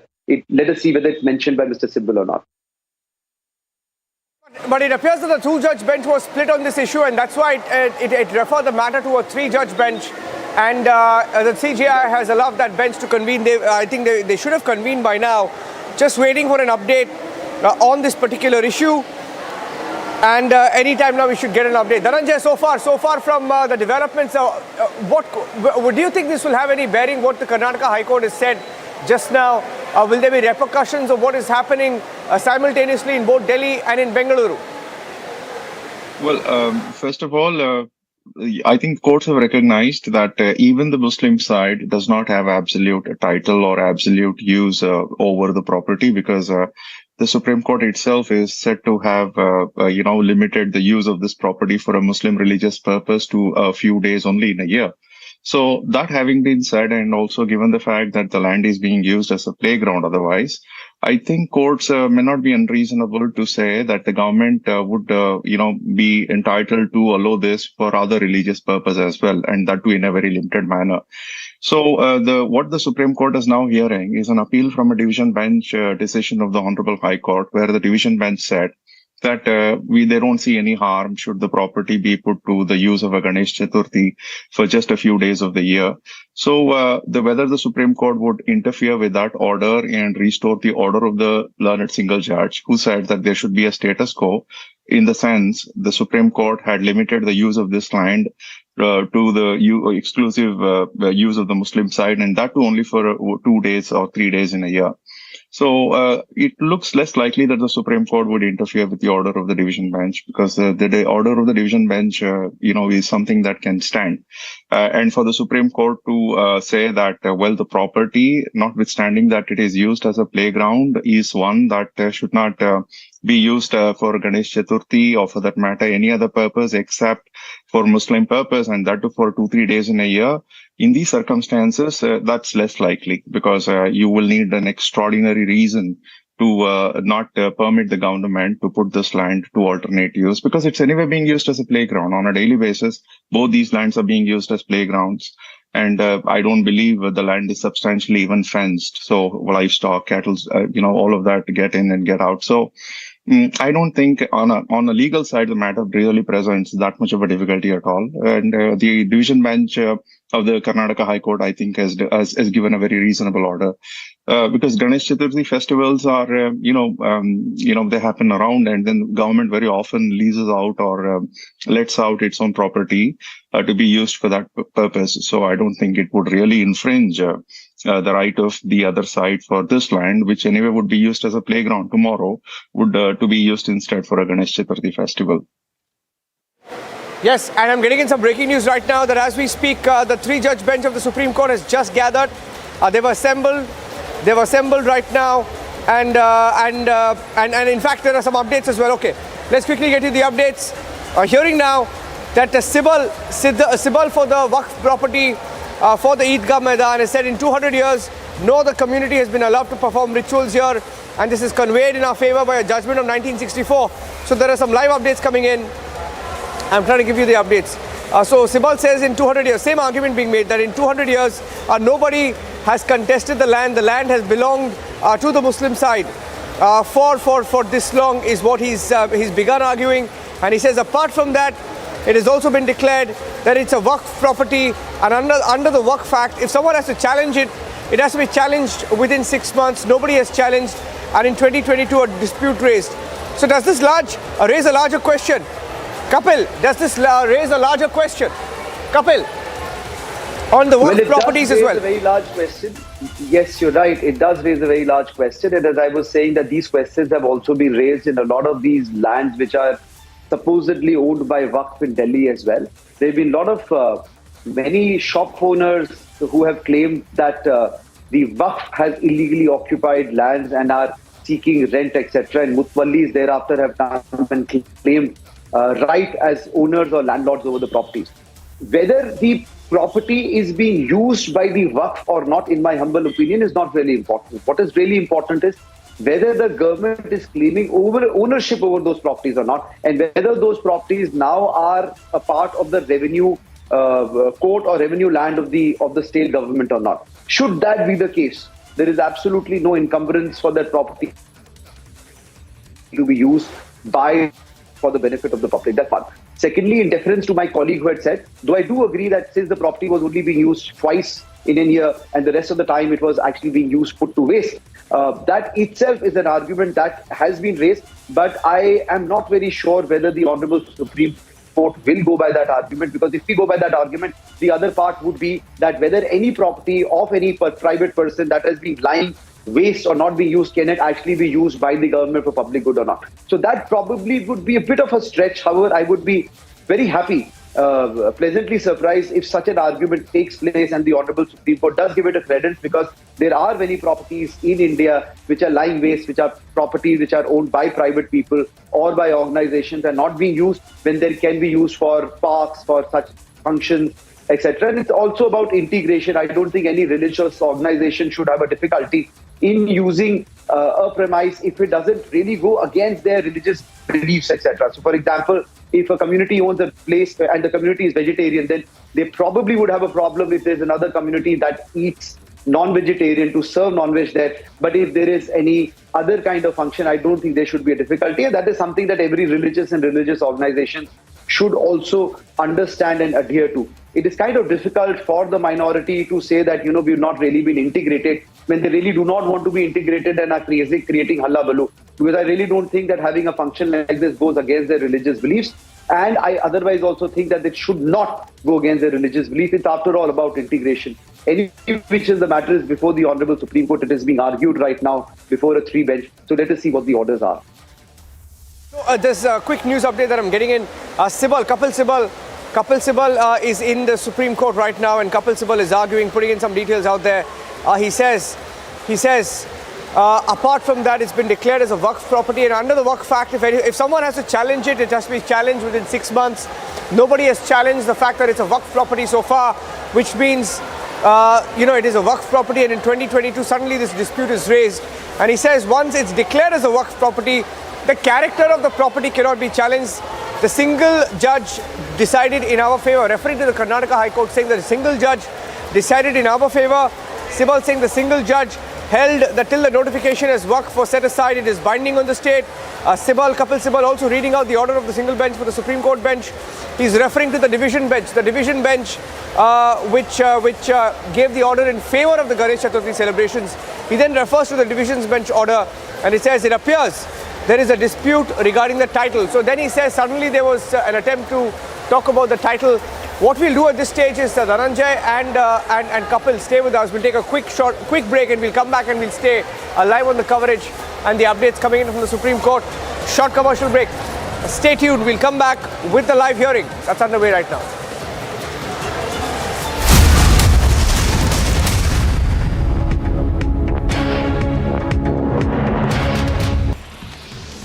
Aam Aadmi Party legislators were holding overnight protests outside the Delhi Assembly premises amid an ongoing war of words between the two parties on allegations of corruption. The Aam Aadmi Party is demanding a probe against the Lieutenant Governor V.K. Sena for allegedly pressuring 2 of his employees to exchange demonetized currency notes worth 1,400 crore rupees during his term as the Khadi and Village Industries Commission chairman in 2016. हम ये मान के चलते हैं कि LG साहब भी विधानसभा में क्या कार्यवाही हो रही है उसे जरूर फॉलो करते होंगे। मैं मानती हूं कि जिस प्रकार से मीडिया में ये पूरी बातचीत चल रही है तो एलजी साहब ने भी जरूर देखी होगी, लेकिन मुझे दुख है इस बात का कि इतने गंभीर आरोप होने के बावजूद और इतने गंभीर तथ्य विधानसभा के पटल पर रखे जाने के बावजूद एलजी साहब ऐसे चुप्पी साध के बैठ गए हैं कि ऐसा लगता है दाल में कुछ काला है। के पास है उसने दिया है उन दोनों को, किसको? तो हेमंत के साथ सुधीर कितने में लिया था? कम से कम 6-7 हज़ार में लिया होगा। एग्जैक्ट रेट तो नहीं मालूम, वो तो नहीं बताएगा हमको। This man, who's been caught on camera, has made the startling revelation that it is Datta Prasad and Rama who both have confirmed to him when he was in the police custody. Drug was procured from another mafia operating in Goa.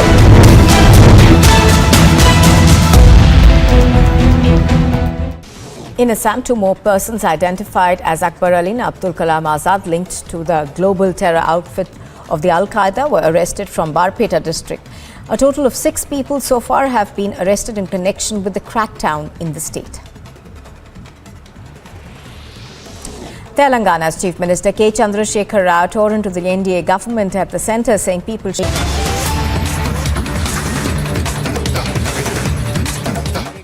Hospital बन रहा है और beds तैयार करने के लिए। अभी फ़िलहाल कोरोना की बीमारी तो नहीं है, उससे तो ऐसा लगता है शायद कि निजात मिल गई है, लेकिन ये बेड्स जो हैं, सातों हॉस्पिटल्स जो हैं, ये पूरी दिल्ली के काम आएंगे।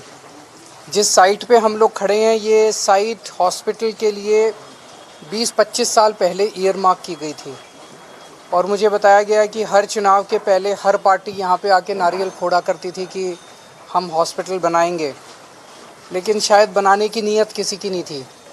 अब आम आदमी पार्टी की सरकार हमारी जो है, ये हम एजुकेशन और हेल्थ पे सबसे ज़्यादा तवज्जो दे रहे हैं। तो अभी ये हॉस्पिटल अब उम्मीद है कि अक्टूबर-नवंबर में बन के तैयार हो जाएगा।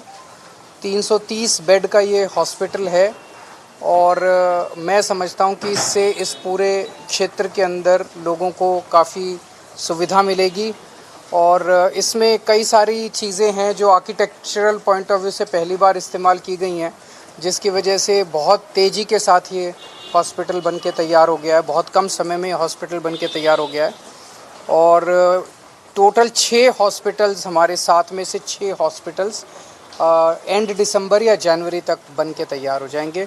तो उससे मैं समझता हूँ कि काफ़ी सुविधा पूरे दिल्ली के लोगों को होगी, काफ़ी बड़े स्तर के ऊपर मेडिकल फैसिलिटीज़ इंक्रीज़ होंगी। अगर कोई क्वेश्चंस हैं तो आप।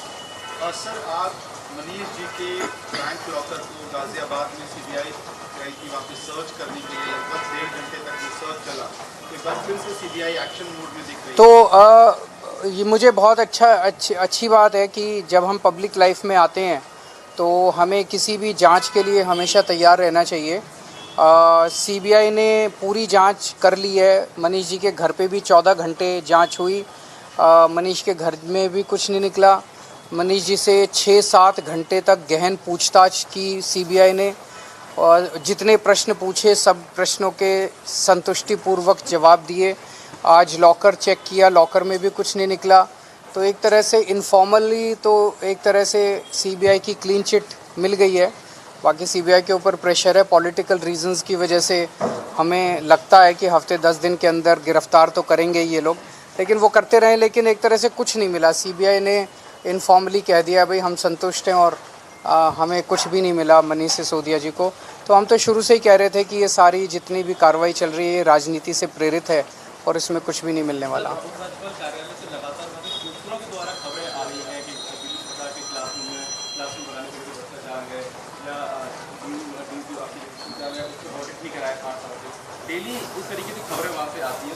मैं ये देख रहा था, मीडिया में ही देख रहा था कि आरोप क्या हैं। आरोप ये हैं कि भाई इन्होंने सरकारी स्कूल इतने ज़्यादा क्यों बनाए। तो भाई ज़्यादा बनाइए तो अच्छी बात है, देश के लिए अच्छी बात है, गरीबों के बच्चे पढ़ेंगे। फिर कह रहे हैं इन्होंने स्कूलों के अंदर इतने ज़्यादा क्लासरूम क्यों बनाए। तो ज़्यादा क्लासरूम बनाए तो कोई खाली तो है नहीं, जाके देख लो अभी भी सारे बच्चे ही पढ़ रहे हैं, उसमें कोई ऐसा तो है नहीं कि उसमें कोई मेरी फैमिली रह रही है किसी क्लासरूम में। फिर कह रहे हैं कि वहाँ पे टॉयलेट क्यों बनाए इतने ज़्यादा। तो टॉयलेट बनाए भाई, हमारी बच्चियाँ बेटियाँ वहाँ पे तकलीफ़ ना हो, किसी को बच्चों को तकलीफ़ ना हो, टॉयलेट्स बनाए। फिर ये कह रहे हैं भाई क्लासरूम्स के अंदर इतने महंगे महंगे इक्विपमेंट लेने की क्या ज़रूरत थी, डिजिटल बोर्ड लगाने की क्या ज़रूरत थी, इतने शानदार डेस्क बनाने की क्या ज़रूरत थी। गरीबों के ही तो बच्चे आते हैं, वो सस्ते में पढ़ लेते। तो हम तो अपने गरीबों के, अमीरों के, सबके बच्चों को अच्छी शिक्षा देना चाहते हैं। हमें तो लगता नहीं हमने कोई गलत काम किया है। अच्छी शिक्षा देना चाहते हैं, सब बच्चों को अच्छी शिक्षा देना चाहते हैं। अमीरों के बच्चों को भी वैसी शिक्षा मिले, गरीबों के बच्चों को भी वैसी शिक्षा मिले। अब आप एमसीडी के स्कूल देखो, बहुत बुरा हाल हुआ पड़ा एमसीडी के स्कूलों का। अब हमारी एमसीडी में भी सरकार आएगी, एमसीडी के स्कूलों को भी अच्छा करेंगे, सारे स्कूलों को अच्छा करेंगे।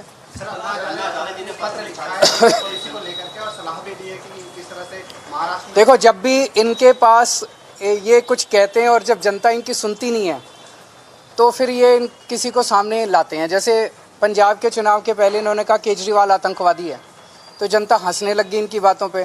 तो फिर इन्होंने कुमार विश्वास को आगे किया, बोले कुमार विश्वास से कहलवाया। अब इन्होंने शराब नीति में घोटाला हो गया। अब सीबीआई ने कह दिया कोई घोटाला नहीं हुआ। जनता इनकी बात नहीं मान रही। अभी अन्ना हजारे जी के कंधे पे बंदूक रख के चला रहे हैं। तो ये तो ऐसे करते ही रहते हैं, राजनीति है।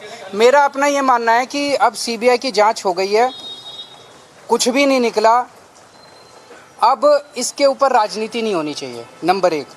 नंबर 2, जो दिल्ली के अंदर 20-20 करोड़ रुपए दे के ये MLA खरीदना चाहते थे, उसकी जांच होनी चाहिए। जब हम जांच से नहीं भागे, हमें जांच से डर नहीं लगता क्योंकि हमने कोई गलत काम किया ही नहीं, तो ये जांच से क्यों भाग रहे हैं? उसकी भी तो जांच होनी चाहिए ना भाई। 20-20 करोड़ रुपए में 40 MLA खरीदना चाह रहे थे, 800 करोड़ रुपए इन्होंने रख रखे थे, उसकी जांच से क्यों भाग रहे हैं? उसकी जांच क्यों नहीं करा रहे?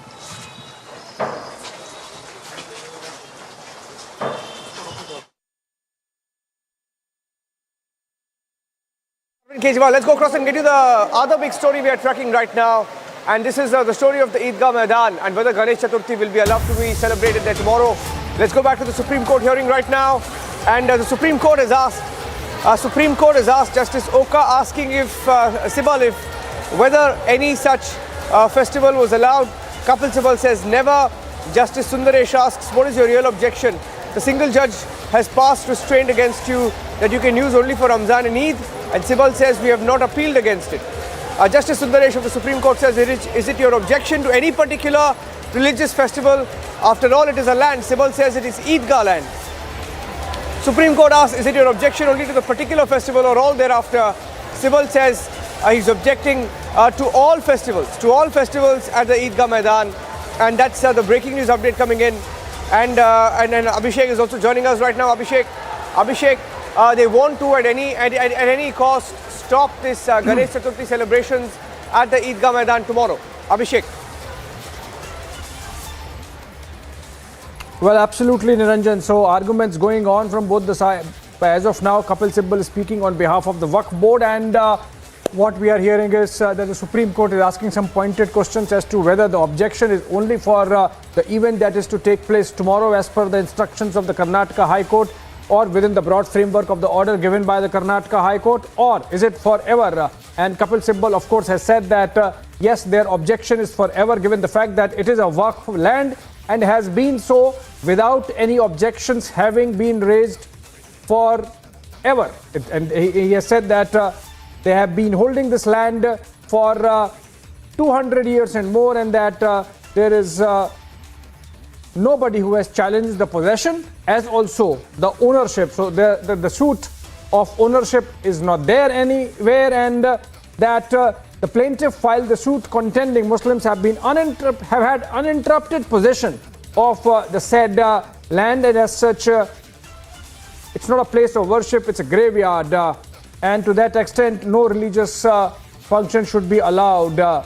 The possession right has been from 1871 is the argument being pushed across by Kapil Sibal. And he's also said that in suit witnesses from corporation admitted prayers used to take place. That's Muslim prayers and the fact that it's been a graveyard. We have some guests joining us, if I can be told the names again. Dhananjay, both continue to stay with us. Okay, Kapil Sankla and KV Dhananjay join us over the phone.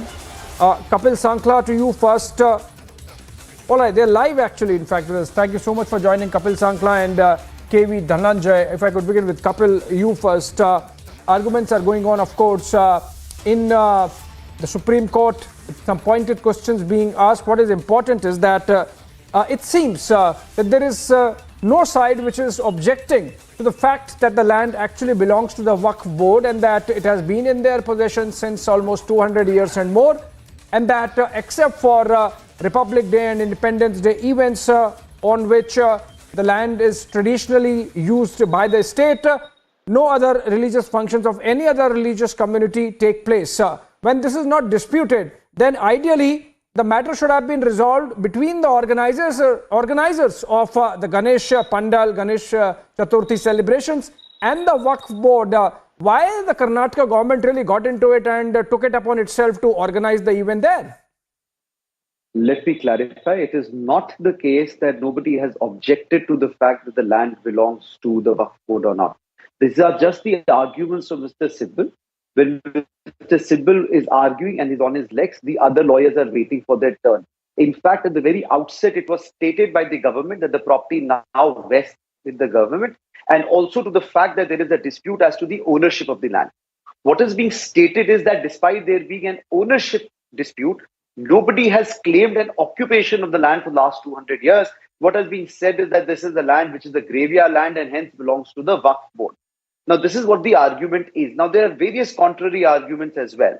There have been an argument in some other court, in some other matter pertaining to graveyard land, where it was brought to the notice of the court that even in Saudi countries or countries which are run under the Sharia or Muslim laws, the land, the graveyard land is reused after 10, 15, 20 years, which includes lands in Dubai and in Saudi countries, etc., in Germany and in other various countries. And therefore, it cannot be said that this land, that, you need to continue getting more and more land because these lands keep vesting with the Waqf board or become graveyard land. So, I mean, that's also an argument that somebody can put up at some future date today as well.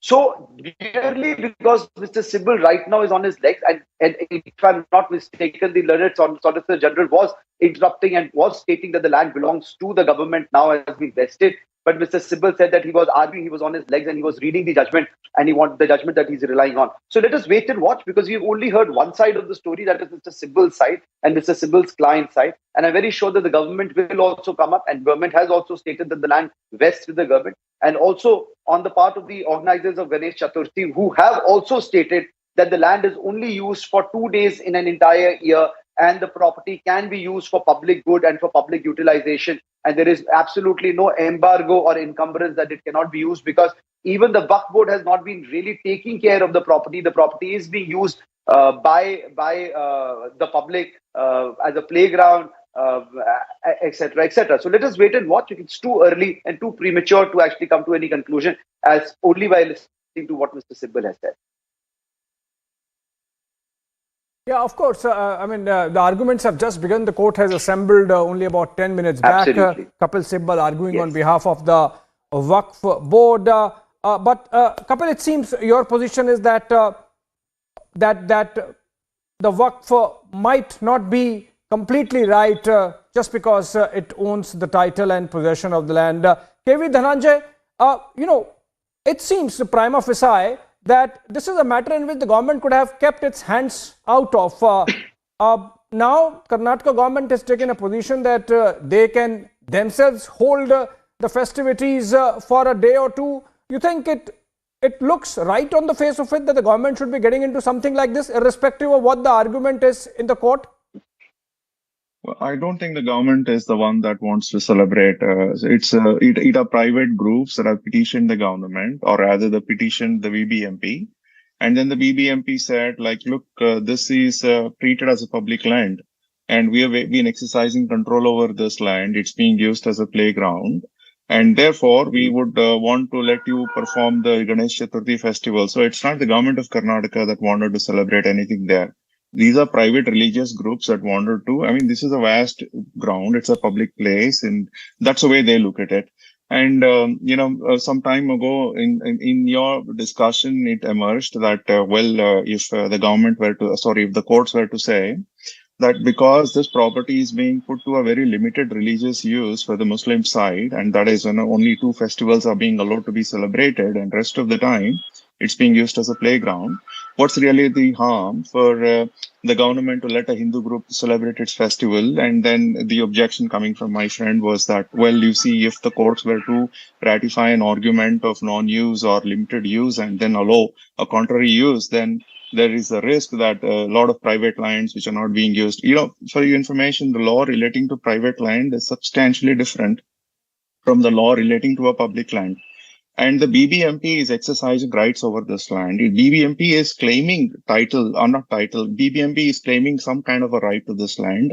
And the Waqf tribunal, therefore, is expected to go to a civil court and then sue the BBMP. At this point of time, we don't know if the Waqf board ever took this dispute to a civil court to restrain the BBMP from exercising any manner of right or control over this property. So in that view of the matter, the division bench of the Karnataka High Court rightly said that there is in fact dispute over title itself. And just now I happened to go through the argument that was advanced before a 2-judge bench of the Supreme Court, wherein Mr. Tushar Mehta apparently said that the issue of title has never been decided.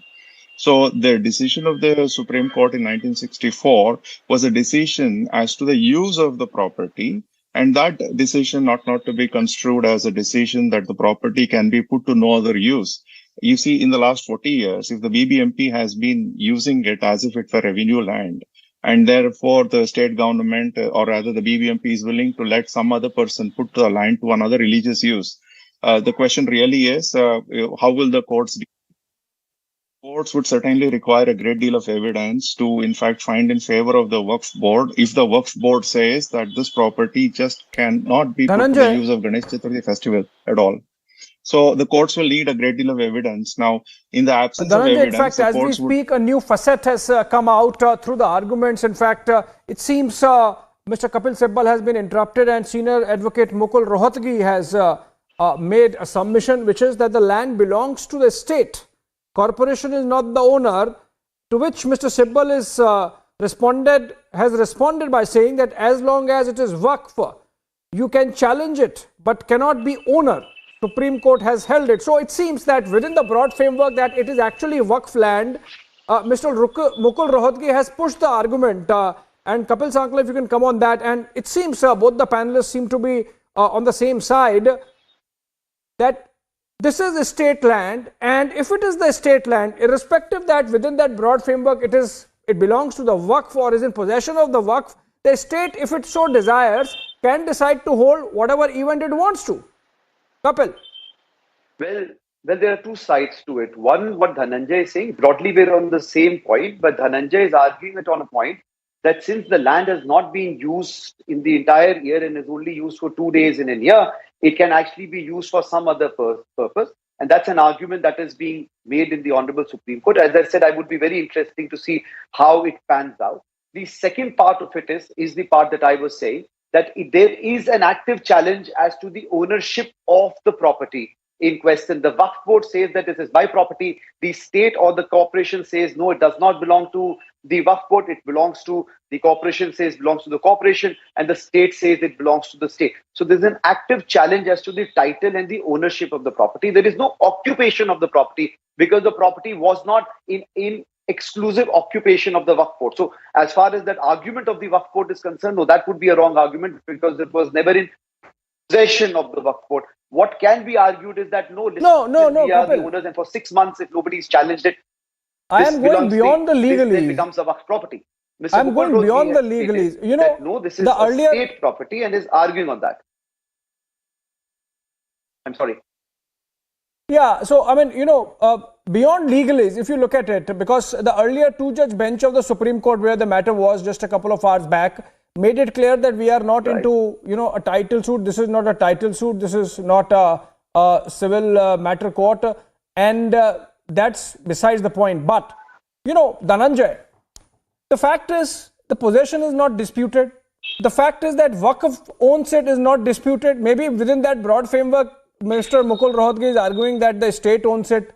But the fact also is that it has been a place of worship for one particular community, A. B, it is also a graveyard. You think it is propitious for an event like Ganesh Chaturthi to be held at a place like that, which is identified as a graveyard? I mean, are you opening a Pandora's box?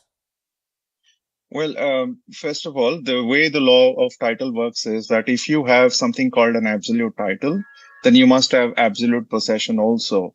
But the fact of the matter here is the title, I think, is not yet decided. And possession itself is not absolute because the decision of the Supreme Court given in the 1960s very clearly says that possession will not be allowed to do this and possession will only mean this. Now, after that, you had the BBMP exercise rights over this property. And I think that's a very interesting question that you've raised. But this is such a huge land. If there is a graveyard on one side, that does not prevent students, children from going and playing cricket every day. And if it's being used as a playground, I think the Hindu religious groups don't have a problem in wanting to hold a Ganesh Chaturthi because this is also somewhere in the center of Bangalore because they believe that the more attendance would be possible. I think the ones who want to hold the Ganesh Chaturthi festival are the ones who must decide whether this is an appropriate place for them. And they seem to have thought of this place as an appropriate one. And they've made a petition.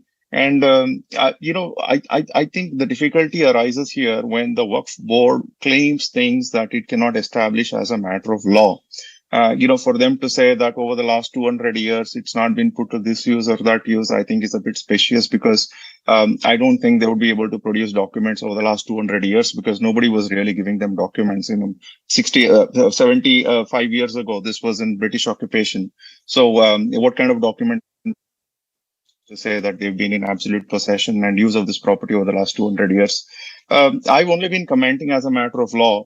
And if you were to ask me whether the Hindu groups ought not to have wanted this place to be celebrated for a religious purpose, well, I don't know.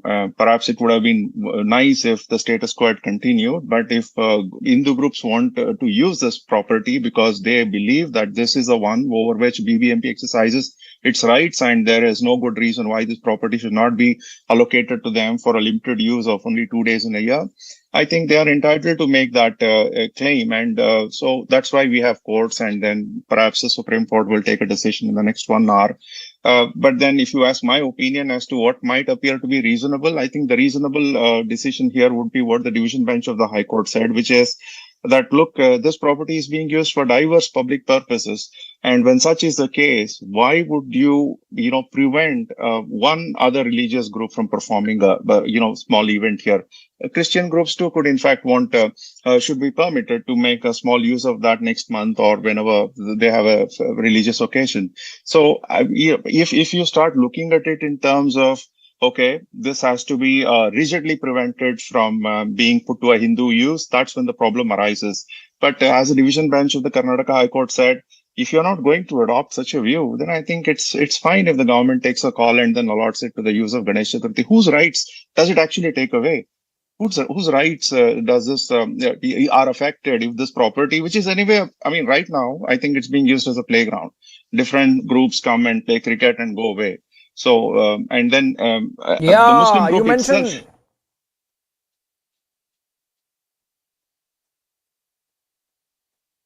Go ahead. Well, the Muslim groups themselves are powerless to put it 365-day use to a religious procession or to a religious use. They have strict limitations over what religious days that they can use this property. So what's really the harm? I think the most ideal solution here would be for the Waqf board to sue the BBMP in a civil court. So the writ courts are certainly not an answer at all. If BBMP says they have the jurisdiction to let out this property to a Hindu religious group, then it's for the Waqf board to sue BBMP in a civil court. So going to a high court and in a writ jurisdiction where the remedy is only of a summary nature and judges are not in a position to take evidence, where nobody is sent to say anything on a witness box, these are not the forums at all. So if BBMP says they have rights, then they may be right, they may not be right, but it's for the Waqf board to sue the BBMP in a civil court. And that not having been done, we just have to go with think this common wisdom that judges would want to give out. Yes, please. Yeah, Kapil. So, Dhananjay is giving a very reasonable way out of this. But one more important question. There are 5-6 organizers who came and wanted to organize Ganesh Chaturthi festivities at the Maidan.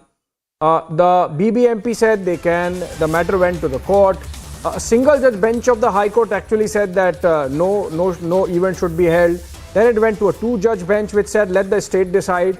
And then the state said, okay, fine, maybe we can hold the event instead of these groups. So you see, there is no one particular claimant to the festivities, and that's why the government is getting its hands into it. You think this could have been best avoided, and the government also could have taken a position that let these organizers approach the Waqf directly, and if it can be amicably decided between the two sides, why not? And also remember, the state, of course, is the ultimate body that owns the Waqf board as well. So, in a way, it's a state versus a state in the Supreme Court happening now. Karnataka versus Karnataka happening in the Supreme Court now. So let me rephrase it and say this, that if parties could resolve their issue sitting across the table, you would not have any courts. There would be no acrimonious situation. And this is an acrimonious situation which also has political ramifications, and therefore I'm glad that it is before the Honorable Supreme Court or the High Court, and it is not in the hands of the mobs who are taking the law into their own hands, deciding it. And this is what politics and politicians might probably have done eventually, which would have been a very, very sad day indeed. So the matter is in the Honorable, it was before the Karnataka High Court, before the single bench, before the double bench, now before the Honorable Supreme Court, where a special court constituted.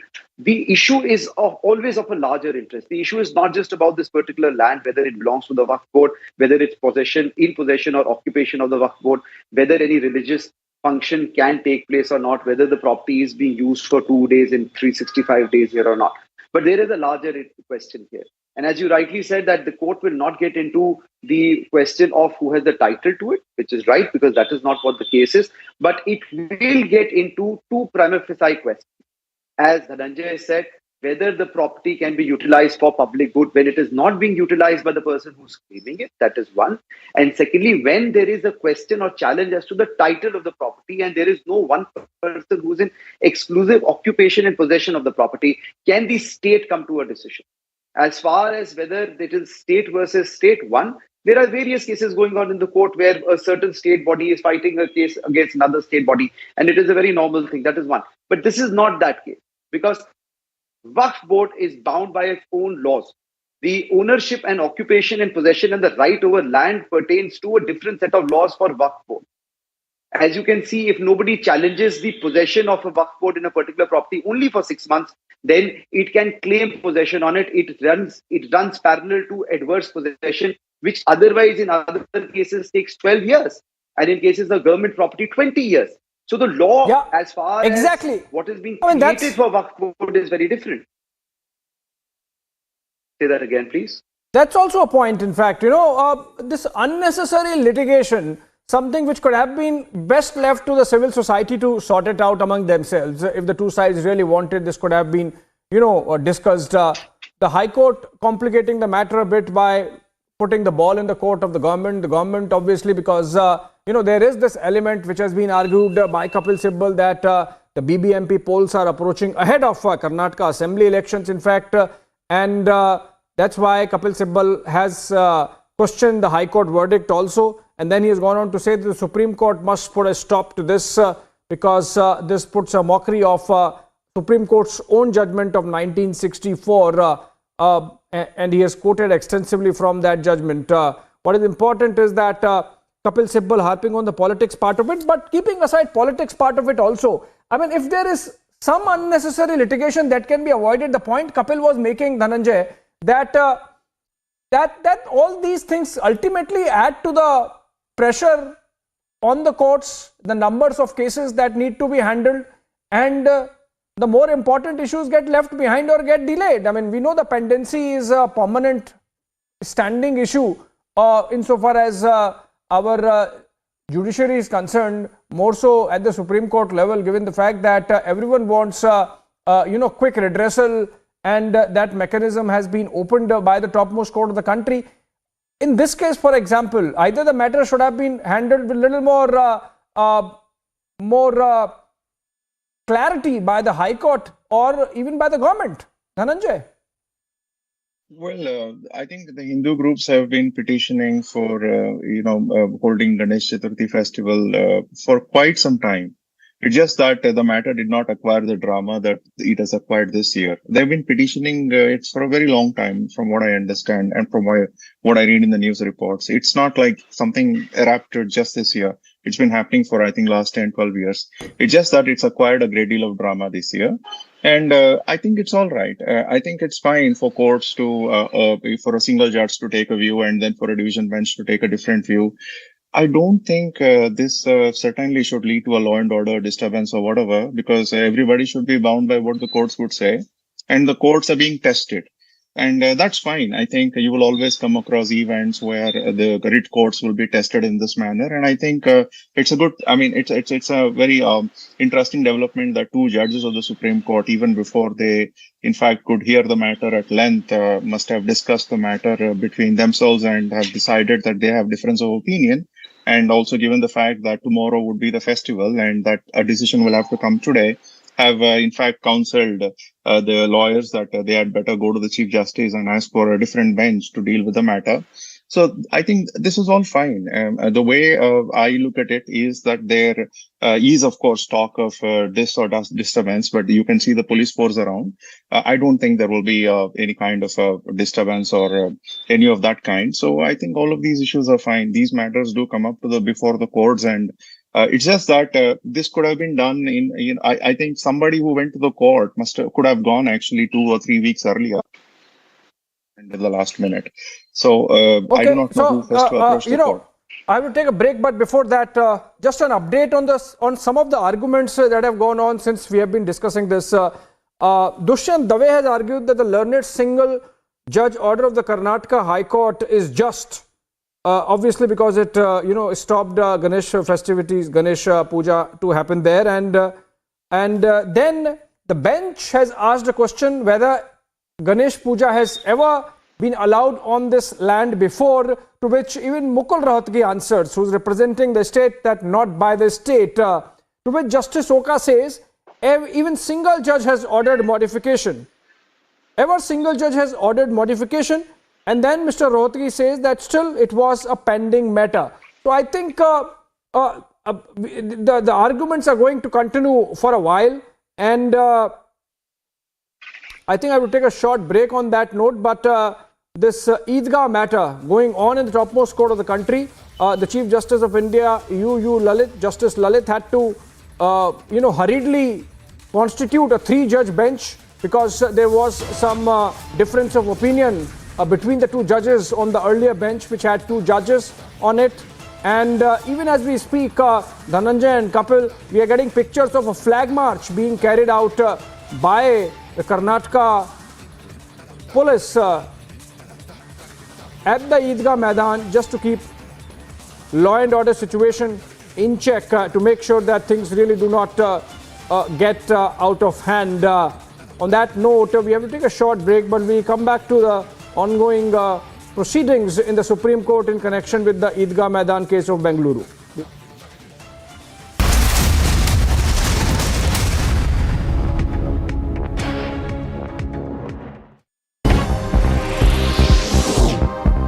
The Aam Aadmi Party and the opposition BJP are both holding protests on the premises of the Delhi Assembly building and are both accusing one another of corruption. The AAP MLAs set up beneath the monument of Mahatma Gandhi, while the BJP MLAs began their sit-in near the sculptures of legendary freedom fighters Bhagat Singh, Rajguru and Sukhdev inside the Delhi Assembly grounds. Aam Aadmi Party legislators were holding overnight protests outside the Delhi Assembly premises amid an ongoing war of words between the two parties on allegations of corruption. The Aam Aadmi Party is demanding a probe against the Lieutenant Governor V.K. Sena for allegedly pressuring 2 of his employees to exchange demonetized currency notes worth 1,400 crore rupees during his term as the Khadi and Village Industries Commission chairman in 2016. हम ये मान के चलते हैं कि LG साहब भी विधानसभा में क्या कार्यवाही हो रही है उसे जरूर फॉलो करते होंगे। मैं मानती हूं कि जिस प्रकार से मीडिया में ये पूरी बातचीत चल रही है तो एलजी साहब ने भी जरूर देखी होगी, लेकिन मुझे दुख है इस बात का कि इतने गंभीर आरोप होने के बावजूद और इतने गंभीर तथ्य विधानसभा के पटल पर रखे जाने के बावजूद एलजी साहब ऐसे चुप्पी साध के बैठ गए हैं कि ऐसा लगता है दाल में कुछ काला है। के पास है, उसने दिया है उन दोनों को। किसको? तो हेमंत के साथ सुधीर कितने में लिया था? कम से कम 6-7 हज़ार में लिया होगा। एग्जैक्ट रेट तो नहीं मालूम, वो तो नहीं बताएगा हमको। This man who's been caught on camera has made the startling revelation that it is Datta Prasad and Rama who both have confirmed to him when he was in the police custody. Drug was procured from another mafia operating in Goa.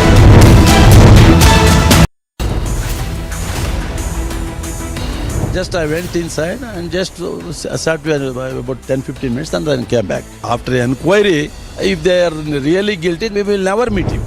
Protesters demand arrest, but accused Seer remains free. Is there ghost law enacting against the rape accused? Roundup debates at 10 p.m.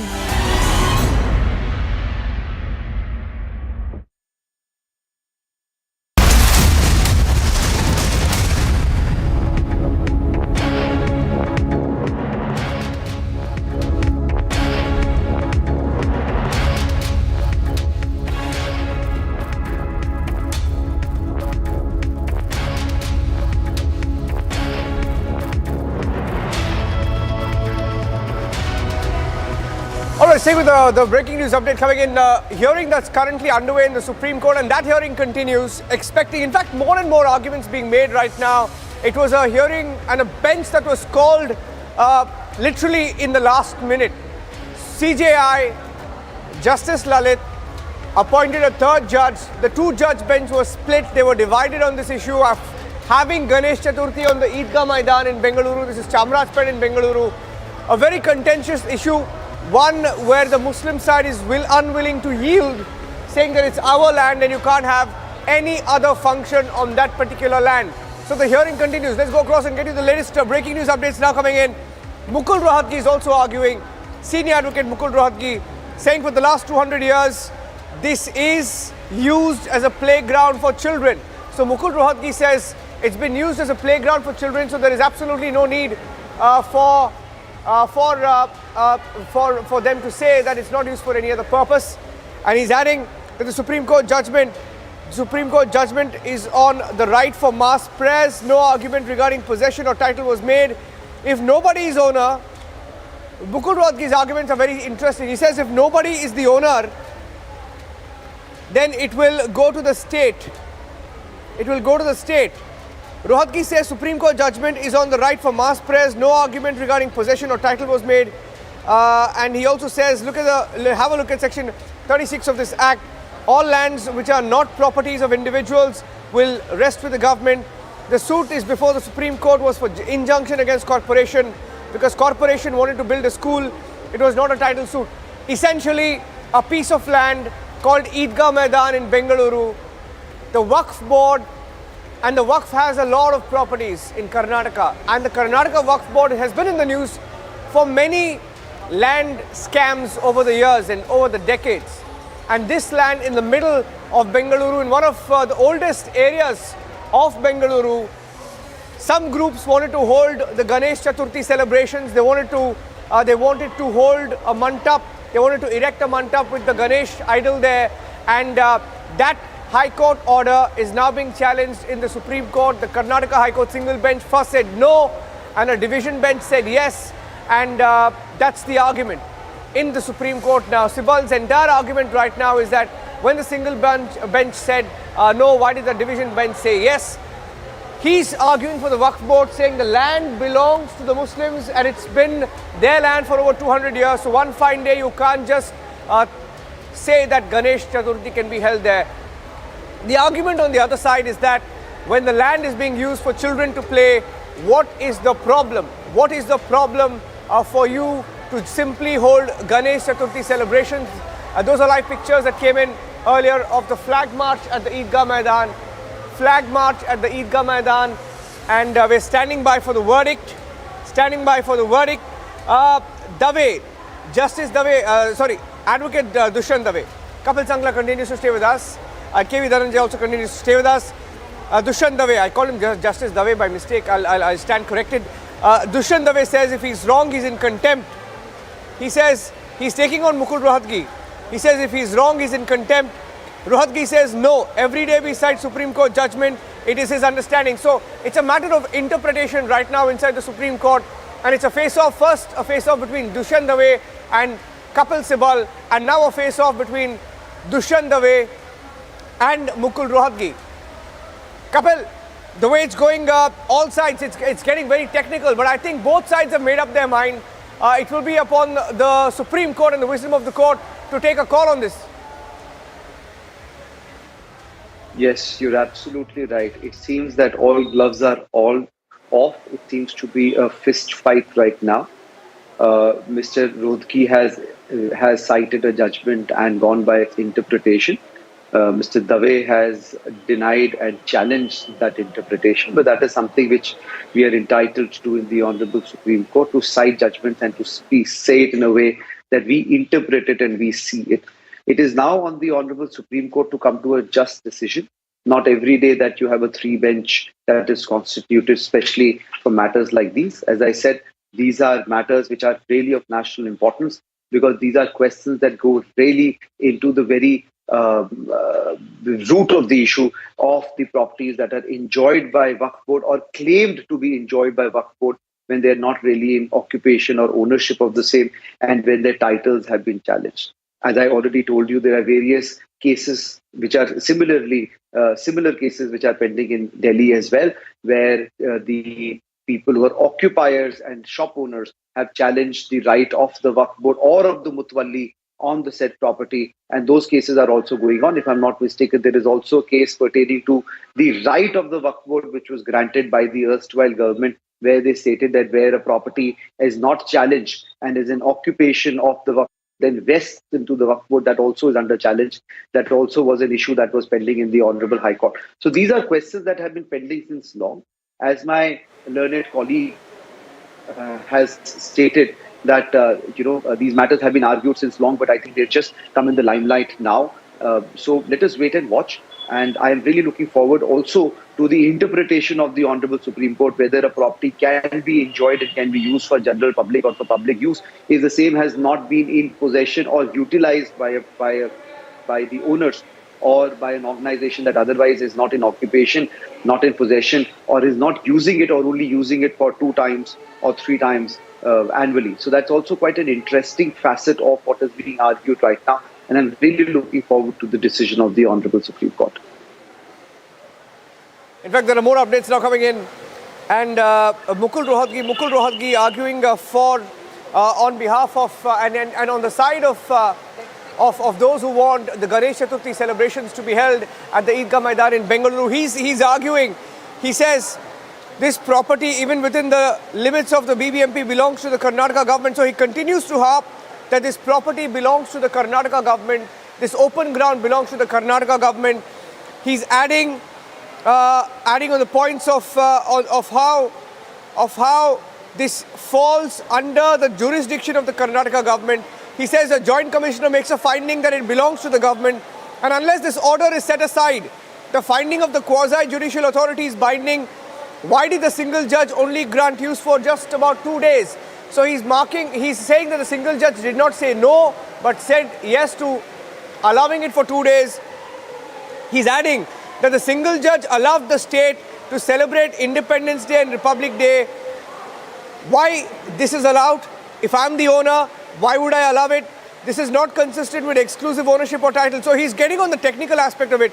He's saying on the technical aspect of it, Dhananjay, see, Rohatgi is trying to make a point. He's saying if you, and he's referring to the Waqf board, he's saying if the Waqf board says it is exclusively to be used on 2 days, Ramzan and Eid, and no other day, then you can't on one hand give it out as an open playground and let children play, and then say Republic Day is okay, Independence Day is okay, children can play, it's an open ground, but say no to Ganesh Chaturthi celebrations. And that's the point he's trying to make. He's saying the single judge allowed the state to celebrate Independence Day and Republic Day. Why is this allowed? If I am the owner, why would I allow it? This is not consistent with exclusive ownership or title. It's a fantastic point. He's saying if I'm the owner, why would I say yes to that and no to this? I think that's a very interesting question there, Dhananjay. Well, yes, it puts the Waqf board in a complete spot. Well, the state government is before the court. The BBMP is before the court. So it's not just a matter of a private group petitioning to use this property for a Hindu religious purpose. It is a state government that's taking a stand. It's a BBMP that is taking a stand. And the courts would not be able to say that they will just go with the version put forth by the Waqf and then discount the version put forth by the state government. If the counsel for the state government says that the state government treats this land as state government property, then the court will have to, take it at face. The court would not be able to say that I'm sorry, I'm not going to consider your argument. I am instead going to simply consider the argument of the Waqf that they, in fact, would have all the control over the property. Because the state government is before the court, it is the state government's claim that would receive primacy over the claims made by the Waqf. In that view of the matter, I don't think this, I'm expecting, or rather, I would assume that the outcome in this case would, from the Supreme Court, would be the same as what the division bench of the High Court has already held, which is that because state is laying claim, and state is not expected to come and make frivolous argument before the courts, because the state is a continuing entity. And the courts will take all of the state tomorrow if the state made claims today, which it is not in a position to back up. with appropriate evidence. So when a state on an affidavit, when I say state, I mean the government of Karnataka, when it makes a statement on an affidavit that this property should be treated as belonging to it and that it must be free to put it to another public use, it would be so very difficult for the courts to discount that argument presented by the Waqf.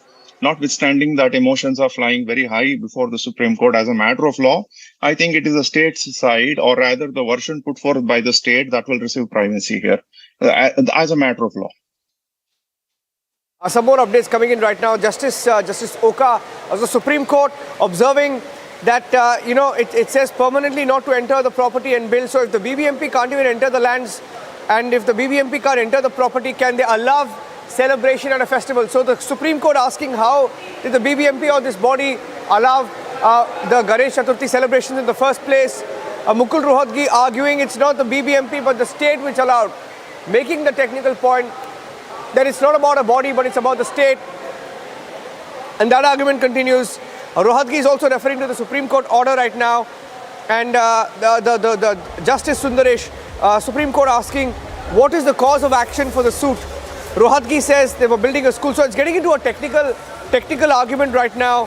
And Rohatgi says if nobody is the owner, state is the owner, saying that the property rests with the state. But I want to, try and put a larger question here, Kapil. You see, how many hearings have we seen? In the last 1 year, for example, you take the last 1 year, so many hearings that you've also been a part of as far as the broadcast is concerned, the reporting of it is concerned. You've had the hijab case, you've had the Gyanvapi case, and in most of these cases, right? You see, somewhere when it comes to the religious aspect of it, the lines are drawn. And at some point, what do the courts look at? I mean, for example, just from a layman's perspective, because I've seen this ground, Kapil, I'll tell you, I'm from Bengaluru, I've seen this ground before. It's basically just an open ground. It's just an open ground. Children are playing there. Hundreds of children go there to play, and it's just an open ground. 2 days a year, people go there to offer their prayers, one on Ramzan and Eid, and that's about it, right? Now, what do the courts consider when a subject like this comes up? Because one would wonder that in the interest of because the larger message that will go out, for example, if say the Ganesh Chaturthi celebrations are held, would be of social harmony, would be of communities coming together, would be of communities, understanding each other, letting it happen. But we're so polarized, and our society is polarized. And I look at the issues. Will the court take all of these issues into consideration when looking at a case like this? Very beautifully put, very succinctly put. So let me say it like this, that in cases like these, when you're talking about writ jurisdiction, the High Court looks into two facets. One, whether your fundamental rights need to be protected or are being infringed. And the second is whether your constitutional rights are being infringed, and things like those. In Supreme Court, if you file a PIL or a writ, then the court only looks into whether your fundamental rights are being infringed. That's one part of it. The second part is when an order is challenged. The court, the higher court or the court before which it is being challenged, or the appellate court, usually sees whether on the touchstone of law it is a good order, whether there are any precedents that go against that order, and whether those precedents have been given due credence to. Thirdly, whether the entire facts and proper facts have been put forth before the court, and whether the court has rightly appreciated those facts or not. What also would be seen in cases is whether the evidence that has been brought forth is legal, valid, and in terms of the Indian Evidence Act. That's the first part of it. The second part of it in cases like these is it's like the milk stool argument, that there are three limbs to any argument. Whether there is a good prima facie case before the court for the court to come to any prima facie finding where a protection is required or an interim order is required. So a prima facie case would also mean whether you are rightly the owner, occupier, whether you are in possession of the property, whether you've been utilizing the property, and what is the use of the property.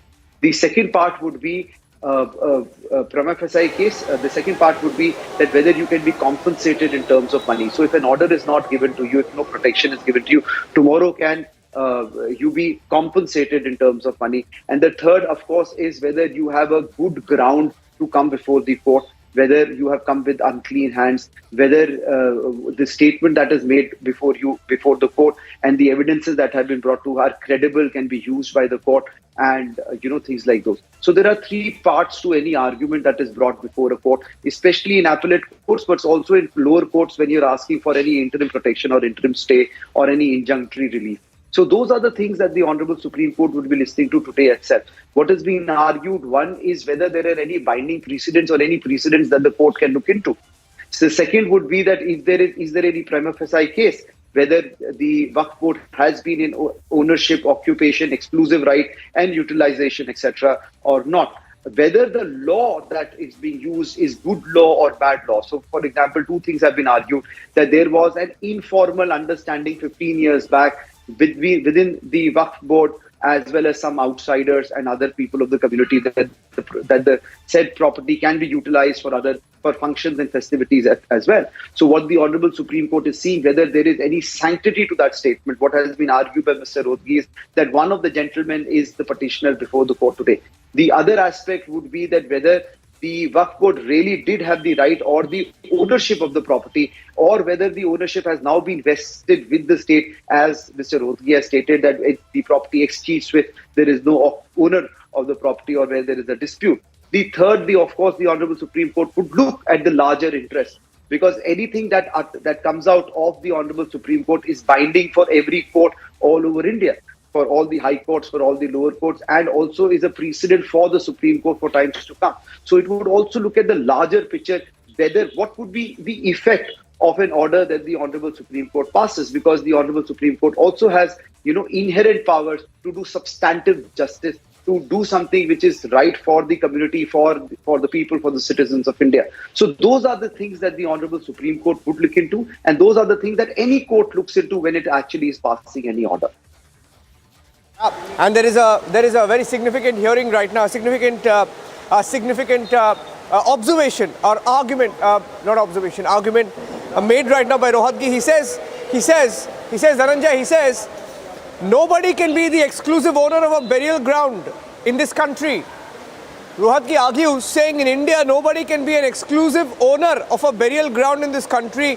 He further in his argument says, Supreme Court judgment says, it's an Eidgah and a burial ground. But children are playing there. How can all this happen? Can I be restricted to enter a burial ground or Eidgah in Delhi? Yes, I mean, a part of this land is being used as a burial ground, and the fact that part of this land is being used as a burial ground would itself indicate that the land is put to a very diverse use. And so far as the Waqf Board is concerned, they don't have absolute control over this property. And in that view of the matter, should the government, state to the court on an affidavit that they are exercising or they would prefer to exercise the state rights over this land, I think that would end the matter so far as the writ courts are concerned. And the courts would always give to recognize to the Waqf body the right to move a civil court and then to establish its rights, because notwithstanding what the Waqf law says, when there are deep-rooted civil disputes, then those disputes can't be dealt with by the Waqf tribunal. It will have to be dealt with by a proper civil court. So a civil court is the one that the Waqf Board will have to go to, and then to request a civil court to prevent anybody from exercising any manner of right over the property. And that's a long-drawn process. So we are talking about the outcome for tomorrow.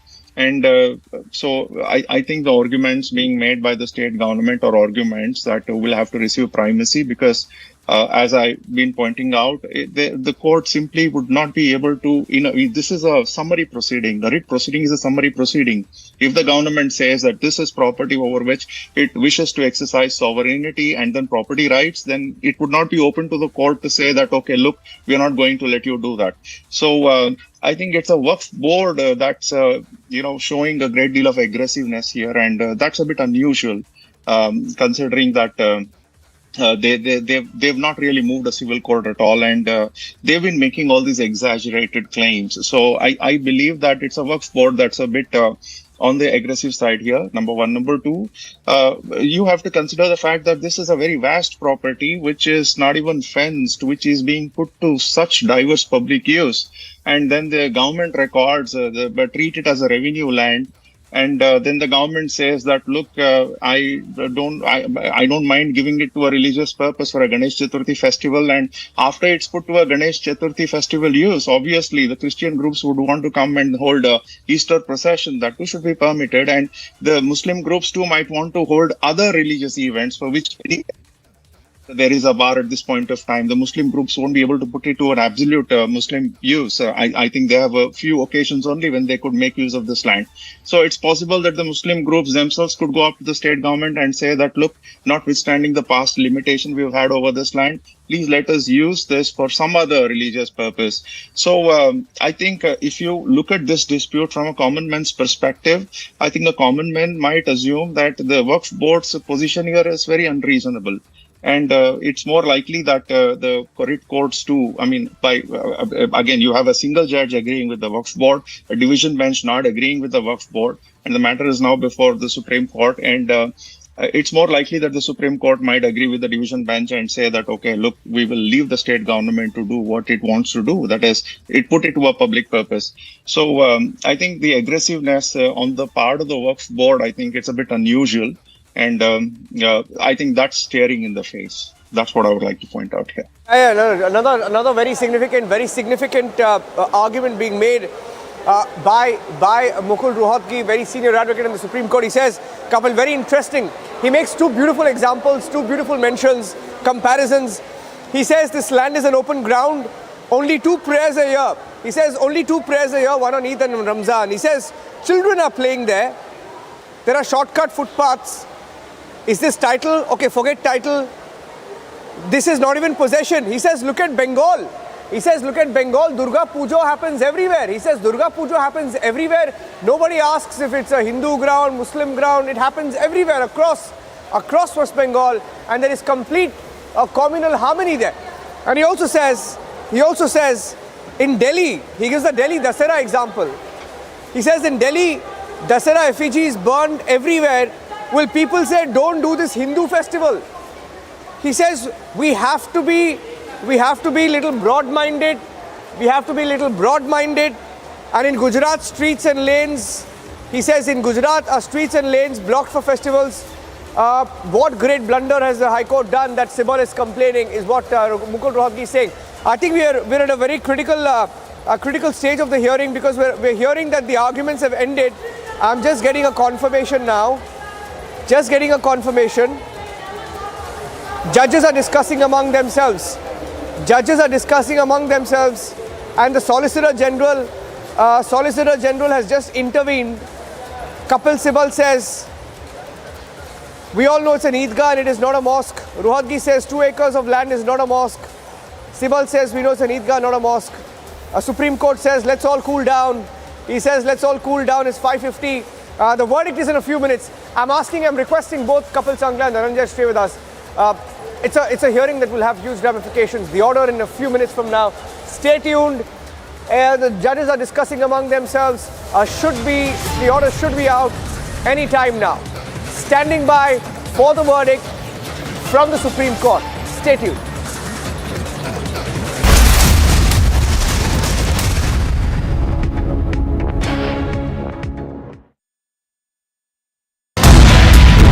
के पास से तलाश है उसने दिया है उन दोनों को किसको तो हेमंत के साथ सुधीर कितने में लिया था कम से कम 6-7 हज़ार में लिया है एग्जैक्ट रेट तो नहीं मालूम है तो नहीं बताएगा हमको This man who's been caught on camera has made the startling revelation that it is Datta Prasad and Rama who both have confirmed to him when he was in the police custody. Drug was procured from another mafia operating in Goa.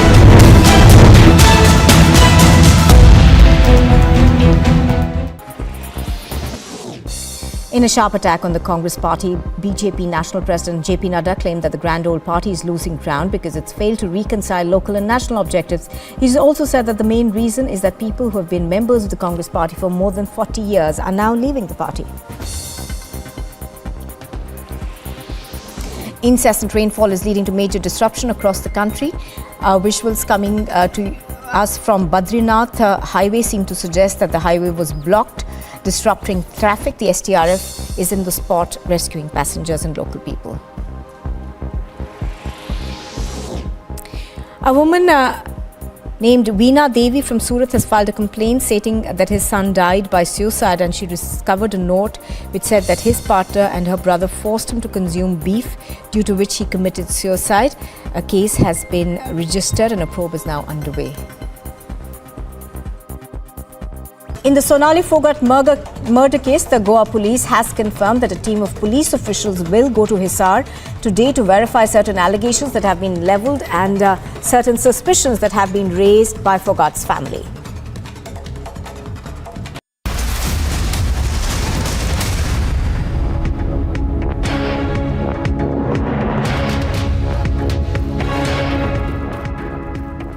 Welcome back. You're watching Republic TV as we stay focused. Tomorrow is Ganesh Chaturthi and all of it marks the beginning of the festivities.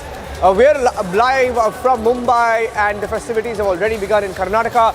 Tomorrow's a big day, and the Waqf board in Karnataka doesn't want the Ganesh Chaturthi celebrations to happen at the Eidgah Maidan after the High Court allowed it, and in the Supreme Court the hearing is underway. It's a hearing that is very, very sensitive, and Mukul Rohatgi arguing for the side that wants the Ganesh Chaturthi celebration at Eidgah Maidan is arguing right now.